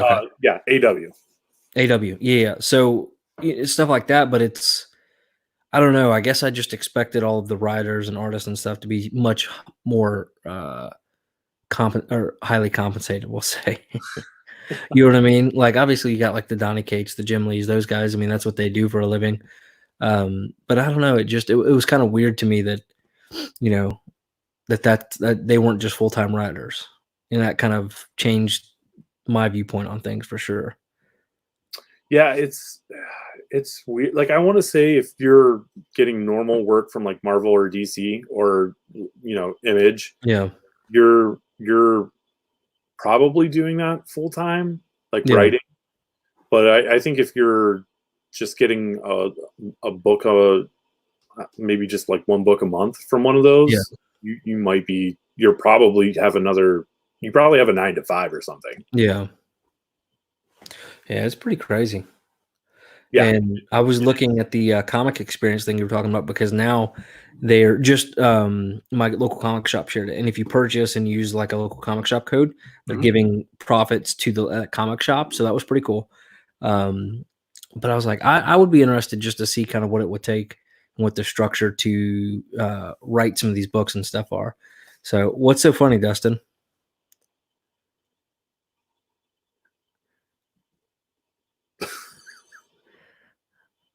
This is making me feel awkward. Oh, he's probably reading a message from Perry. What is it? I'm not even gonna tell you because you're gonna call me an idiot.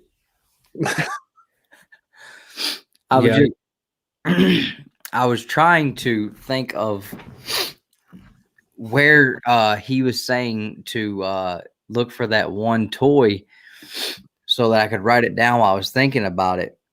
So I muted my mic so that I could listen on here, and I accidentally went back too far, and it stopped right as I'm pulling this scorpion up to throw the head. And I watched that, and the sound of that head popping off this desk, and just boom. But I'm telling you, that should be the new intro for What Grinds My Gears.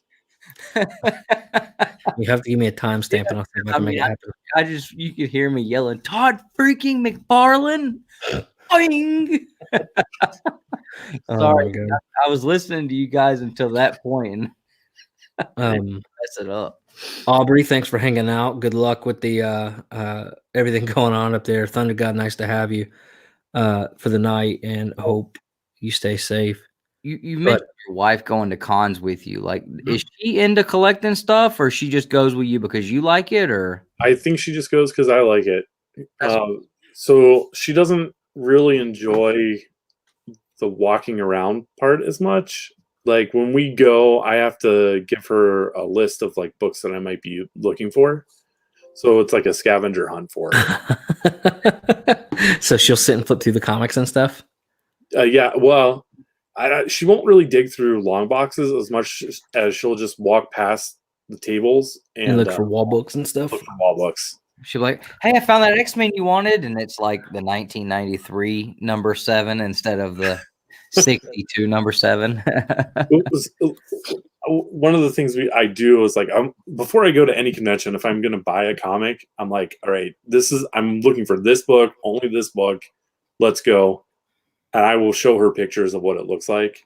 Yeah. And then I tell her, I'm like, all right, you're going to find this on the wall, or you'll have to dig through a long box to get it.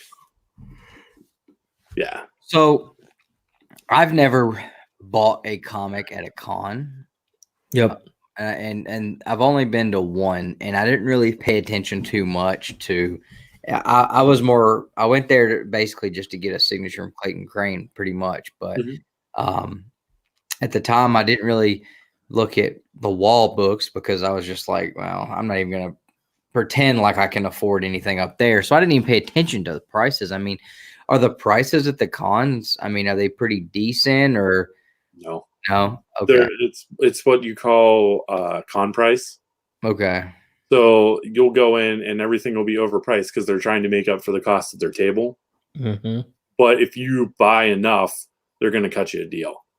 Okay. And if you pay in cash, they're going to cut you a deal. Okay.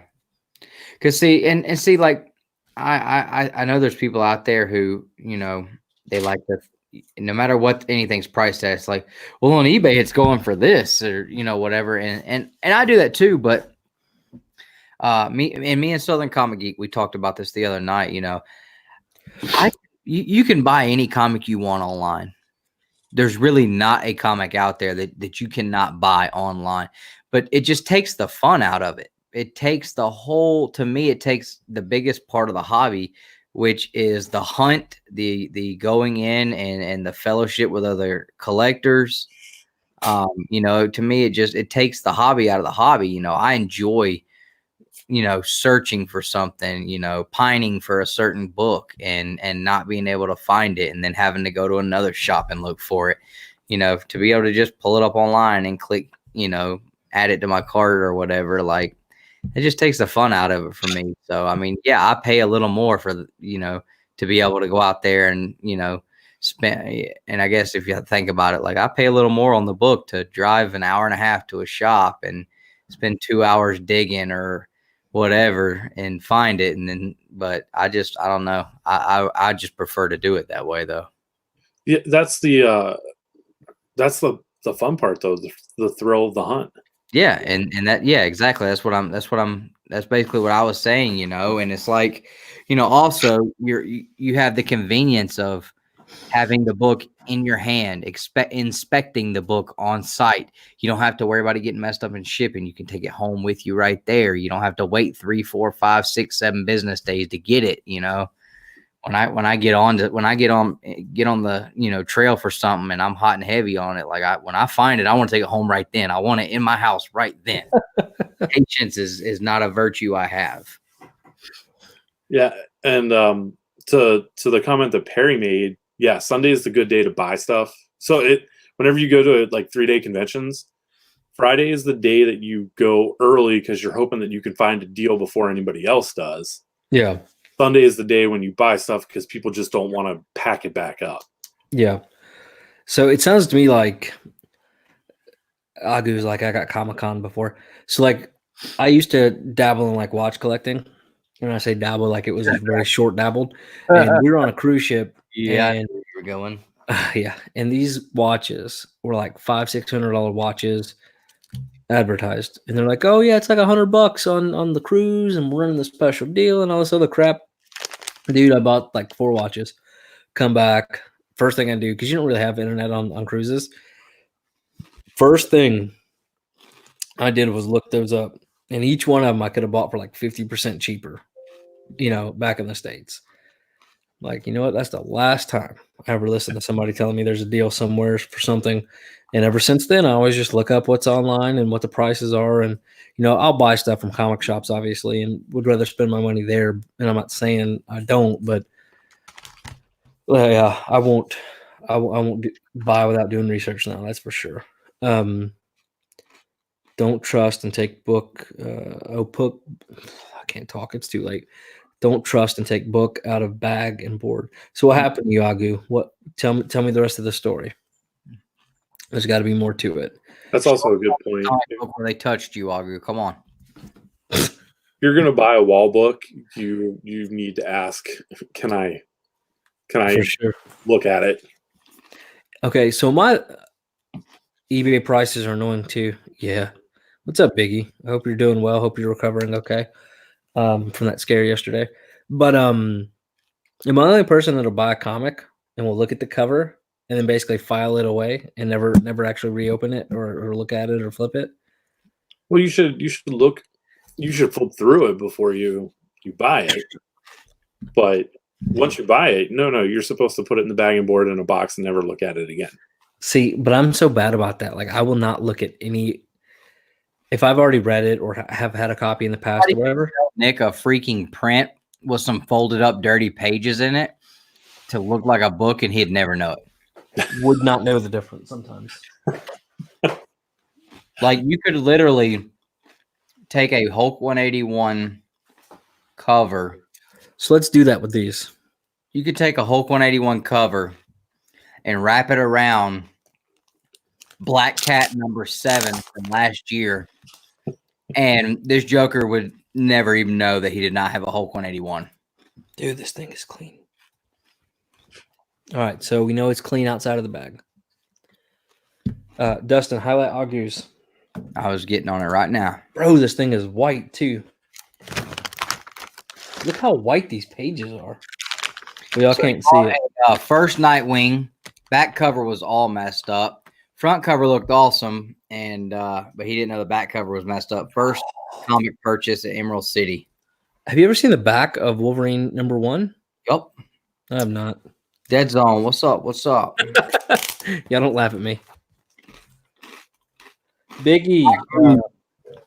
I don't even remember who all won, to be honest with you. God Tank won, Scarpad won, and someone Who who won Savage Bastards? just one of our subscribers. Yeah, I can't remember their name. They all left because we started talking about Hot Toys. To be honest with you, though, dude, we averaged, up until last hour, almost 20 the entire night. I really want to flop open one day and see a double cover. Dude, this book is so clean. If this ain't a 10.0, I don't know what is. I'm telling you how much. If that Mortal Kombat 1 I sent in wasn't a 10.0, you ain't got one either. Dude, I need to start flipping through my comics more. I won't lie, I'm a terrible collector because I buy stuff and I'm like, all right, I got it. Let's file it away. Never to be seen again. Dead Zone Citizen, what's I'm up? always worried I'm going to like break it.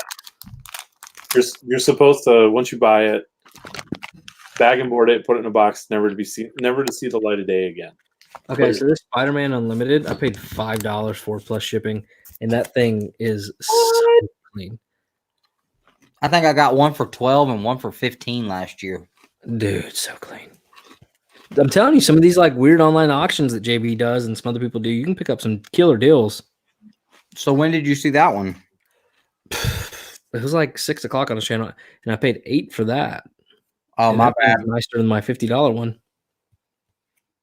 I think I came across a comic shop selling stuff on Facebook because that's what a lot of them are doing now. Yeah. He was selling New Mutants 87. Yeah, 87, first cable. And like no one was bidding on it. I think it sold for maybe like $30.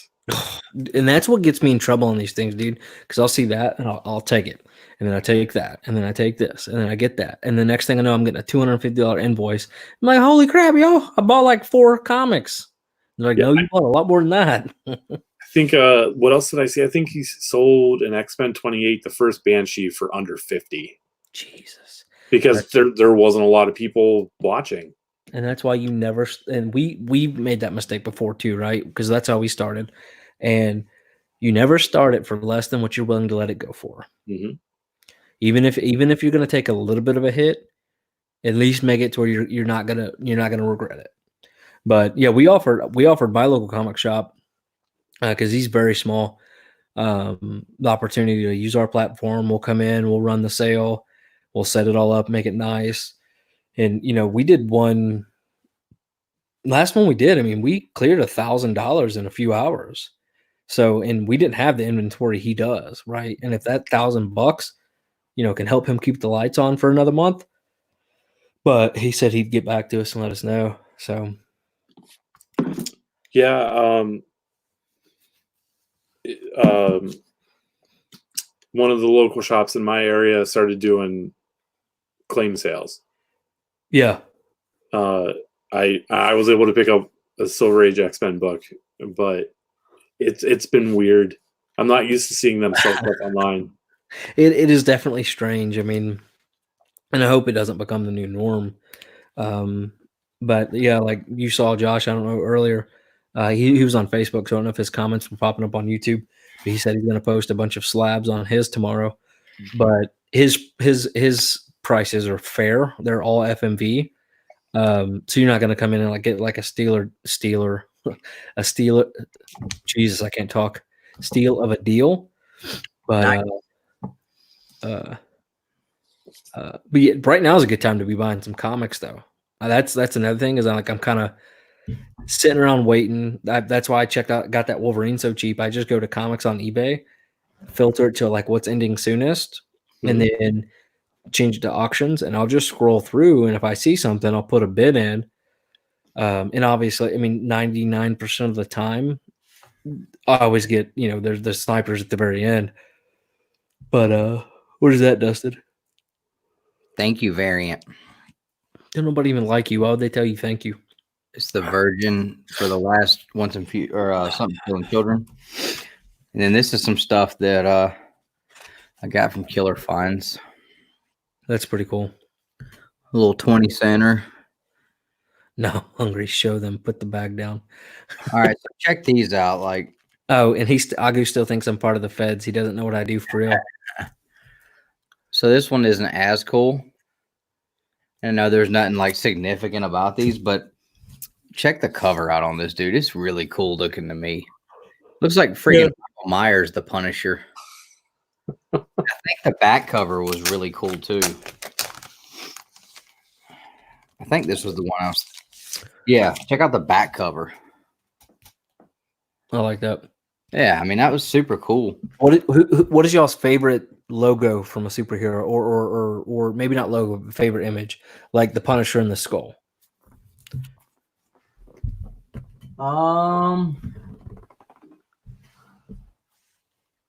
I really like Miles Morales' spray painted logo. On the first suit, the actual spray painted logo suit. Yeah. Like in. No, I'm sorry. Go ahead. I'm sorry. I cut you off. He's acting like he's frozen. He's really not frozen. You're good, man. At this point, just cut him off. My pick is Iron Fist dragon tattoo. Oh yes, that is a great symbol. I'm trying to think what mine would be. I really don't know. If you haven't noticed by now, I'm pretty indifferent on a lot of things. Like I have strong opinions on very specific things, but I don't know. I guess I'm pretty. Yeah, I'm trying to think too. Like Bubs, dude is still watching. Oh my god, you and Big Will. Big Will. I haven't heard from Big Will in a while. We need to check on him. All about the Power Girl. So Biggie says the hunt is turning into best book instead of best deal. Yeah, that's what I was thinking. You know, it was supposed to be like the best deal because I was hoping that I'd get asked like, you know, what the deal was. I got on that hunt book I got, but never came up. I tell you what, I think Bub's turning into one of those sickos over there.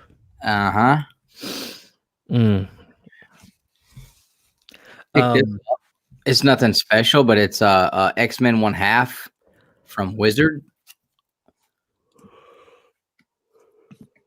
So that was pretty cool. I'm gonna show that one.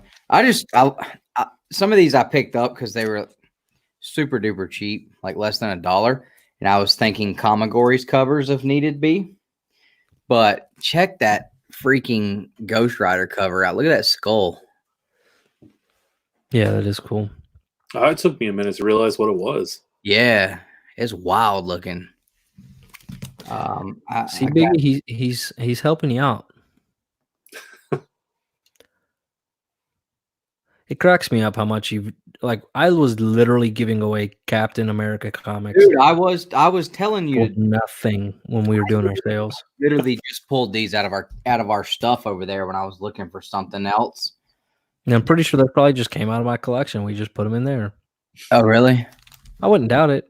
Cap 400 and 242. Yeah, I had a lot of like sub 220s. Yeah. But this one I wanted to show off because it was really cool. You got to put the sale sometimes. So Justin, from a viewer perspective, what did you think about the first hour and a half of the live show? I like the new intro segments. Yeah, you think that was clever? Like the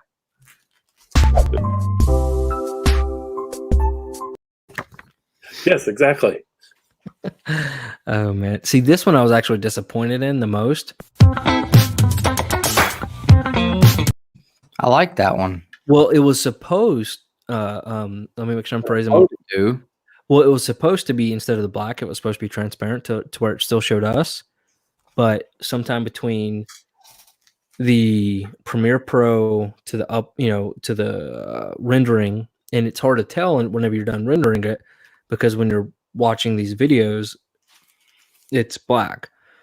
Even if it was transparent, it would still show black. So whenever I uploaded it to StreamYard 3 minutes before we started, it was still black. And so I was like, okay, it's going to show up trend. But it is what it is. And like I called Dustin like an hour before we started. It's more high tech than. Oh my God, I love it. That's what I should have done. That would have been probably funnier. Just hand wrote these things and be like, all right, next segment. Yeah. No, Biggie, I do not have a cap 217. Okay, so Agu, you say the no scary music, and I was gonna get everybody's honest opinion about that on Instagram. I just forgot. So our end video, and it's like 5 o'clock in the morning now, so I guess I can. So our end video has this song, and it's always had the. So is that too scary, or is that just weird, or do we like it? Huh? I'm kind of getting sick of it. I think we need to change out. I think we need to put together an actual intro video. Dead Zone. Appreciate you hanging out. See you later. See, I don't like the intro videos. I think they're too long and they take forever. I like the quick boom boom. Well, here's my thing. I don't care. It wouldn't be something we had to use all the time. Maybe just on our edited videos. I don't like them on the edited video. Like when I watch YouTube videos and they're longer than about 3 seconds, 4 seconds. We still need. I'm I done. think it's time to change it up a little bit, though. We got to stay. I don't mind changing the song on the end. I have an idea of something that I'm going to pay for us. I want some, but I want you to have them too. I don't want to tell you what it is yet, though. But I'm gonna have something really cool and special when we hit the 1 year mark. As long as we're like over 1,000 and like hit all our goals. If we make it to a year and we're still on YouTube, see you, Dead Zone. I got a really cool idea for us that I'm gonna make sure that we have because I think it'll be cool. What?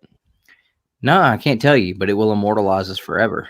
Well, you can't not tell me, and then I tell you I hate the idea, and then you do like my wife does and get all pissy with me because I think you have the world's greatest idea, and I tell you no. So screw you. I mean, you're already going to be immortalized by the way Scorpion's head bounced. All right. So I'm getting a lot of so people don't like the song. Some people like the song. So maybe I'll change the song. I'm okay changing the song. Or maybe we just change. We have options where you can. No, you want it to be very. Yeah, I know. Everything's got to be. I know. Because then you end up looking way too. What's the word I'm looking for? I've got this painted masterpieces collection by Joe Jusko. It's got some really cool artwork in here. There was a couple of them I wanted to show. Like, check out this old school Sabretooth. This is all painted stuff here. Yeah, it's pretty cool. All this whole book is some Marvel masterpieces. Glad somebody likes it. And thank you, Tyler. I just do figured, appreciate that. You know, we might want to take it, at least kind of come a little bit around. There's Mephisto. He's like one of the most powerful people. Your mom's one of the most powerful people. Hulk and the Thing. We saw Hulk and the Thing somewhere else earlier. Oh, yeah, that's right. Fantastic Four 112 in my collection now. Oh, my Lord. Some cool X. It'll be 4 weeks before we quit hearing about that book. Yeah, and then I'll start talking about my Cap 100. What's up, sucker? I'm surprised you're not showing that one off more. He was so excited, and then much, man. I mean, the colors were really sharp on it. Oh, I'll pull it out and show you again. Of course, for the centerfold, we got these two sexy bitches. Oh my God, Wolverine and Sabretooth. There is no better villain than Sabretooth in my eyes. That dude is such a savage. I just feel like if you really needed some like horrible stuff done to somebody, he's the guy to call. That Thor looks really, really good. I hope I don't get all on like a big Thor kick when I finish my Captain America stuff, because the first one I'm going to go after is that Thor, the Silver Surfer Thor cover. I can't remember the number and I don't know why. I've looked it up twice this week, but it's a Silver Surfer book. Is that Silver Surfer? Yeah, I think it's Silver Surfer number 4. Okay, but I mean, if I was collecting Thor, like that would still be like a Thor cover I'd have to have, though. I mean, it would. I think it's a Silver Surfer. Now I'm not sure. So is it bad to buy the books just based on the cover and whatnot, not necessarily on the story? Does it make you a bad collector? No, not at all. Oh, dude, that was Archangel. That's what I just said. Archangel looks awesome. Oh, I didn't hear you. What's going on, Air Spider? I see you, Biggie. Give me just a second, man. Here you go. Yep. Silver Surfer. Yep, that's the one. Silver Surfer is a character I would like to get into a little more. I don't see myself really getting into him. I could see you getting into him because to me he seems like more like way too sophisticated of a character for me, and I don't know. I don't know, dude. You know me. Like I have to like simplicity is key for me, dude. Like I can't have too much complicated stuff going on, or I'm not gonna. I got the dad side of the brain in the family. Oh my god. You know, my dad was working, you know, with coloring books till he was like 18. He said, or something. I don't know, but You're ridiculous. I'm like the Forrest Gump of the family, I guess. I'm not a smart man. You're just not running much, are you? So, let's see. I mean, considering what these books are, I got Cap 100. Woo! Oh, I gotta hold on. My glare off my TV kills the color if I hold it the wrong way. So I'm trying to. There we go. Here, let's for your vein. Justin asked, "Thank you." I'm just saying that white is like almost brown. You can't even call that like. It is not. It's a good color. It's creamy, like brown gravy creamy. This one. You know what would go great with that? A turkey sandwich. A Red Skull hot toy. Just saying.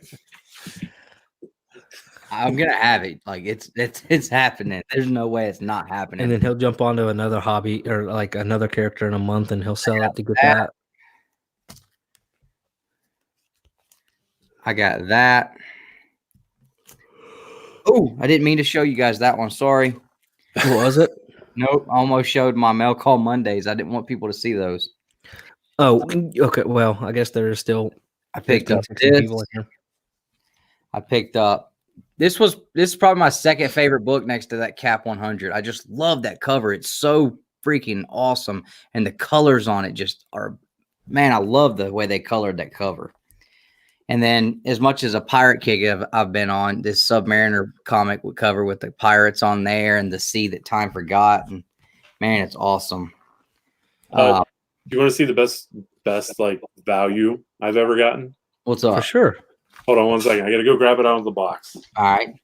While he's doing that, so yeah, Biggie, I picked up all these Silver Age books here, and I think it cost me like $235, $240, something like that, including the Cap 100.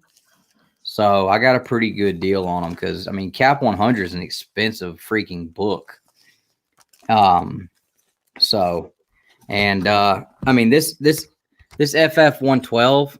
I'm telling you right now, if I sent this in, which I'm not going to, if I sent this in and it did not fetch at least a 9.2, I'd set it on fire. And I paid $70 for it. So I thought that was a pretty decent deal too. I got it from my local comic shop. So, but yeah, I mean, this is my first Silver Age books in my collection right here. And I don't know why I chose Captain America and Submariner. I decided I wanted Silver Age, and Biggie actually really was a little bit of an inspiration because he's always talking about the King. And it was so perfect last night when I held that Submariner book up, and he started shitting on who was it? Steranko, or not Steranko, Buscema. He started shitting on Buscema, saying he ain't Kirby though. He ain't the King. I was like, you just set me up so good for my Hunt book, bro, because I'm gonna go back to that, and that's why I did. I was like, what did you say? Who did you say was the best? I said, that's right, Kirby with Stan Lee. So you know, he's always you know, hitting on how great Kirby is, and I never really spent much time looking at it. And the more I did, I was like, man, I really like that Cap 106 with the big fist. I can't wait to get that one too. But I mean, the Kirby stuff, I really fell in love with, and I don't know why Captain America. I love that 109 cover, and I almost bought 109, but it wasn't priced. The shop owner wasn't there, so I couldn't buy it. But it's sitting at the desk ready for me to pick it up. as soon as he gets a price on it. But yeah, so I picked Captain America and Submariner to start my Silver Age stuff. So if anybody is holding a Submariner 5 first appearance of this beautiful bastard right here, Mr. Tiger Shark, and it's a pretty nice grade, and you ain't trying to get 2 arms and half my leg, please hit me up because I needs that book. What you got, Mr. Justin? I know you're fixing to probably. Well, hold on. Crazy deal. I wanted to talk about Tyler, and I'm going to be much shorter than Dustin. So I got into the cover buying on like the new stuff, and very quickly did I start buying a ton of variants, and now I've had to basically pull back hard, and I'm strictly cover A. I can't afford it. I mean, whoo. But now that Marvel's cut back 20-30%. Like I was sanitizing them so people wouldn't give me crap. All right, Justin, it's all you. So it's not as high as yours, Dustin, but it's a 7.0. Nice. I paid $40 for it. Nice. And it's a newsstand, bro. It was a graded $40. So have you ever pulled up the grader notes to see what it was, to see if you get it pressed and bumped? I have not. Is it a Mark Jewelers? It should say it right there in the middle of the label. Where am I looking? On the blue label, it'll say it right under Uncanny 266. It should say Mark Jewelers variant if it is. It's not. Oh, okay. I was going to say, if you got a newsstand and a Mark Jewelers, bro, like, you killed it. Yeah, everyone had First Gambit last night. And see, I didn't get that kind of a deal on mine. I bought mine raw, and I spent, I don't even remember. It was somewhere between like 75 and $90 or something. It was less than 100. And I sent it off, and it came back a 9.8. I'm like, well, still, like, I really, really made a big bump on that one. So, and it is not a 9.8. That would be cool. So I'll go. $40. Yeah, you can't beat $40, dude. You can't get a copy of that for $40. Now I know JD was talking about last night saying that you can get that book for $20. I don't know where JD does his shopping at, but bro, you need to let me know because I'm trying to get a $20 Gambit. I'll take another one for $20 all day long. This one I bought at my first C2E2. Nice. That's his first Iron Fist. First Iron Fist, sorry. I apologize, bro. That's glare. That's all good right there. I paid $50 for this. Nice. Oh, that's his first appearance, or is that book number 1? First appearance. That's what. Oh yeah, right on, man. So that was a good price, and then this is probably my best deal ever. Oh, I bet I got you beat on that one. Okay. How much do you think I paid for it? More than I paid for mine. What do you think, Nick? I don't know. I bet you he probably got a good deal like you did, where he found it for free. I did not get it for free. Okay. Was it a dollar bin book? It was not. Oh. What'd you get for it? $20. That's still good. Graded or no? Yeah, graded. $20. Where did you do that at and when? So there's a guy who does raffles on Facebook. Oh. And I bought like 2 spots, $10 a piece, and I won. In my mind, you basically got it for free because it's $20 to get a book graded, and right. See, I hate doing the waffles and stuff like that because I have literally never won anything in my life. I don't do scratch offs. I don't do any kind of gambling because I'm horrible at it. But I got a 98 for free. How did you get it for free? We'll have to tell you that story offline. But I did get it for free. Yeah, I'll tell you off air. All right. I'll tell you off air. But yeah, I got it for free, and I actually it's sitting over here. I've still got it right now, but it's getting shipped out next week because I traded it for like 9 Silver Age Submariners. Yeah, that's one that just pops up all the time. Yeah, mine's raw, and I have no connection to it. It's one of those books. It's like if I really, really wanted to have it again, I can go to anywhere in the world, and there's going to be 5 of them available anywhere online. But you know, there was a guy doing a claim sale on Facebook, and he had all kinds. My man Ryan, Comics and Death Metal. I'm telling you, that dude I love him, but I hate his guts. So because the reason why, and he knows, because I tell him all the time, like, dude, you're killing me. Because that dude, when I'll talk to him every day, and when he finds out what I'm looking for, he's in all the Facebook auction pages and stuff, and he's tagging me all the time. Hey man, here's one. Hey man, here's one. Hey man, here's one. Hey man, here's one. So he hit me and told me, he's like, hey, I just tagged you in a post where a guy's got a bunch of Silver Age subbies. And I was like, really? He said, yeah, earlies, dude, like 2, 3, 4. He's like, there's no 5. So I ended up talking to the guy, and I realized that I bought Spawn #1 from him like 8 months ago. And I said, hey, would you be interested in doing any trading? I said, I already claimed a couple, but I would really like to get almost everything you have. I said, I've got some stuff I could trade you. And he's like, what do you got? And I told him about the New Mutants. He said, claim away, bro. I was like, right on. And I got a great deal because I got like 9 Silver Age subbies.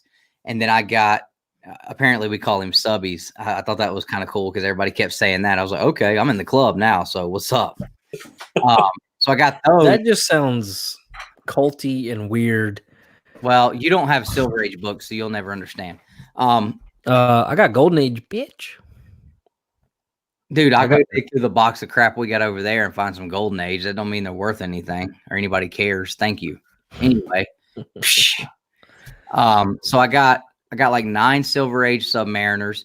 And then I know they don't mean a lot to anybody else, but I grew up playing basketball, love basketball. I got 2 of the Michael Jordan comics, issue #1s. Got one for me, one for a guy at work that loves him. Plus, I didn't end up, I told him what I wanted in trade value. I still didn't, buy enough books to make that right. So my shipping was free, and he gave me $58. So I did really, really good for a free book. And, especially to turn it, because Nick knows, like, all the time, like, I'm always like, that's the first book I go to when I'm ready to trade something. And so far, I haven't been able to like really make anything that made sense. So even though I don't care about the book, like, I'm not giving it away for free. I got to make out on it, at least get something I want. So that was the first time, like, it made sense and it was right. And, it finally worked out for me that, he got a great deal on the book, but I got books I wanted too. So I was pumped about that, especially to not have to pay the shipping. And he threw me some dough that I was able to use to pick up a couple of more Submariner books. No, I picked up a couple Cap books from my dude Sean that hooked me up with that Iron Fist 14. So, and then Southern Comic Geek hooked me up with a couple more Captain America books that you guys are going to see in the mail call video coming up soon. And those are. So right now, live, how long do you want to bet before you decide to move on from Captain America and your subby and you move on to something else? Well, I'll tell you right now, I have a goal. No, you don't. My goal with the Captain Americas was I wanted to get 100 all the way to 112.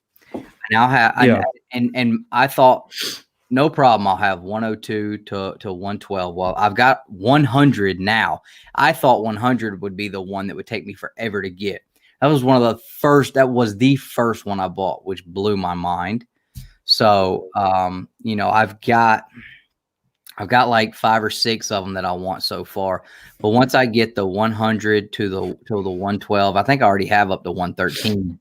I'm going to stop on that run, and then I'm going to jump up to the next run of Cap that I want, which is I think it's in the 300s or the late 200s.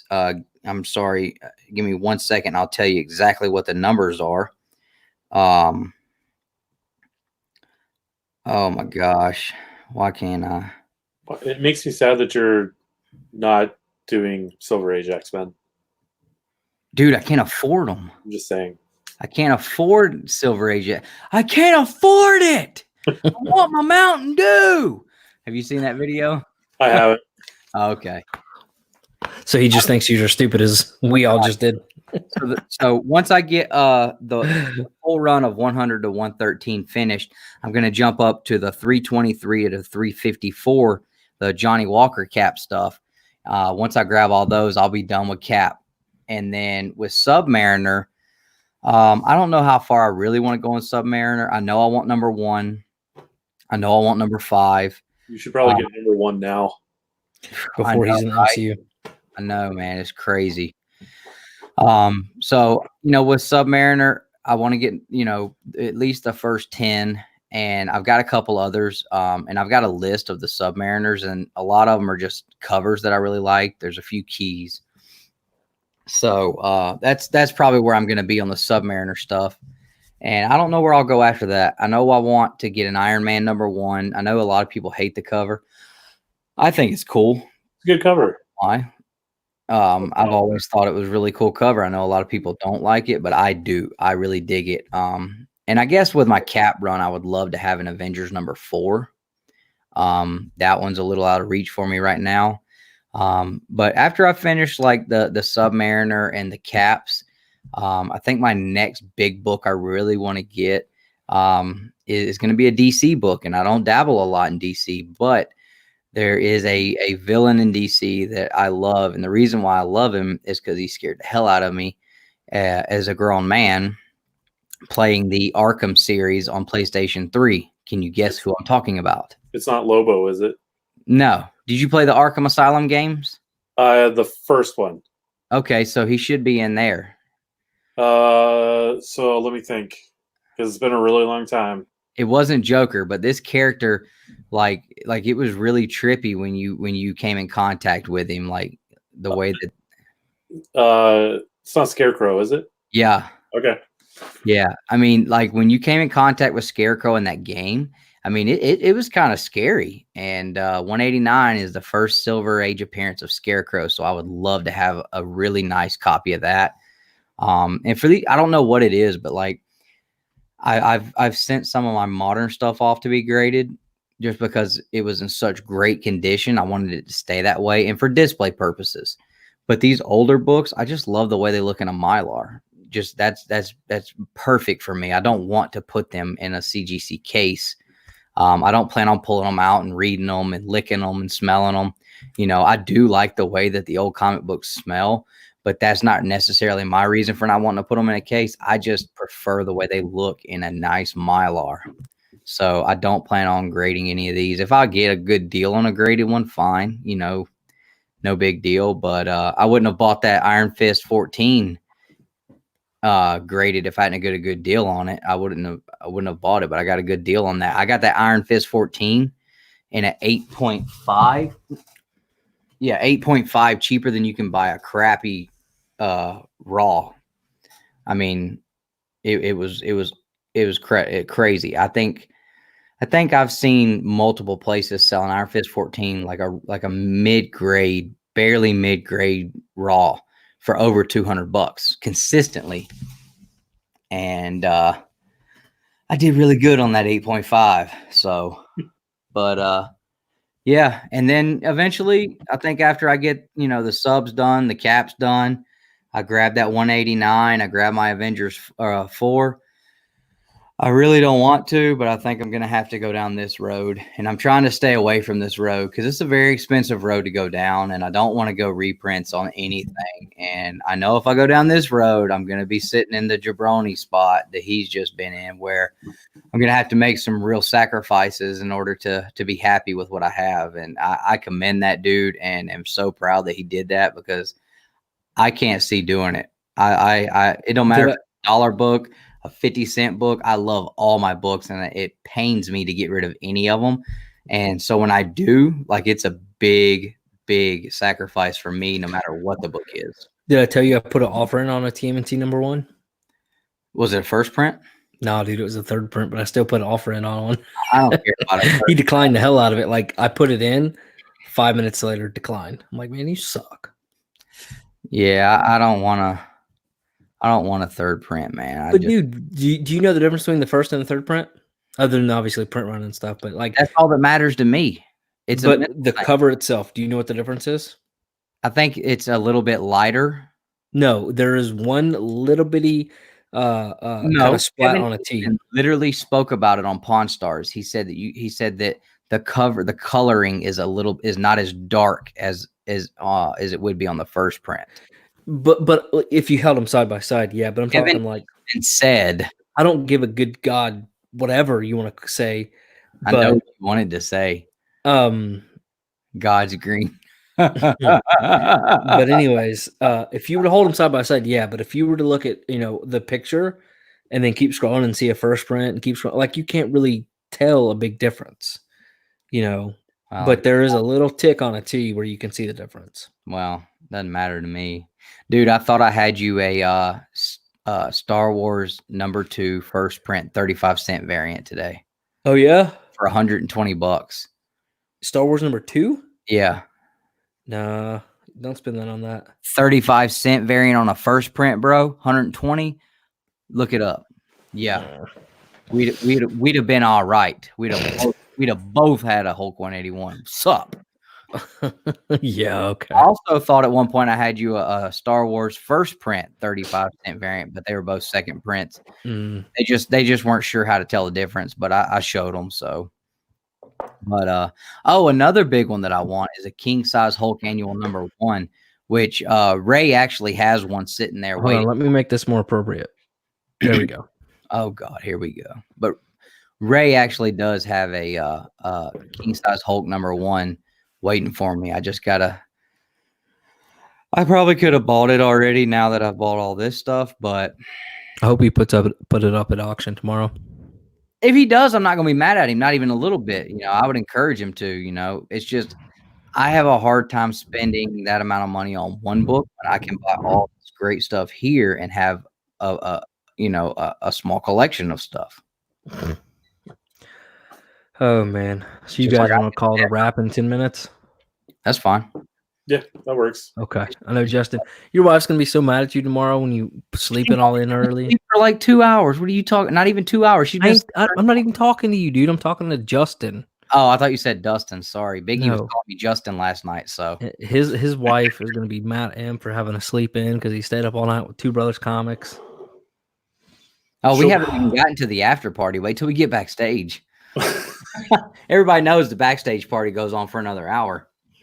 It's last night they just kept going, and Amanda came in, and I'm like, "Yeah, I'm coming." I had to finally jump out, but I mean, you know how that goes. I mean, crap. That night we went 6 hours that night with Perry and Bueller, and then we sat on there with them two for an hour afterwards, and I was just like, "I gotta go." Go until 4. No, dude, we can't. You jump your ass on here, and we might. No, I tell you what, Perry. If you jump on here, I know you said you're a little intoxicated, but you got 8 minutes to chat with us. Look, man, I don't. Hold on, you cut off Justin. He was trying to talk. I get excited about something, or somebody gets me riled up on something, and yeah, I got a lot to say about it. Sorry, that's what we're doing here, right? That's what this is. This is us talking and you listening. So Joe, just sit there and listen. I'm just kidding. What about the other two people that are in the chat with you? All right, Justin, go ahead with your statement you were going to make. So when you guys you sent me a message saying you're going to go live tonight, asked me if I wanted to come on and talk toys. I told my wife that you sent me an invite, and she's like, okay. So she's like, you'll be up late, and I'm like, yeah. She's like, so what? You think like 1 o'clock? And I didn't answer because I had a feeling it might be later than 1.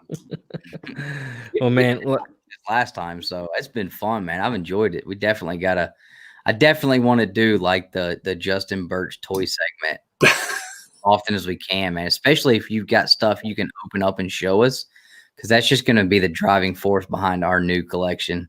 Like, I'm seriously about to just like say, damn the Funkos.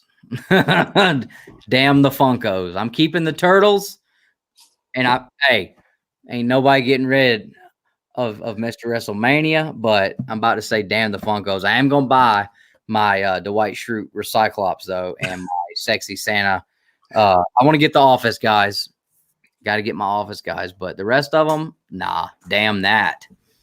And that was my goal all along, was to get you to stop collecting Funkos by the end of this. It was so funny on the Twitter message, dude.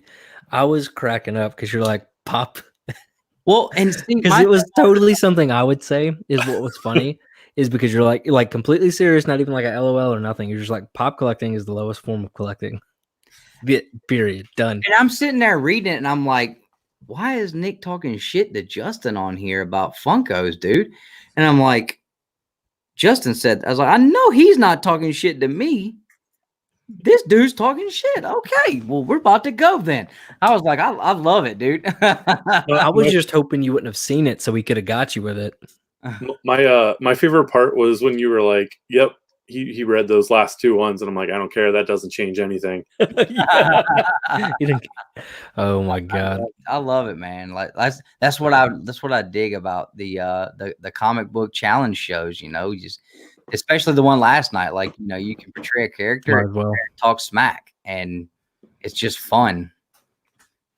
So, Oh, like, that was quick. That was much faster than I expected. I mean, I was gonna go a little bit, but no, you're good. Like, some of the guys were like saying, "Oh man, like, you know, we were just kidding around, like, you know, it was just a joke." I'm like, don't apologize to me because I said some rude shit to y'all. But yeah, see, look, Justin, this is my Funko wish list right now. Nobody can see it. It's blown out. You see the price on that? $6,000, $5,674. That's my wish list right now, bro. Shit on that. You know how many freaking awesome Hot toys. toys I can buy? It's a lot of Hot Toys. It's a lot of hot toys. If you say Hot Toys like 5 or 6 more times in a sentence, just see how you can work it in. Hot Toys. So Marvel Legends are better than Funkos, but Hot Toys are better than Marvel Legends. But now I don't remember what those wrestling figures you were talking about were, but they weren't Hot Toys, but I'd like to have those too. But if Hot Toys did wrestling figures, that would be super cool. I might even be into some Hot Toy Power Rangers because they could actually put real spandex on them. $5. Make sure you, dude, you got to like send me the link. $5. You got to send me the link for that. $5 make you holla. They're not Hot Toys, but if Hot Toys made wrestling figures, and even like I said, the Power Rangers Hot Toys would be awesome because put real spandex on them. That would be cool. Metal helmets, something like that. That'd be cool. There's a like a, it's not a knockoff, but it's like a third party. So it's not an official Hot Toy Power Ranger line. Oh, okay. They made them. They're 12 inches. They look a little weird though. Probably because they're not an officially licensed product. Okay, Justin, Voltron or Power Rangers? Power Rangers, but I enjoy Voltron. My man. Dragon Ball Z or Power Rangers? Dragon Ball Z. I hate you. See, here's my thing. I am currently losing my love for Power Rangers. Yeah, not Thank necessarily God. Power Rangers, but like I definitely am not enjoying the current comic book run that's going on. And I do a weekly comic show. All right, Bubs, bro. You can't hang out for 4 more minutes, 3 Right. minutes and 15 seconds. Hey man, this dude's been a champ all night. He has listened to us sit here and do great content and then bullshit for like 5 hours afterwards. I don't know how long it's been since we actually stopped like showing toys and doing all that. It seems like we've been sitting here for 5 hours just like bullshitting, but like up until like we stopped like showing the toys and showing the pages and stuff, like we had great content going on. So you leave Bubs alone. I got your back, man, even though you don't do nothing but trash me in front of everybody on every channel. Oh my God. But yeah, I mean, I still like the Power Rangers, but I've got the books I want, so there's not a whole lot of other books Power Rangers wise that I'm like, ooh, I gotta have that. I mean, I've pretty much got them all because I did like you said you are. You know, you get into something, you buy them all, and that was the first comics I got into, so I bought them all. But yeah, so I trash because I care. hey, same here, bro. I definitely understand That's it. Ace Toys. Ace Toys, okay. They're the ones who make the third party Power Rangers. All right, so I got Ace Toys, and what's the name of the wrestling figures? They're Figuarts. And you said I can go where to get those? Ringside Collectibles. Ringside, yeah. Ringside makes some really cool stuff. Look at Dustin trying to look all fancy with like an actual portfolio. Hey, that you probably bought whenever you interviewed at a company I set you up with a few years ago. I actually bought this when I interviewed with my current company. I've still got the card sitting in here. I'm so proud of you. You went and bought a portfolio for the interview. Yeah, I've still got the business card in there for the sorry some I am bitch. impressed. I hope he catches corona. Bro, Y'all don't think bad of me. He is a real sorry ass some bitch though. oh my god. You're not. I bet he'll have one hot toy. You know, when this is all said and done, you know who's going to be the most upset about all of this? Dylan. He missed out on a great conversation. Yes. No, because he's a huge Funko collector, so he'd have been on here dropping the F-bombs like crazy, bro. He'd have gone from buttholes to F you. Bro. He'd have been back there smashing glass behind you. Oh, man. I am shocked, though, because I haven't seen him. I was checking a couple other channels. Nobody else is live. But I haven't seen him anywhere. People hanging out with us. They didn't have nothing else better to do. They can't go nowhere. No. Like it's 3 o'clock in the morning, 4 o'clock in the morning your time, 2 o'clock in the morning on the other side of the whatever. And but no, like there were a lot of people live tonight. We've still got 11 people that I feel so sorry for that are still sitting here with us. Nah, dude. Well, so we got a few minutes left, nowhere else to go.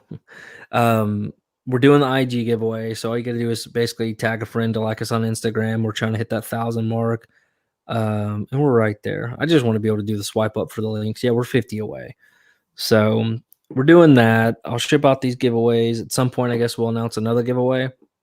I don't want to do another giveaway until we're like 100 away from 1,000.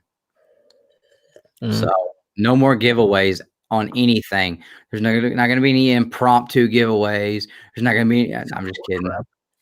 No, but yeah, I think the next subscriber giveaway will be close to 1,000. You went with 100 away from 1,000 instead of just saying 900.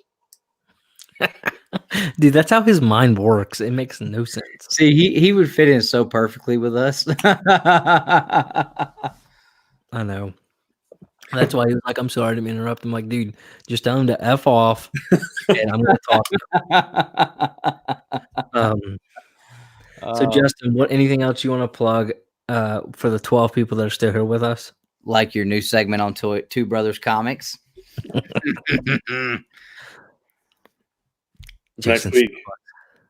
What font is that? What font would you call that, Mr. Letterer? I would call it. I shouldn't show this in public. Justin Sams. Hey, in all seriousness, though, I need like some good idea for some good letter or fonts for my my thumbnails. I'm kind of going with just like, well, you've probably seen them, but dude, I want a really eye-catching font. We should pay Justin to letter our thumbnails. You could pay me in beer. What do you think? My thumbnails are pretty solid, thank you. You can pay me in beer. Look, I'll send you a sticker if you tell me a better font to use than what I'm using now. I don't even know what it is. I know a website where you can get a ton of comic fonts for free. Thank you, Air Spider. Thank you. Invite somebody on our channel and they want to sit here and I'm just kidding. If you look like four comments above, he was talking about lighten up, so I'm pretty sure I wouldn't say I don't even know where I'm going, but he's probably a little toasty right now. Yeah, Air Spider is always good in the comments, but I mean, we had a good night though. We had some really cool things come out of it. We got to talk about a lot of the news going on right now. We got to look at some really cool toys in Justin's collection. Me and Nick picked up a new hobby. We may have found our way into the mainframe ComiKon. That might be working out, so that's awesome.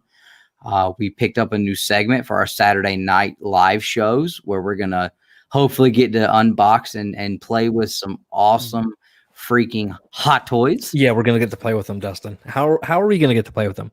All we have to do is watch him play with them, and that's just as good. I mean, come on. I used to make you watch me play with the toys. I wouldn't let you play with them, and you enjoyed it. We're gonna watch Justin play with his toys, and we're gonna talk real quiet, like ASMR type. Usually you have to pay extra for that. But yeah, I mean, God, you're a freak. We had a good solid few hours of great content, I think. So yeah, we got a new what did we get? The new trailer, or what do you call it? The new intro for my rants or whatever.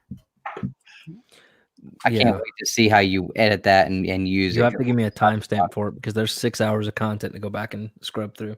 Yeah, I can do that. It wasn't too far after Justin jumped on because it was in the middle. You were showing one of your little Japanese cartoon kid You toys. see how he is my little Japanese cartoon kids. With you were talking about his head and his hair, and that's when I went off on Todd McFarlane. And I give you respect because I don't talk about how Power Rangers. I'm not even going to do it because I don't want to offend anybody. Damn thing! I don't even want to hear it. And we're allowed to go off the rails, Justin, after 3 hours because we know nobody's going to really sit around and watch it for 6 hours. So he just won't let me say a couple of words like no. You see, there's a few we just don't go into. But yeah, Nick doesn't respect shit, so I don't worry about what I say about him. What? I respect all things. I'm like no, you're not.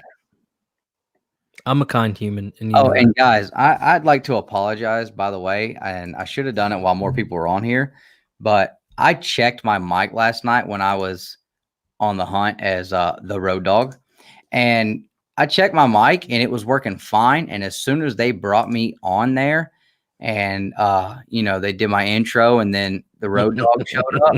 Exactly. My mic was not working at all. And you could not hear nothing I was saying. Well, not me, it was the road dog. And it just really ruined a lot of stuff for me. I still had so much fun, but I hated that I ruined like the fact that you couldn't hear anything I was saying. Like everybody else sounded great and I sounded like crap. So, but it wasn't me, it was the road dog. So hopefully I'll get a chance to redeem myself and bring the road dog back out on the hunt and take care of that with the mic. So do you have a quota that you need to make?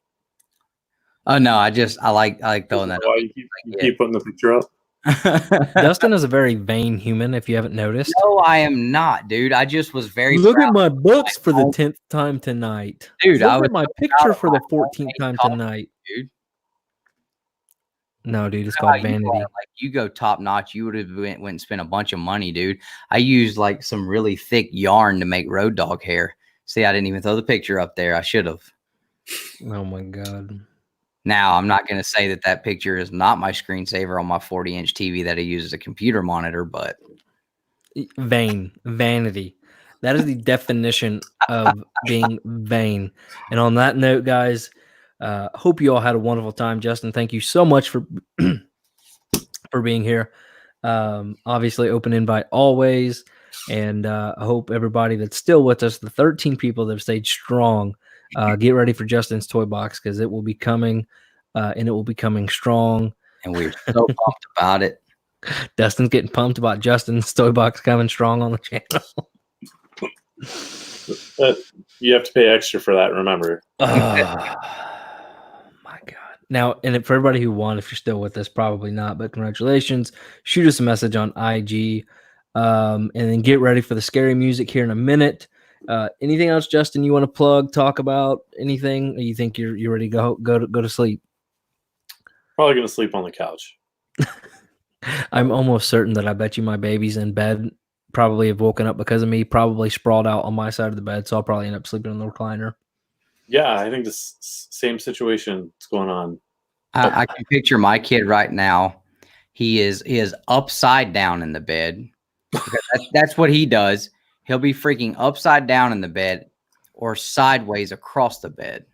So, but thanks, guys. It was a lot of fun. Thank you to everybody that's still watching right now.